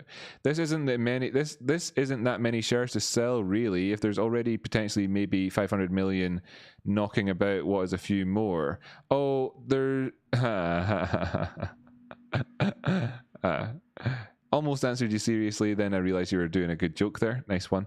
Roberto Town says, either way, I am holding either for the squeeze or the long-term value delivery. No rush from me, just want them to wrap up any dilution in one shot, not repeated rounds. Okay, understandable. You know, get what you're saying there. I want it to be as little liquidity being added to the market as possible overall. Wait, the cautionary statement, does it not include the short squeeze statement at Rocky Outcrop? No, it doesn't. It doesn't. Incidentally, though, it doesn't say anything. It doesn't. We would need to go and look at the filing that they've put in. Have they put it in there? Does that suggest that it has? Because if they have, then we can do the whole DD stuff ourselves. Here's their numbers. Looks good overall. You know, we do need to see this accelerate, though, obviously, and it is accelerating, and that's good. And they're innovating and bringing even more people in. The final quarters of the year, coming up to Black Friday, stuff like that, we could see even more growth from GameStop. So lots of fantastic stuff there. I want to know where they said that they would put their filing at, if it's in here again. It just says just check it with the SEC, doesn't it? It doesn't say where to get it. If anybody has that information, if it has already been submitted, then I'll go and get it and put it on.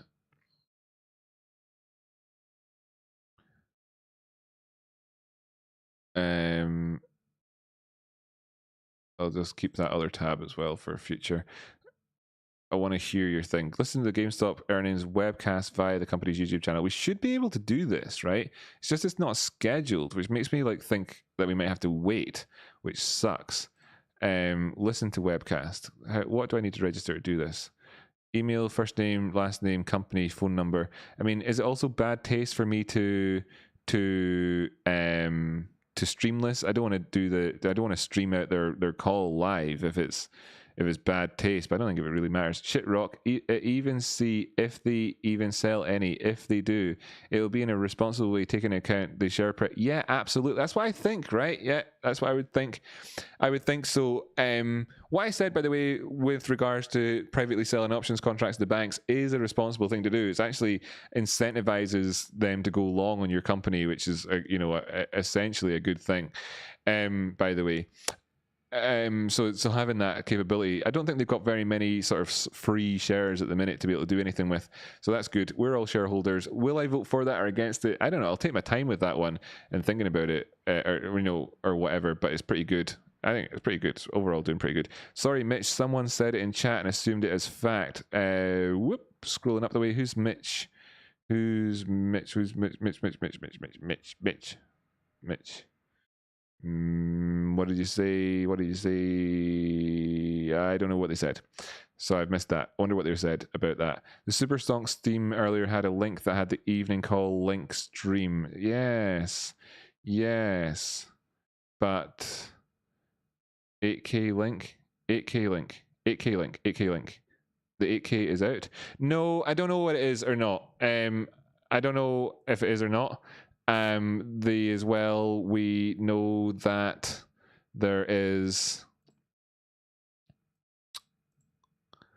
foreign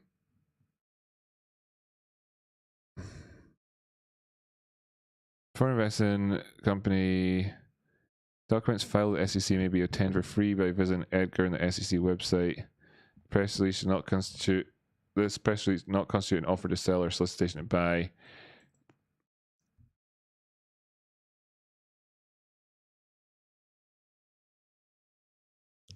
I'm not 100% on how we get to actually see them. Is this it here? Right. So rapidly, I'm getting through it fairly quickly. At least June the 9th, 10Q quarterly report for ending May. Here we have it.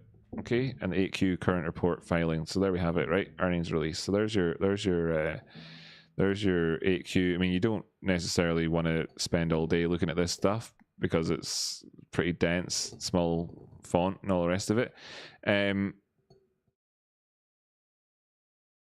Right. This is...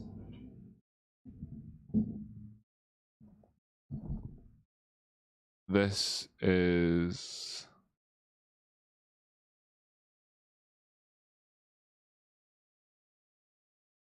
empty.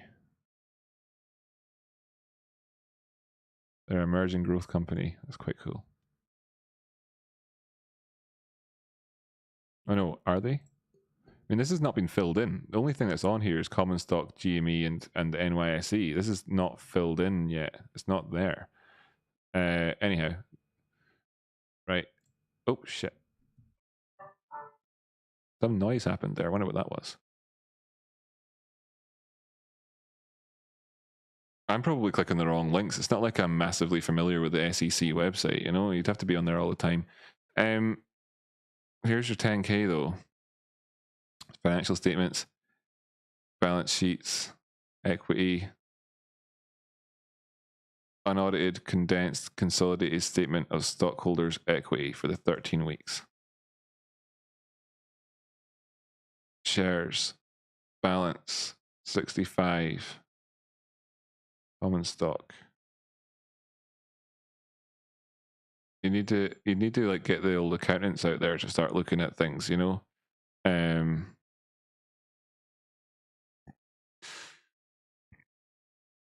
Yeah, I'm going to leave this job to the accountants to do rather than sit here and do a half-arsed attempt.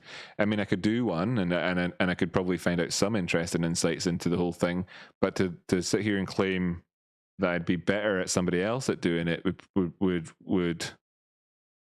would be inaccurate, no doubt. We're at the mercy of them scheduling that thing on time for us to be able to register that way to do it. So if I wanted to register for the call, then I want to. Quite good. They've got all this on their website. SEC filings, for instance, you can just go and find them there. There's an 8K, for instance. I don't need to go on their website. There's the 10Q link just there. Takes you all the way around. You download PDF. This format is in the process of being created from the filing. Please check back shortly. So it's not quite, you know, we're really kind of bleeding edge type thing here. That's why the other form was like bullshit when I clicked on it. It hadn't been filled in yet, essentially.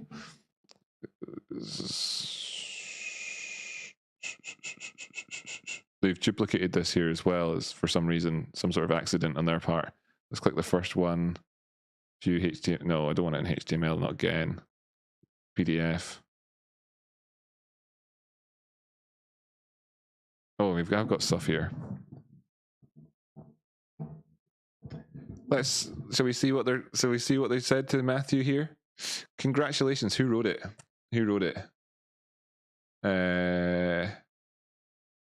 Who wrote it? Who wrote it? Dan Reed, the VP. So let's just see what he said to him, shall we? It's quite informal in a sense. It was quite formal, actually. But anyway, congratulations. I'm pleased to offer you the employment with GameStop Texas Limited. And as the president and chief executive officer, not for long, you will report you'll report to the board of directors of the company. You will be subject to all policies of the company. We would like you to start on a mutually agreed upon date no later than June 21st. There you have it. He'll be in the door by June 21st. He's going to get paid $200,000 a year. Obviously, it's all about the bonuses at this point. He'll also be eligible to earn $4.7 million in sign-on bonuses. 3 bonuses will be paid in 24 monthly installments. That much, and the other much. Right. On the first business day of the first calendar quarter that commences after your start date. On the first business day of the first calendar quarter that commences after your start date. So that's going to be the 3rd quarter of the year, which is so 21st of June, so January, February, March, April, May, June, July. So at the end of July, yeah. So it's first business day, the first calendar quarter. So the 1st of July, or whatever. For June, the Thursday, the 1st of July, or else Tuesday, and maybe dyslexially read that wrong. you will be granted a number of restricted stock units or restricted shares of the company's Class A common stock, determined by dividing 16.5 million by the average closing price of common stock for the 30 trading days immediately preceding the great date. That's the initial equity award. The initial equity award will vest as follows: 5% on the first anniversary of the grant date. So 20% on each date of that are 30, 36, 42, and 46 months following that great grant date. So $16.5 million worth of shares will be given. So, you know, that's the agreement that they've made with that guy. How many spare shares does GameStop still have in the treasury? And what are they worth? I don't know. You know, interesting stuff to know that that's what he's going to get, and he's going to get it then. Interesting stuff. He's obviously a highly paid individual here. The base salary is like is also partly an American way of getting around paying taxes quite so much, you know. And the bonus thing, you're eligible for 3 weeks of vacation per year. On the 61st day from your start date, you'll be eligible to participate in the company's health, including dental and vision benefits program. Better hope he doesn't have toothache until November.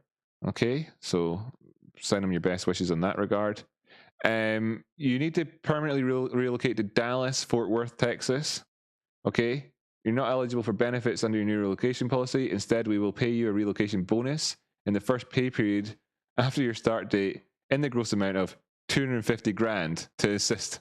You know, his base salary is basically nothing. He's getting paid more to move house, which is a requirement to take the job, than he's getting paid in his salary. You know, I mean, it's just not how it works at this level. Anyway, yeah, I mean, I don't know. I could go on and we could try and find out more about this sort of stuff, but we'll leave it for all the other guys to figure out. You know, the ones that do this for a living type of thing. So do we want to see what the other guy's getting paid, or do we not care? He's a chief financial officer, so I'm going to assume it's you know, not quite as much, but very, very good. 3.6 million in bonuses, so slightly less than your other guy. He'll get 10.8 million in shares. So, you know, $27 million worth of shares are going to be allocated to these two guys, which is quite good. And neither of them will be able to sell any of them until, you know, 30 months after the grant date.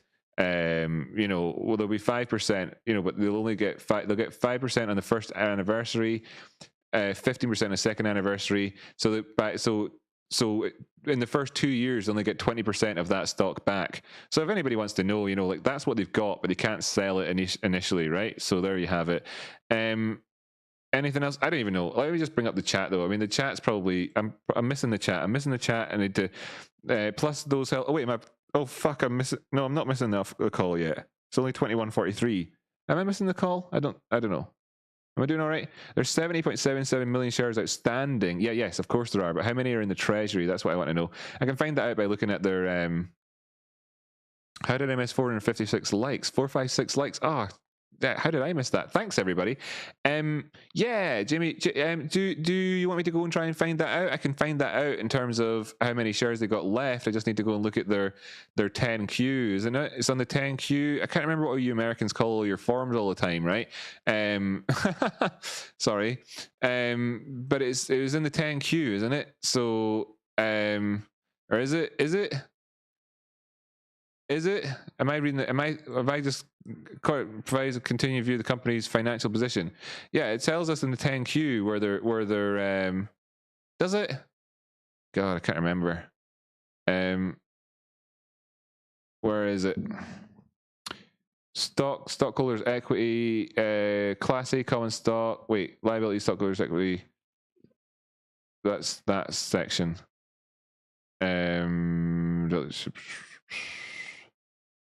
Where is it? Where is it? Where do we find this information out? You know what? I'll just search issued. No, okay. So ISSIUED. There we go. Right, 300 comments. It's outstanding, expectively. No, that's just that paid. Yeah, somebody in the 10Q can find the number, right? God. Man, just let me look at charts and stuff. Yeah, somebody knows. Anyway, they probably, I mean, plenty of DD lovers out there already know how many shares they got left in their treasury. I mean, I know that AMC have got 46,000 shares left in their treasury after Adam Aron just sold 11.5 million of them the other day. So, how many do they have? Q4 was a $40 dip. Betsy Shackelford, plenty of room. We were way up. Sweet. Isaiah, extended hours volume trading looking like active hours volume. Yeah, actually, you know, I had that slight impression myself immediately. Are you gonna? Is it actually down here at the minute? It's annoying. So we filled in the gap, but it's post market that we filled in the gap. So I tend not to talk about that very much, but we're just kind of sketching it out at the minute. Post market, well, it's happened. So I mean, that's kind of it's healthy when these things happen. If we make it back up above, then it's at least it done it to some extent. But you know, I tend to only really look at them during actual market hours. Or whatever the other hours are called. After extended hours. Yeah, man, it's all good. Whatever, it's all good. You wanted better entry prices. Here is the time, says Jeff. Cool, nice one. Non-extended. Superstonk saying that the votes are normalized to 73 million total, not real votes, normalized in order to move through the meeting.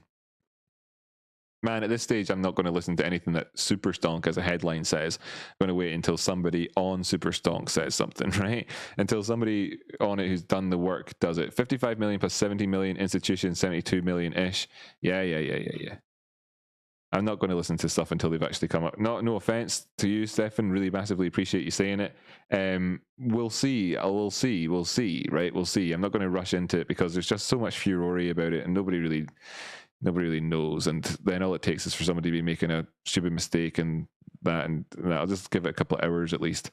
7 to 8 million insider own. Andy saying, right, cool, yeah. Well, I mean, I know that insiders own. I'm not asking about that. I'm asking how many are in the treasury for GME. Oh, no good, no offense taken. Good, cool, nice one. Yeah, I want to know how many shares are in GME's treasury. That's it. Somebody out there must know. There's so many gosh darn apes. In fact, you know what? Let's just find out let's just do it Mo Money style. How many shares in GME GameStop treasury? All right, there we go. That'll tell me.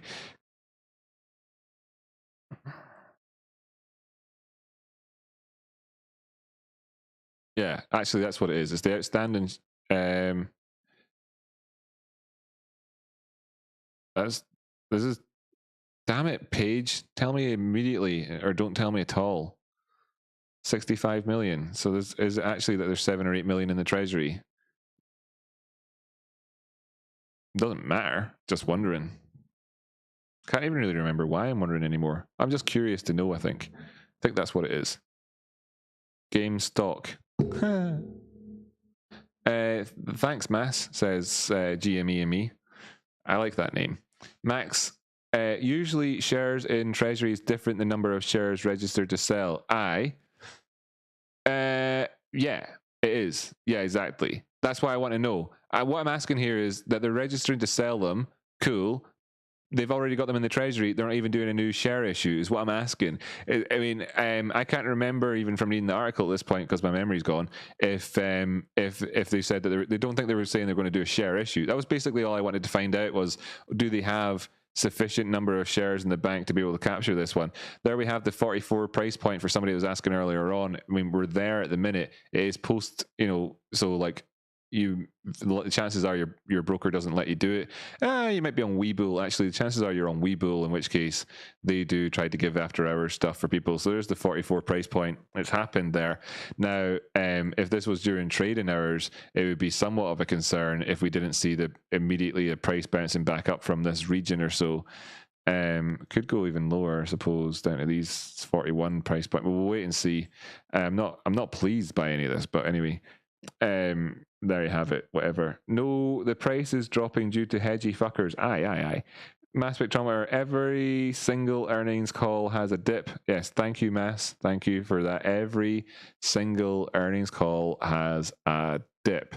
The periods, the full stops between every word there was worthwhile. It's just how it goes, right? It's just how it goes. You know, basically, this price action would be described as people as being the positive price action because we knew there was going to be good earnings. So it's buy the rumor, sell the news is the idea that Mass is saying there, and that's just how it goes. How bad is tomorrow's open for going to be on GME? It could be good. It's too early days, man. It's too early day. It's early. It's an event day. So unlike other days where even on other days, to be perfectly honest, I am reticent to actually give out price targets. But the thing is that even on a normal day, wait, what was I trying to say there? Yeah, today's not a normal day. I think that was the core of it. After hours 274, after hours price 274 currently on the old GMEs. You can see it dropped down there 273. It's picked up a tiny little bit since, so it's a sort of not much. You could hardly write home about it. While the volume is not like, oh, somebody said the volume is like during trading hours volume. You can see actually, you know, it's okay compared to some where it's essentially just, you know, zero. There's one big spike but zero, and stuff like that. It's okay. We'll see how it goes here. Nice, you know. Nice. 10K filing item 5, last paragraph. SEC investigating stock trading activity of GameStop. 10K filing item 5, last paragraph. SEC investigating stock trading activity of GameStop. You're not talking about over here with their 10. There's no 10. Right? 10K. There's no 10K here. You're talking about something else. It's a different thing, right? I get all it's so hard to remember all the different shit names for forms. Like honestly, even if GameStop posts 100% more than expected earnings, yes, exactly, that's right. Expected earnings, you know, in lots of ways, some of those figures were like pretty much 100% more and stuff like that. You know, or some of the figures are pretty good. Could be a stop hunt. Could be 10Q says Stefan S. 10Q, yes, 10Q, yes. So that's that one, which we've got open just here. So it's section 5. Section 5, item 1, section 5. What did you say there? Yeah, man, it's all good, Stefan. Sorry, it's my. There are things called 10Ks and shit like that out there. I'm sure of it or whatever. Third down, aye. It's the third down, Mass. Aye, we've got it open here. What did you say though? What figure was I looking for? 10K filing and 5, last paragraph. SEC investigating. I just search SEC. Yeah. On May the 26th, 2021, received a request from the staff. Let's just look at this.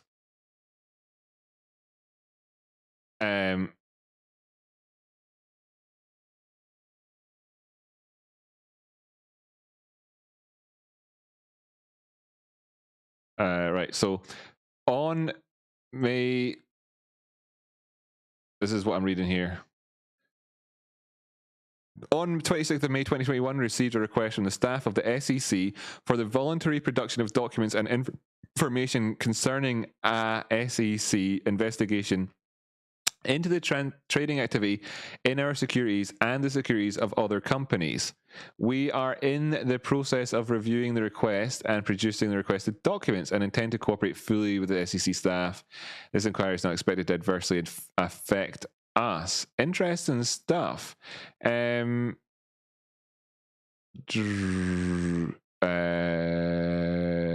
just reading this. I shouldn't read it like that. That's silly. What else does it have in here? What other interesting nuggets they got in there? That was a good one. That was a good one, wasn't it? It's not usual. They're going to give them all the information they want. Of course they are.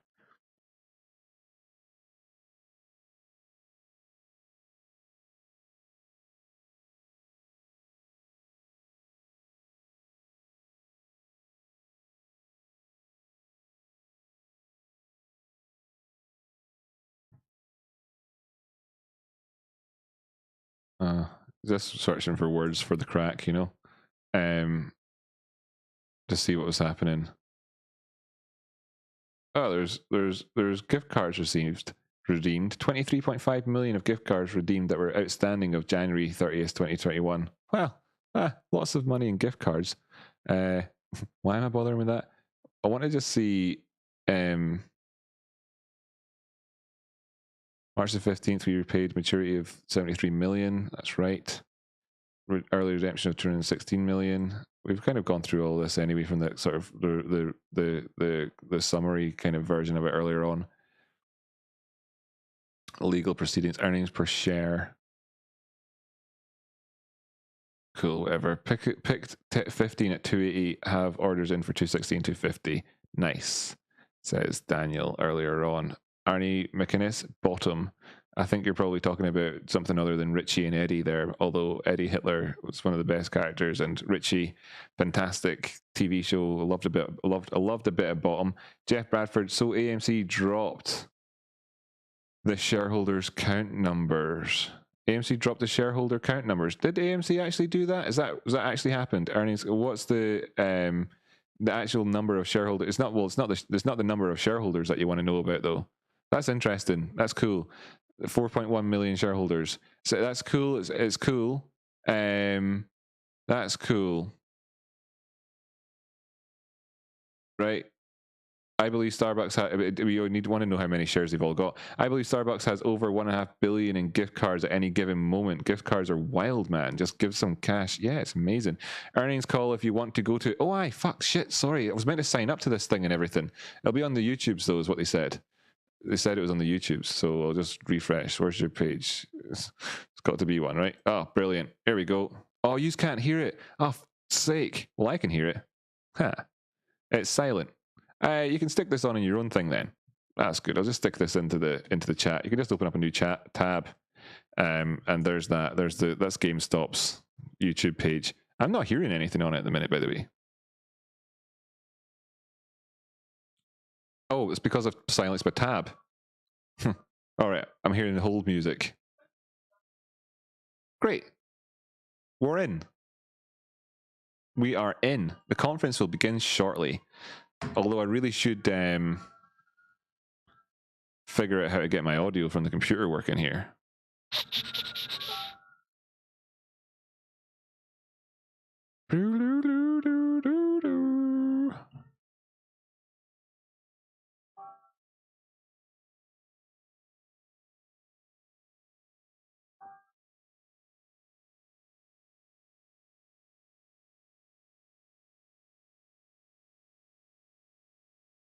Please. Wait, well, somebody said please. What was it? Tristan Troop said please to something.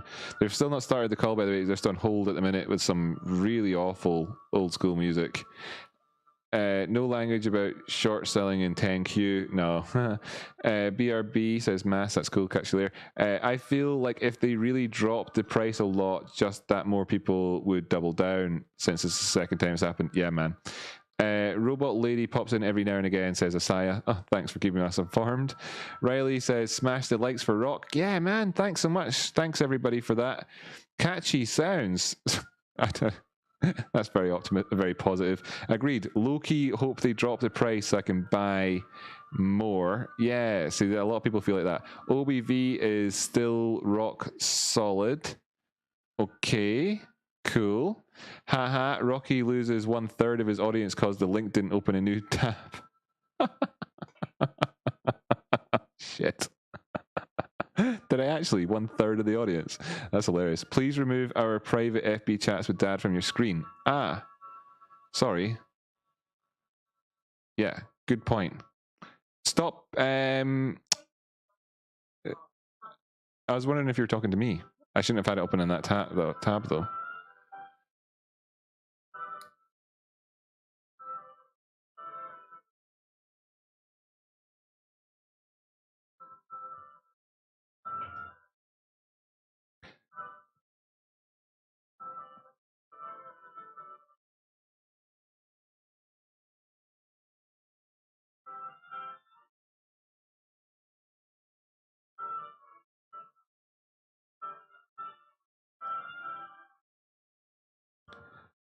Blah, blah, blah, blah, blah. Right, it's going to take a while for them to start the call, obviously. Wait, oh, well, it should be now, though, so who knows what'll happen. Thanks, everybody who did go and then came back. That's all good. We don't mind. Everybody's having a good time. So we've made it all the way through here to the actual conference call thing. Gosh. Can't believe I'm still on.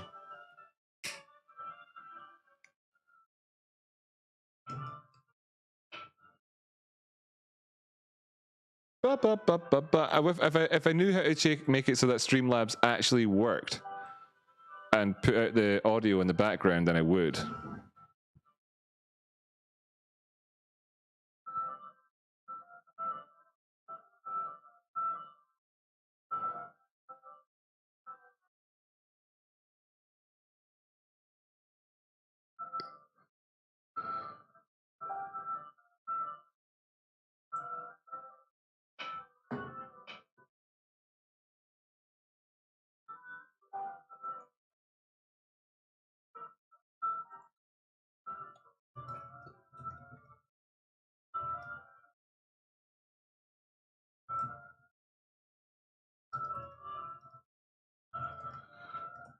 Right, okay. They need to start this goddamn conference call soon. If I...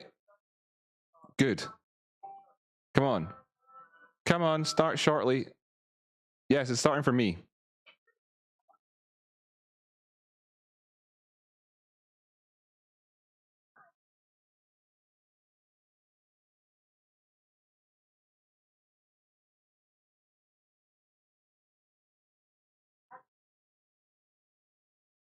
So I'm going to listen to it. I guess you guys can listen to it yourselves as well. It's just the women chatting about the rules at the minute.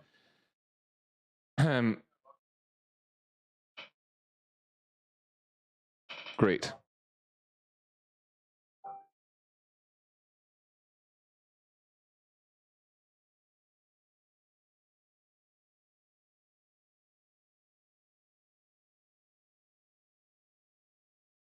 Okay, it's just put out disclaimers at the minute. I'm not going to talk when they get to the important points, but I'll comment if I hear something important. I'm assuming that everybody's kind of listening to it on their own streams at the same time.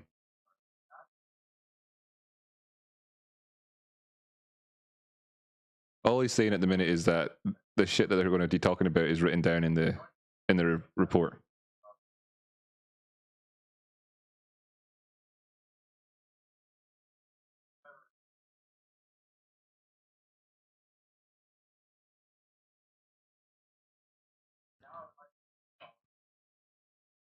We're going over to the chief executive, Sherman. He sounds happy.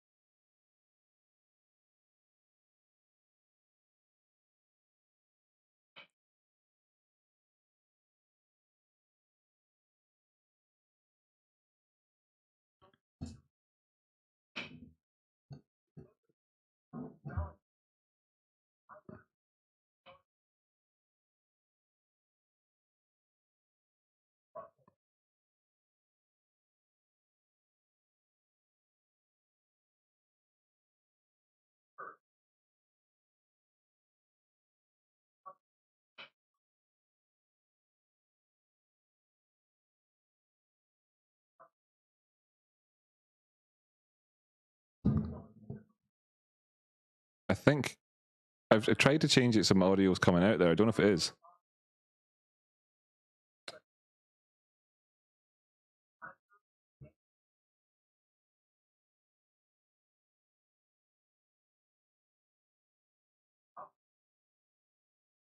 Infrastructure while simultaneously capitalizing on the emerging console cycle. Today, we also announced a new ATM offering through a prospectus filing to offer up to 5 million shares of our common stock. The company intends to use any net proceeds for general corporate purposes as well as for investing in growth initiatives and further strengthening the balance sheet. Before I review the financial results for the quarter, I'd like to comment on this afternoon's press release announcing the hiring of a CEO and a permanent CFO. Matt Furlong, our incoming CEO, has an impressive background from Amazon, where he most recently led Australia and oversaw significant growth in that region. Matt is a proven e-commerce leader with a firm understanding of how to delight customers. His focus, intensity, and work ethic will set the right tone atop the company as we begin shifting to a growth phase. He also brings a strong understanding of brand and retail from his tenure at Procter & Gamble, where he began his career. Mike Recupero, our incoming permanent CFO, also joins us from Amazon, where he was most recently CFO of North American Consumer and CFO of Prime Video. Mike spent nearly 2 decades at Amazon and held a variety of senior finance roles across the organization. His experience helping business lines scale and achieve market leadership is exactly what we need going forward. I look forward to working with Matt and Mike to ensure seamless transitions in the coming weeks. I also want to take this opportunity to thank Diana Jage for her guidance and willingness to take on additional responsibilities during her time as interim CFO. Diana will return to her role as Chief Accounting Officer within the finance organization once Mike officially joins. Now turning to our financial results. Net sales for the quarter increased 25.1% to $1.3 billion, compared to $1 billion in the prior year period. Importantly, we achieved this growth with a roughly 12% reduction in the global store fleet due to our strategic dedensification efforts, and the continued store closures in Europe during the quarter due to the COVID-19 pandemic. Overall, gross margins were 25.9%, down 180 basis points from 27.7% in the fiscal first quarter last year. The decline was primarily driven by an expected increase in mix of lower margin sales. From an SG&A perspective, our reported SG&A expenses were $370.3 million, reflecting a decline of $16.2 million or 4.2% versus the reported SG&A in the first quarter last year, and an 880 basis point improvement on a percent to sales basis. Adjusting for severance, transformation, and other costs, our adjusted SG&A declined $29.5 million or 7.7% year over year and reflects nearly 10 percentage points of sales leverage. We reported an operating loss of $40.8 million compared to an operating loss of $108 million in the prior year first quarter. Adjusted operating loss was $21.6 million compared to a loss of $98.8 million in the prior year period. Income tax in the first quarter was an expense of $1.3 million, which compares to an income tax expense of $50.4 million in the prior year first quarter. Our effective income tax rate for the quarter was 2% and impacted by valuation allowances recorded in prior periods, as well as the mix of earnings across the jurisdictions in which we operate. We reported a net loss of $66.8 million or $1.01 per diluted share, compared to a net loss of $165.7 million or a loss per diluted share of $2.57 in the prior year first quarter. Our adjusted net loss was $29.4 million or 45 cents per diluted share, compared to adjusted net loss of $157.6 million or a loss of $2.44 per diluted share in the fiscal 2020 first quarter.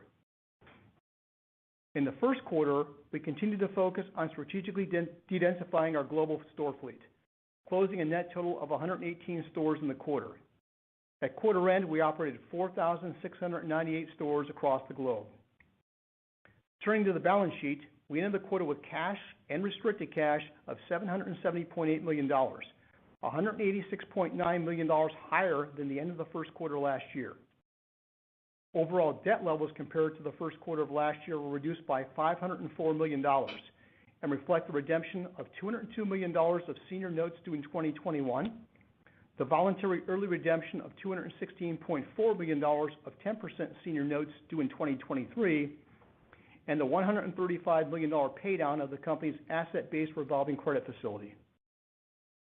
At the end of the quarter, we had no borrowings under our asset-based revolving credit facility, no long-term debt, and $48.1 million of short-term debt, which is a low-interest loan from the French government offered to us through the equivalent of the CARES Act in the U.S. related to the response to COVID-19. Capital expenditures for the quarter were $14.7 million. In the first quarter, cash flow from operating activities was an outflow of $18.8 million, an increase of $30.5 million compared to an outflow of $49.3 million during the same period last year. In terms of our outlook, we remain optimistic about both the emerging console cycle and our future. We recognize business risks remain elevated due to the pandemic and post-pandemic uncertainty, and we are not providing specific annual sales and earnings guidance. We are pleased with our start to the year and strong sales in May, which were up approximately 27% year over year. We remain focused on positioning GameStop for long-term growth as we prioritize delighting our customer and providing a differentiated and superior customer experience. Finally, given this is my last time speaking with you as GameStop CEO, I want to share that I'm very proud of what we have accomplished over the past 2 years, including navigating the pandemic and positioning the company with strong liquidity and an improved platform for growth. It's been a privilege to lead so many dedicated and talented team members who collectively possess tremendous passion for the gaming industry. We have helped bring stability and strength to the business, including by densifying our store footprint, reducing cost and debt, and returning our company to growth. I also want to take this opportunity to thank our customers for their belief in us and an amazing group of shareholders who have so demonstrably exhibited their support for us. I look forward to working with our newly appointed board and leadership team going forward. Thank you again for your support and your interest in GameStop. This concludes today's conference. You may disconnect your lines at this time. Thank you for your participation and have a wonderful evening. Okay. Well, thank you so much. Thank you so much, Robot Lady, and thank you so much, Sherman. That was absolutely good. It was good. Right. My main takeaways from that are essentially along the lines of, well, first off, on a real bland note, he just read the same things that we read. So it was all good, right? It was the same stuff we read earlier on. That was all good. Couple of little things, I suppose, are things like the positive tone of the CEO, which is good. That's not always to be expected. He didn't need to be, and I heard somewhere as well that he's a German and all that too. So they're not necessarily no need to make generalizations here, and I don't really know what Sherman's like most of the time, but he came across to me as being needlessly positive sounding. That's what I thought, right? He could have talked about it in a more, I don't know, maybe he's just looking forward to having a rest. It could be as simple as that. Let's not look too much into it. But yeah, that. Other things, he drew specific reference. A couple of bits of the verbiage, I suppose you could say, I think were maybe unique to what he was saying as opposed to that document, and they were all positive things along the lines of the intensity and the focus of the new guy that's coming in. He didn't speak too much about. He spoke a fair bit about Furlong there, relatively, and then just kind of said, and the other guy's also from Amazon, but that's all good, I think that's all fine. Then as well, what do you say? Yeah, of course, the remaining business risk elevated, is all that, and all that sort of stuff. It was good that he's talking about the nice transition. That's also absolutely standard in these things. If there's a new CEO coming in, they always say that anyway, right? But at the same time, I felt like I don't know, I'm reading too much into it, I know this, but I felt like he was being kind of serious about it, in that he does, in that he is going to hand over the reins to somebody, and it does want it to go really well. I don't know, it felt like that. That was my takeaway. I don't know if I'm being too positive about it. Then the next thing is that he wanted to look back at the last couple of years of work that he'd done himself, and he said gaming industry. Now I think they probably also kind of would have said gaming industry anyway, kind of, but then he's but it was good, it's a position in the semantics of the company. Their self-image is that of something which is a strongly positioned company within the gaming industry and growing within the gaming industry, when you combine that with things like how they've what term did they use? The de-densification of their retail stores, etc. That type of they're looking beyond it a wee bit, maybe. So that's good, but there's very little that you can actually take from these things. There's very, very little that you can take from these. I suppose if I had to say the most positive thing that he said in the entire call was when he finished off at the very end there and said, bing bong, the price is wrong, and that we're going to the moon. Of course, here in Sherman, we all heard it. I heard it anyway, saying that that GME prices are going to the moon, and the bing bong, the price is wrong was, of course, that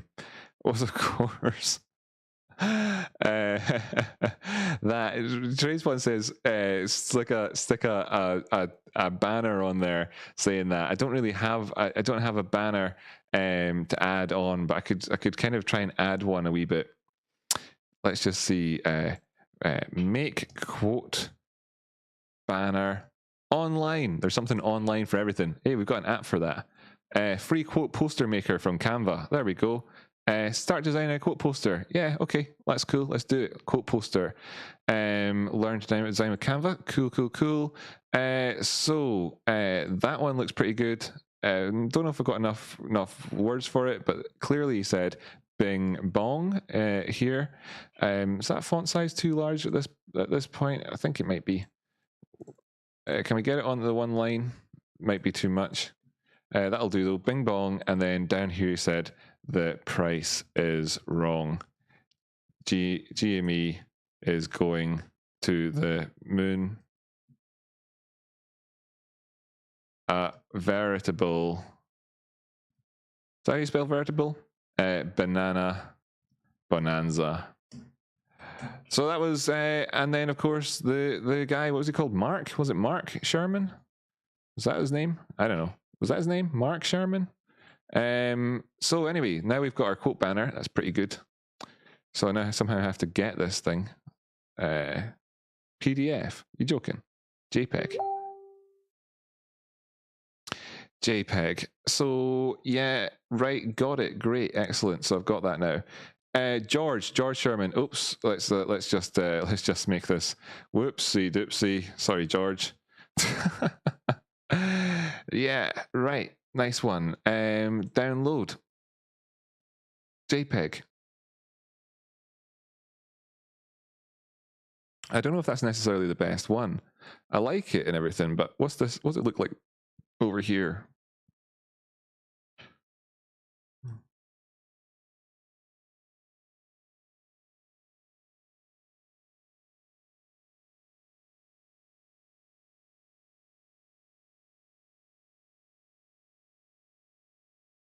And then it's not whatever, right? So going back to Streamlabs, I can add this on now. Great, good to know that the important work is being done here on the channel. Add a source. This is GME statement. That's what I'm going to call the source. Add it on there. So where did I save it at? Where did it? Did I actually just not hit the save button? That's the sort of thing that I would do from time to time, is just not hit the save button. Did I actually just not hit the save button? I think maybe I didn't. It's a bargain at 42 blabs. That looks exactly the way he said it. Sure. Yeah, exactly. Yeah, exactly. But where's my Canva thing gone? Damn it. What happens when you hit save? I just need to go through this process again so I can see where it would have saved to. Oh, it did save it. Yeah, it would have saved it. But where did it save it to? I know I downloaded it. Oh, frustrating. I'll find it. Don't worry. I'll find it. Downloads? Yes. Okay. Bing bong. The price is wrong. There we have it. Okay. Done. So we have our official statement up on screen now at last. And go back to the charts.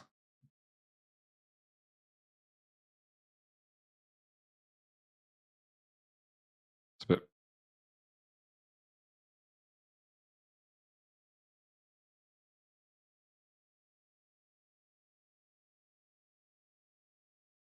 Okay, cool. Nice one. That'll do, probably. 3 dislikes. That's pretty good going, isn't it? I don't know. That's all right. 9. Oh, we've almost got 500 likes. Wow, we've almost got 500 likes. If there's anybody here who can volunteer a like for the cause, that'd be awesome. That'd be awesome to get to 500 likes. My goodness, I think that would put me up as being my best ever live stream like thing and all the rest of it. Because part of the records here. I love seeing this growing all the time with everybody out there. By the way, I love seeing it. Thank you so much to everybody that's doing it as a part of this whole thing that we're up to here.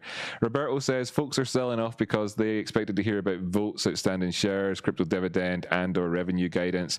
All the build up for perfectly fine results, but nothing explosive. You see, ladies and gents, this is the sort of thing that, like, the likes of Houston Wade, doing a great job out there. Seems like a really like a really lovely fellow. But by the same token, talking about things like expectations like that don't necessarily actually help in the long run if there's a sort of disappointment factor or something like that to go along with it when it doesn't actually materialize. That's the sort of thing. So I don't like that too much. I don't like that too much when people do that sort of thing. So that's why I try and always remain fairly kind of grounded when we talk about these things ourselves. 500. Are we at 500? Woo! 506 likes. Thank you so much, everyone. Thank you so much. Thank you so much. Wow. That's so brilliant. Yeah, so essentially so folks, in the future, don't sort of FUD yourself by having fear or uncertainty or doubt. At the minute, what fears could there be? Well, or what uncertainty could there be? Well, there could easily be fears or uncertainty floating around about things like whether or not there's going to be some crypto dividend. Oh no. Like, imagine, for instance, people felt disappointed if for a minute, because if GameStop turned around and said, yeah, that NFT thing that we're making, what we're doing is we're just adding it to secondhand games and making it so that it's easier for people to sell the games and they know it's a real thing and blah, blah, blah, and digital copies of games. And we're doing this thing and you're going to buy them from us and the blah, blah, blah, blah, blah. And then people turn around and say, oh my God, I'm so disappointed it wasn't a crypto dividend. And it's like, no, because that's a fantastic business idea, shows the innovation, shows like the reasons why we invest in the company in the first place. It's brilliant. It's exactly the type of innovation that you want to hear your company that's going to go on to be the biggest in the gaming industry doing, is to be leading the way in terms of digital assets, whether it's a currency or it's like, say for instance, they turned around and said, no, we're just going to run our cards like that, because last in this quarter, we had $25 million worth of transactions through game cards. They cost us however much, so we're going to do it through a cryptocurrency instead, and that will save us however many millions of dollars every. If it would cost them 10% less, that's $2.9 million in the bank every 3 months as a result. So what would be wrong with that? As an example. Now, these are just easy examples to pick off the top of my head, which don't go along the lines of necessarily, in quote unquote, causing MOAS. But what's going to cause MOAS? What's going to cause it is going to be people who are shorting against something which can actually go on to rock the world. If we're talking about this company going on to become one of the biggest in the world, etc., then are we looking for a short-term impact thing like some crypto dividend that doesn't really matter, doesn't impact gaming? What gamer have you ever heard about that gave a shit about crypto dividends? Like, seriously, name one. Whereas what gamer out there thinks about cryptocurrency? A lot of them. And what are the so there's a slight overlap there in terms of the dividend, but what's a better one? Well, a better one would be something that has a use case for them, for example. And then there's other stuff like the share stuff.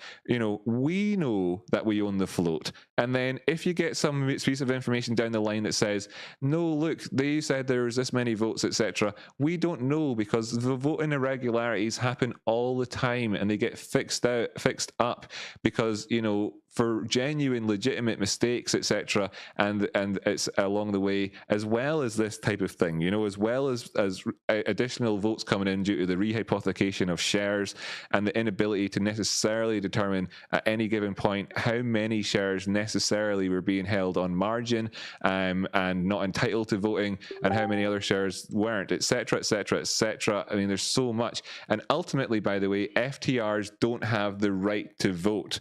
Okay, FTRs do not have the right to vote, just so that people know this. So people who've got a synthetic share and then voted do not have the right to vote. They don't know it. They effectively should, because they shouldn't have a fake share, because their brokers shouldn't have sold them or given them an FTR as opposed to an actual share. By the way, for people wondering, an FTR is the equal and opposite of an FTD. When you think that you've bought a share and you haven't, and it turns out it's actually, you know, an FTR, you don't have the right to vote off the back of that, but you'll have still been given, you know. So these sorts of things can happen, and that means that at the end of the day, GameStop could see a legitimate number coming in for the votes, because the FTRs, I'll say it again, do not have the right to vote. Okay, now so they're entitled to the dividend, right? They're still entitled to the dividend, but they do not have the right to vote. So when people talk about and which is a distinction, incidentally, that people who talk about the crypto dividend tend not to even understand anyway in the first place, but you're hearing it here first explained, I suppose. Hopefully it's helpful to somebody, that as a holder of an FTR, you're actually entitled to the dividend still, okay? But that dividend, for it to be quote unquote a dividend, may not actually be able to function along the lines of a cryptocurrency thing, because GME are not responsible for handing out additional dividends. So, you know, GME could, for instance, offer a crypto dividend and only offer out 77 million of them, and then the rest of them, you know, could in fact, just to scale it back in again, if GameStop do stuff like that, it's fucking with the SEC to an extent, right? It is, and they might not want to rush into doing it until they got the full legal implications of it all figured out. And the time between, setting one of these things up and actually going ahead with it could span out so far as well, that to hope for it to happen could be one of these hoping on and ever and evers anyway, even if it was possible. Furthermore, it fucks with the SEC in the sense that they need to normally have an insurable way of and a sort of an underlying value of the dividend, because it needs to be announced what it was, because it's, you know, a key component of the markets and the value of shares, etc. So you need to ascribe a value to it, in which case, you know, then the brokerages could simply give you the equivalent value, as they do when they give you your payment in lieu for your dividend, which is what you get when you've got an FTR.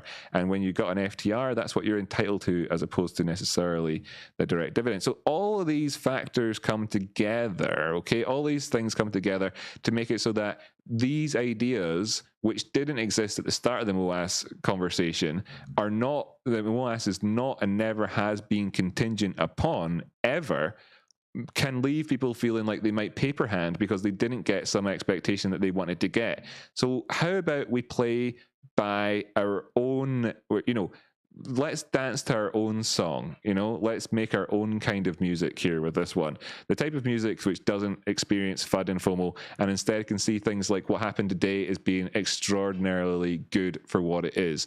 Why is it extraordinarily good? GameStop have managed to increase the efficiency of their business, and it's shown with regards to us in perhaps the autumn of COVID compared to the spring of COVID at this time last year, when things started to close down and were starting to open up again. And this has been a successful increase in their profits in terms of and their earnings in so many aspects, not least of which is that due to all of us and everybody that's not watching right now, but due to so many people, what we've achieved is the increase in share price resulting in the complete and absolute amortization of all of the debt. It is gone. Okay, it is gone. We knew that anyway, but we can hear that we can hear that the future plans are not encumbered by debt, that the future plans include innovative people with focus and intensity.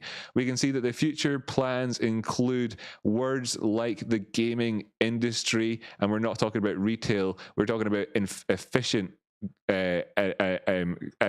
gaming industry, the whole thing. And in terms of the product lines that they're talking about too as well, we're seeing that they're also taking the time to mention that they're adding new product lines. So specifically took some of the time of that call. I mean, it wasn't a long time, maybe 20 seconds, where he mentioned that they're adding lots of products. You're seeing GameStop selling computer screens, monitors, gaming screens, gaming televisions, as well as everything else that it's doing. We've got an expansion of product line. This is specifically mentioned during the phone call, the conference call there. So what we have are all we can really operate on, because the conference call is just an event to hear the same information that we read. Okay, that's all it was.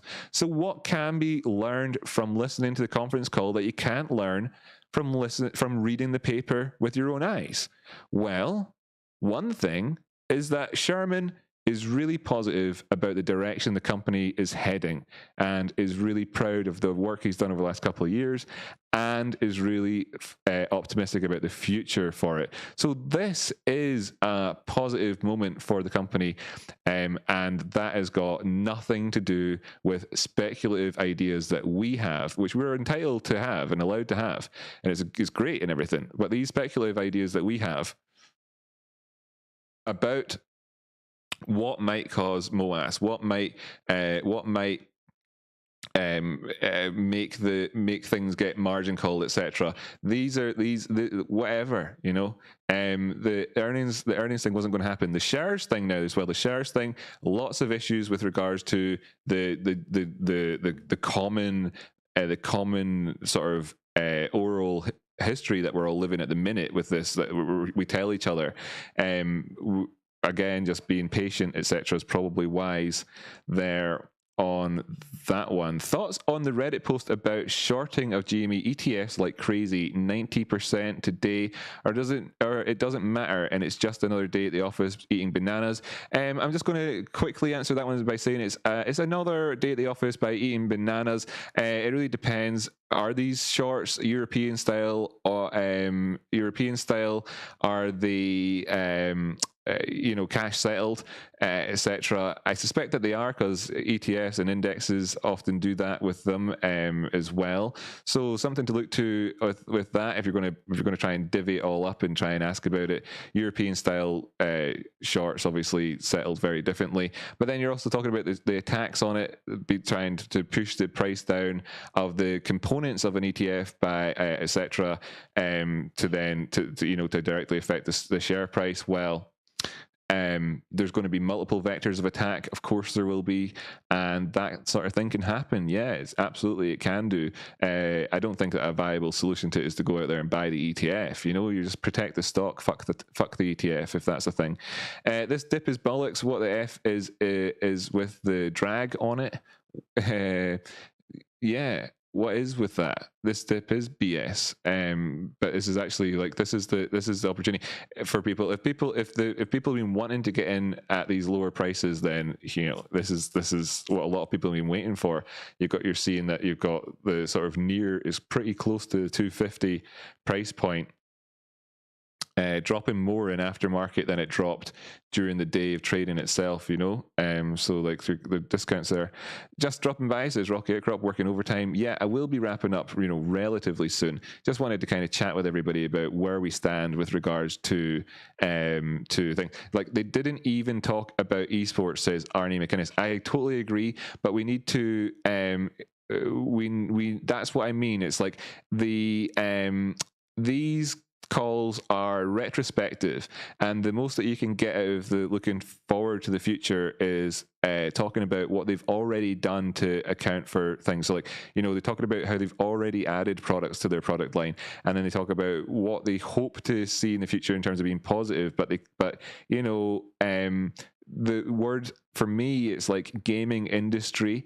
It is good. Like gaming industry. Industry refers to, you know, the different levels of it. You've got, you know, gaming industry itself will include components like esports.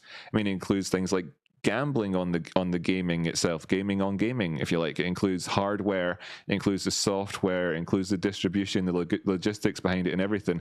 So to say the word industry, I mean, I don't know what they said last year. Maybe they always talk industry, like, and that's maybe something that I'm being silly about. But just like this, I didn't expect them to say anything about esports, etc.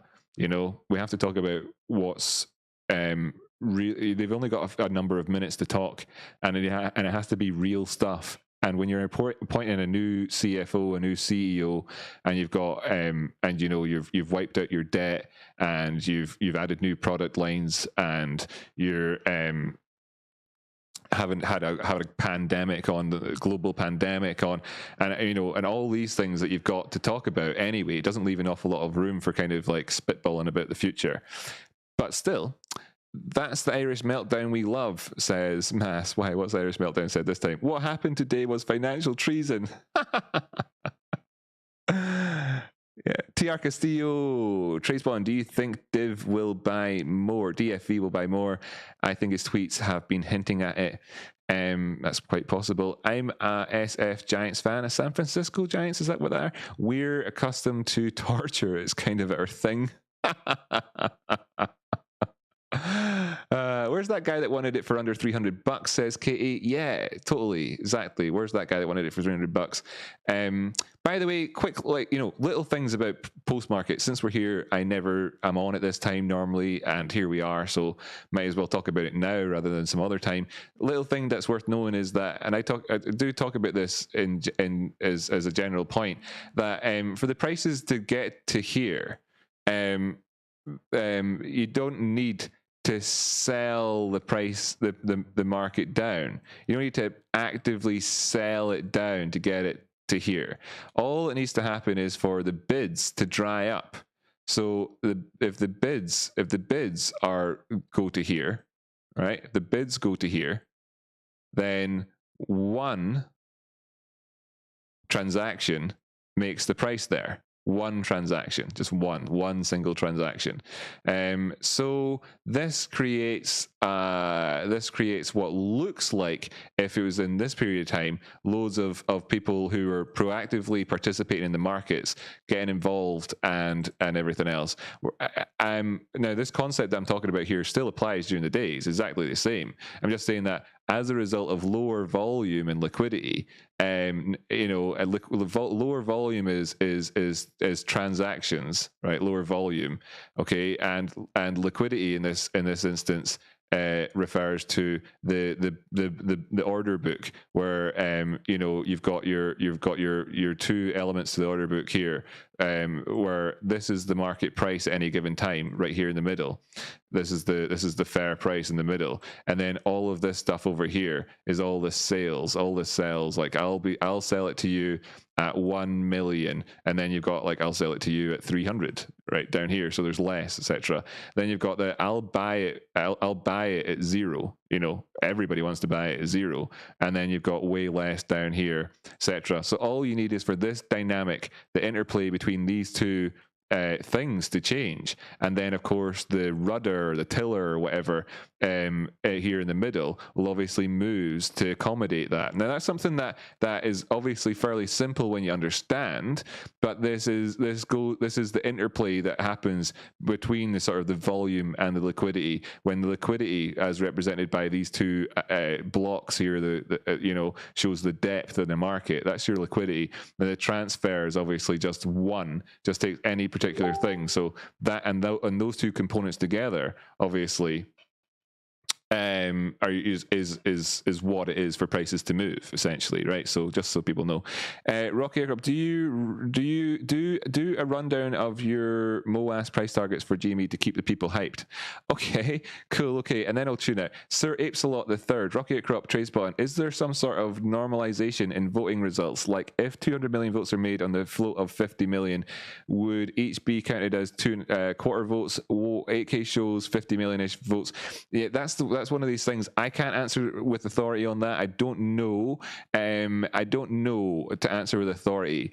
I feel like it would be that, in a sense, yes, a degree of that would definitely happen, especially if it was a unanimous vote, in which case they wouldn't care, because 100% of 100% of that many votes and 100% of that many votes, if they're both voting for the same thing, it makes fuck all difference. So that would be the natural thing. But then you've got to assume that if there was also like like the sort of the yays and the nays was that disparity, they would probably also just say fuck it. But the other thing about it is that if this is the total votes or whatever here, then they'll maybe say, well, that chunk there, well, these chunks here, they don't count because they were written on because they got submitted on this reason, whatever, like they were too late.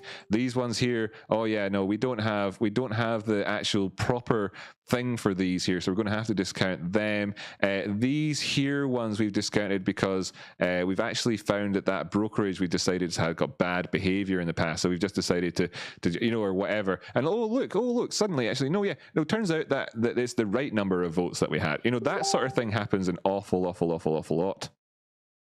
As well, that would be the norm as far as I can. Now I don't have that to wrap up that point. I again do not have the authority to talk on that, and I wouldn't want to give out misinformation. So would sooner say I don't know. But that would be this is annoying. All right, okay, yeah. So that's the sort of question that you want to be asking to the likes of Ginsler at the minute, Wes, because he's worked in these on these edge cases, and other people out there in the world who have got either the authority or the responsibility or both to speak on it. Rocky Crop, that's a beautiful drawing of the train running Kenny over the chars. Thanks, Weezer. So I want everybody to know that there's a lot of good things in the future potential for GME here, just as we come in towards the end of the show to try and wrap things up a bit. I'll try and balance it. I'll try and keep it so that, I suppose I'll move our quote out of the way. I'll hide our quote for just a few minutes here. Okay, thanks so much to George Sherman for telling us all about the Banana Bonanza that's coming, of course. So some little things to be aware of. Okay. Little things to be aware of. And I've done plenty of things like the Elliott Wave $19.5 million target, etc. I've done plenty of those things. Okay. And they're great. How about, just for the sake of doing something a little bit different here, we just do this in a really simple way. Let's just imagine for a second, like here's the chart. Let's just imagine for a second that we can see, in terms of this rise up, that we can see this happen again. Let's see if we can see this happen again, right? We've come here so far, and remember, folks, as well, this company down here is a very different company to this company up here. While we're seeing an increase, it's not like it's not multiple thousands of % increase, multiple fold times increased revenue generation, etc. The minute, in terms of our first quarter versus our first quarter in 2020, etc. What we are seeing is a different aspect, a different concept for the company, that the speculation that was down here was based on a very different company to what we can speculate on now. Okay, so if we agree that speculation is essentially what price is at any given time, Because if you buy something down here, it's because you're speculating the price is going to go up. If you buy something up there, it's because you're speculating, it'll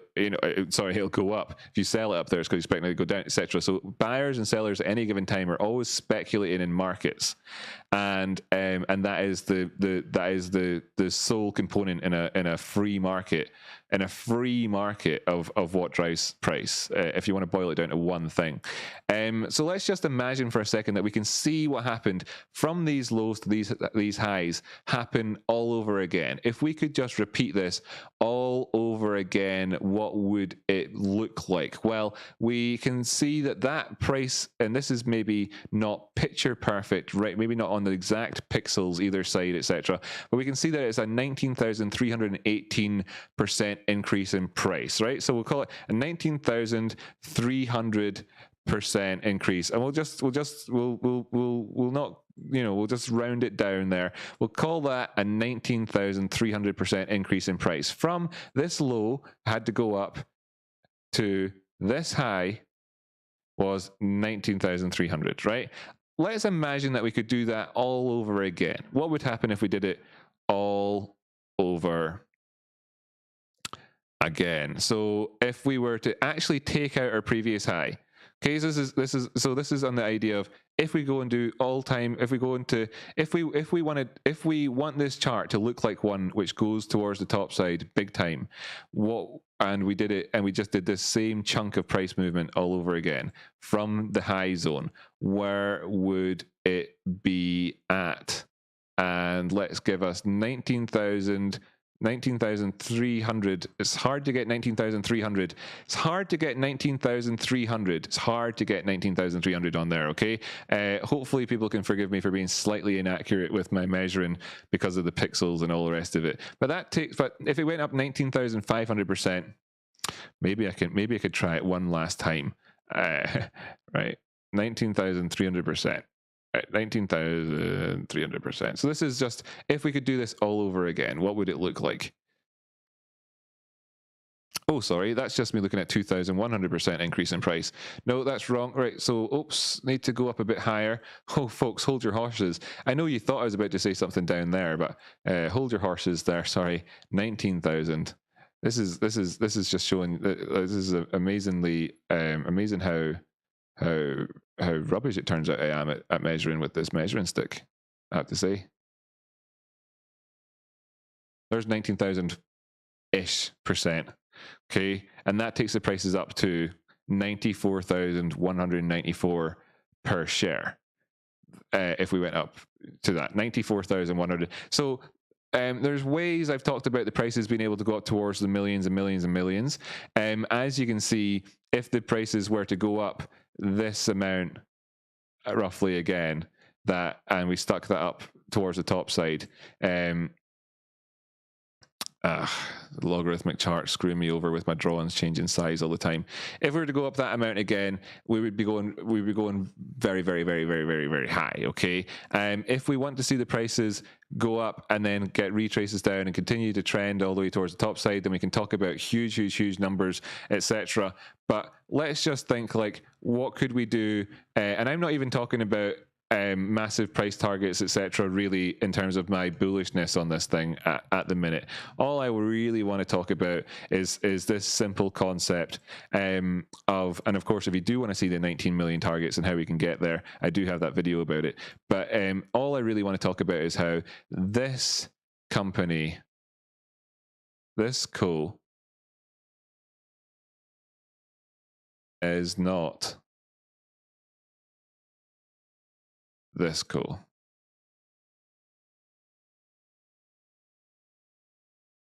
Okay, and we're in the privileged position to be able to speculate about something which we knew about during all of this, and we're in the privileged position to be able to conflate this company with this company. But really, you know, as soon as the prices go above this point, then what we have is people saying, "Oh my goodness, oh my goodness, the squeeze hasn't squoze." That's what the whole entire world will be saying at that point. So here's planet Earth with some continents on it. Okay, there's like Europe, Africa. All right, and here's a speech bubble. And that's what the world's saying, okay? That's what the world will be saying at that point, because there's one way to prove it, to prove it, that everybody who said in January that you were wrong, and that everybody who said when the prices were $40 that you were wrong, and everybody who said the prices when they were $150 that you were wrong, and when they said they were $250 you were wrong, $300 blah blah blah blah blah that were wrong. The one way to finally get them to shut up is to go into all-time highs again, and literally the world looks on at that time, and the world looks on, and what does it get to see at the same time? What does it get to see? Well, it gets to see. Well, not only are we in all-time highs at that point, okay, not only are we in all-time highs at that point, but the world says at that point, oh, new CEO, new CFO, no debt, new products. Right? What does that translate to? They say, what does that say? They say that what that means is they're saying is that the world starts to say, is this even the same company? And you know what? We already know. No. So that's why business as usual is not a bad thing. That's why the statement that came out from Sherman today of Bing Bong, the price is wrong, GME going to the moon, a veritable bonanza, is worth considering. Is worth as a statement worth considering. Let's see if the credits will roll today. The truth is, I didn't actually turn off Streamlabs since yesterday, and today still open. So that's why I'm having all these problems with audio and my credits not rolling. Yeah, the credits aren't going to roll today. They didn't roll yesterday. They're not going to roll today either. Going to do the reverse roll call. A bit of fun here, a bit of tongue in cheek there. I could have done the big chat with the big targets. I just wanted to talk about it in a different way. Just a fresh conversation, about about a company. And it's like, at what needs to change? You know, like for people who detractors of that statement. Okay, detractors of that statement. Just ask, you know, what needs to change for it to be like a new company? You know, what needs to change? Just at what point? For some people, it won't change until they change the name. Okay, understandable. For them, you know, it can't be a different company. You know, for like maybe you need to have merger, like an actual merger to say, well, look, like fundamentally that company is now two companies smashed together, etc. You know, or whatever. There's all these things that maybe for some people that need to change for it to be a new company. For me, for the company to have changed, I'm really just like looking at the direction and saying that was that company, and this is this company so far, and it is possible. It is possible that the company is, you know, wanting us to buckle up, Okay, maybe company is thinking, let's buckle up. There's an exciting year ahead. Whether that turns out to be the squoze year, or it just simply turns out that what we're all looking at the end of the day is a company, even if it does something like even like that and like that, etc. thereafter, who knows? Like even that's fine. Even that's fine, because every time we go up that much here, in terms of looking at this chart, because this is of course the logarithmic chart, etc., then it's equivalent of going up like tons and tons and tons from down below, just you know, every time. So can we do it? Can we squeeze every single one of these? That would be a death knell for a company there, a death knell for a short squeeze, another death knell, all the way along. Anytime it happened, can we get multiples of them? Can we just look at a value company for a while? Anyway round, I want to see, I feel that we're getting what I want to see continue happening here is for the mantra to be essentially this: thank you, apes. Let's make it worth the price. You know, that's just it. And I feel like to do that, they're doing the right steps so far. Okay, that's my feeling on it. Okay. Oh, fuck, there's no chart. That's right. Sorry, guys. Well, anyway, thanks for that, man. Yeah. So what did I do with it? Here's nothing that spectacular to be seen on the chart with what I'd drawn on there, but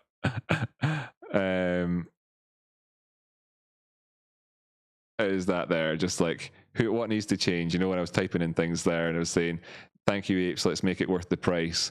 You know, this is what I want to see happening. This is what I want to see happening in the future. I mean, for Luke, thank you so much. Thank you so much, Luke. That's so amazing of you. But you know what? If they want to release 5 million more shares, right? How much more money do they get per share if it's up here compared to down here?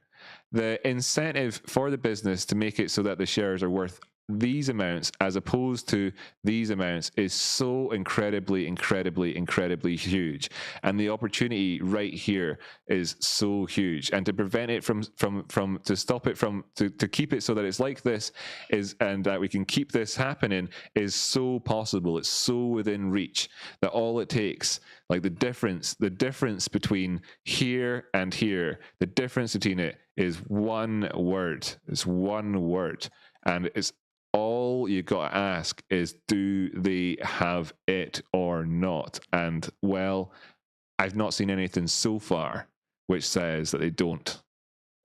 And that's where we can leave that one, right? So bring back on the statement, and do the reverse roll call. Annie, sorry, I read your name out wrong because I glanced over the screen and my text size is so wrong. Arnie, professional plus amateur esports. Yeah, wow, cool. That would be cool. You know, the scope for these things is so huge.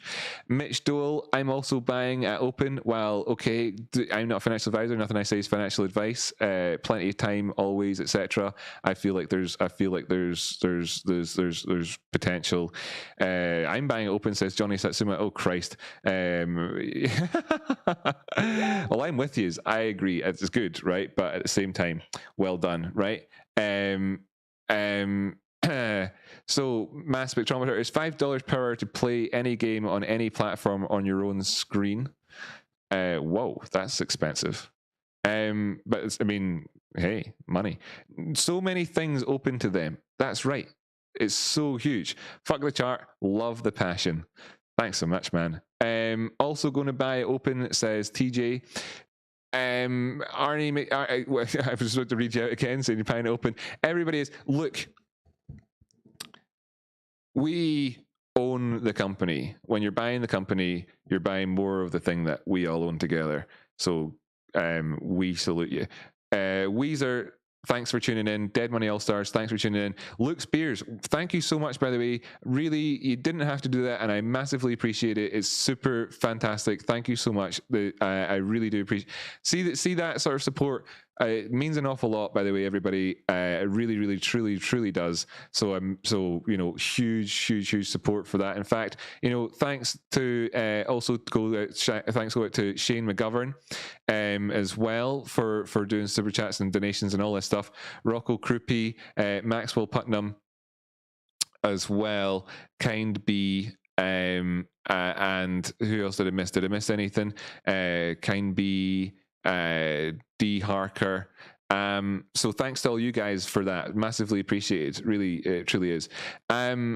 And to the new members as well, of course, as well. You guys that have become members, massively appreciate that stuff too as well. Super good. What's that say? Thanti or Thantia. I wonder what that is. That's a nice name. I like it. Jack's PA, thanks for tuning in. The Nacho friend, thank you for tuning in. Nacho friend.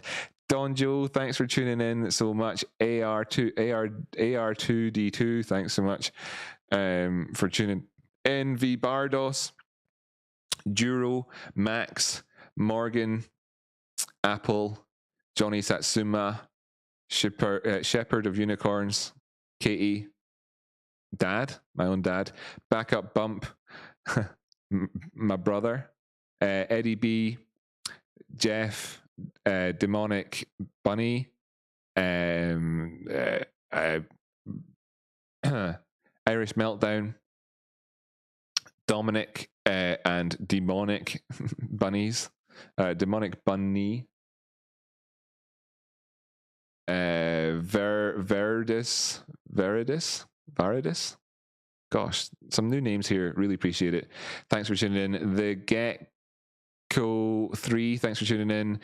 Tommy Berman, thanks for tuning in. And by the way, everybody that's here, in fact, I'm going to bring up the browser again properly so you can see it. Guys and girls, I'm sure you're already subscribed to Jamie. There's a person here who did a song, and I'm going to just play it, and actually this will be how we end then as well. I'm going to play Ronaldo's Diamond Hands song for everybody, because that's after a day like today. This is what we experience life as.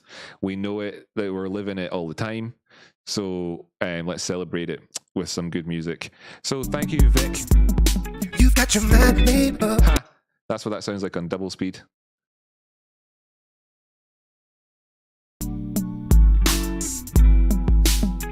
You've got your mind made up. Ain't nothing to see. Rim Ducky, thanks so much. KDO Baggins.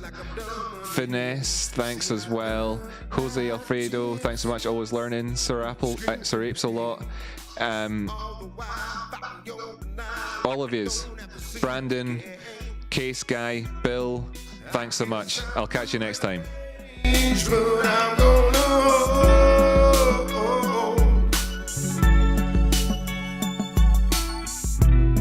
I've been down much longer than you have been gone.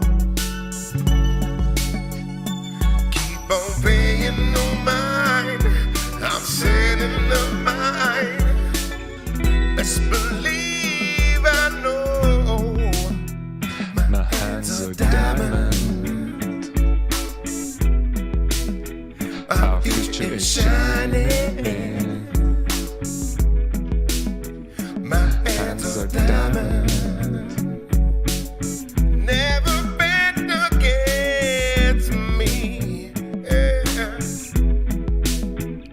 All that money you spent, hedge your bets.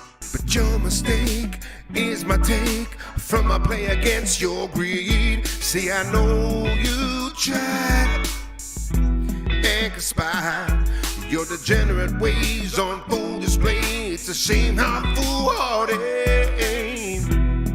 I guess I'm deranged, but I'm gonna hold.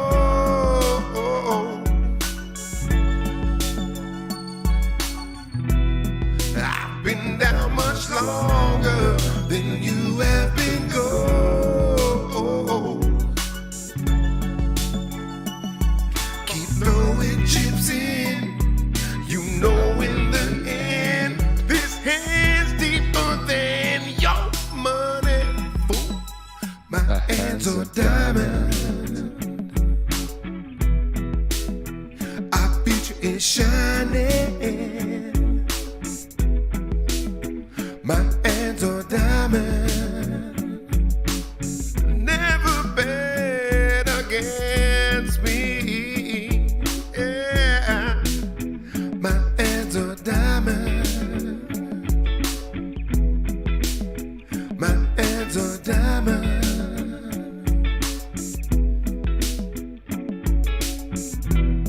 I guess I'm deranged, but I'm gonna hold.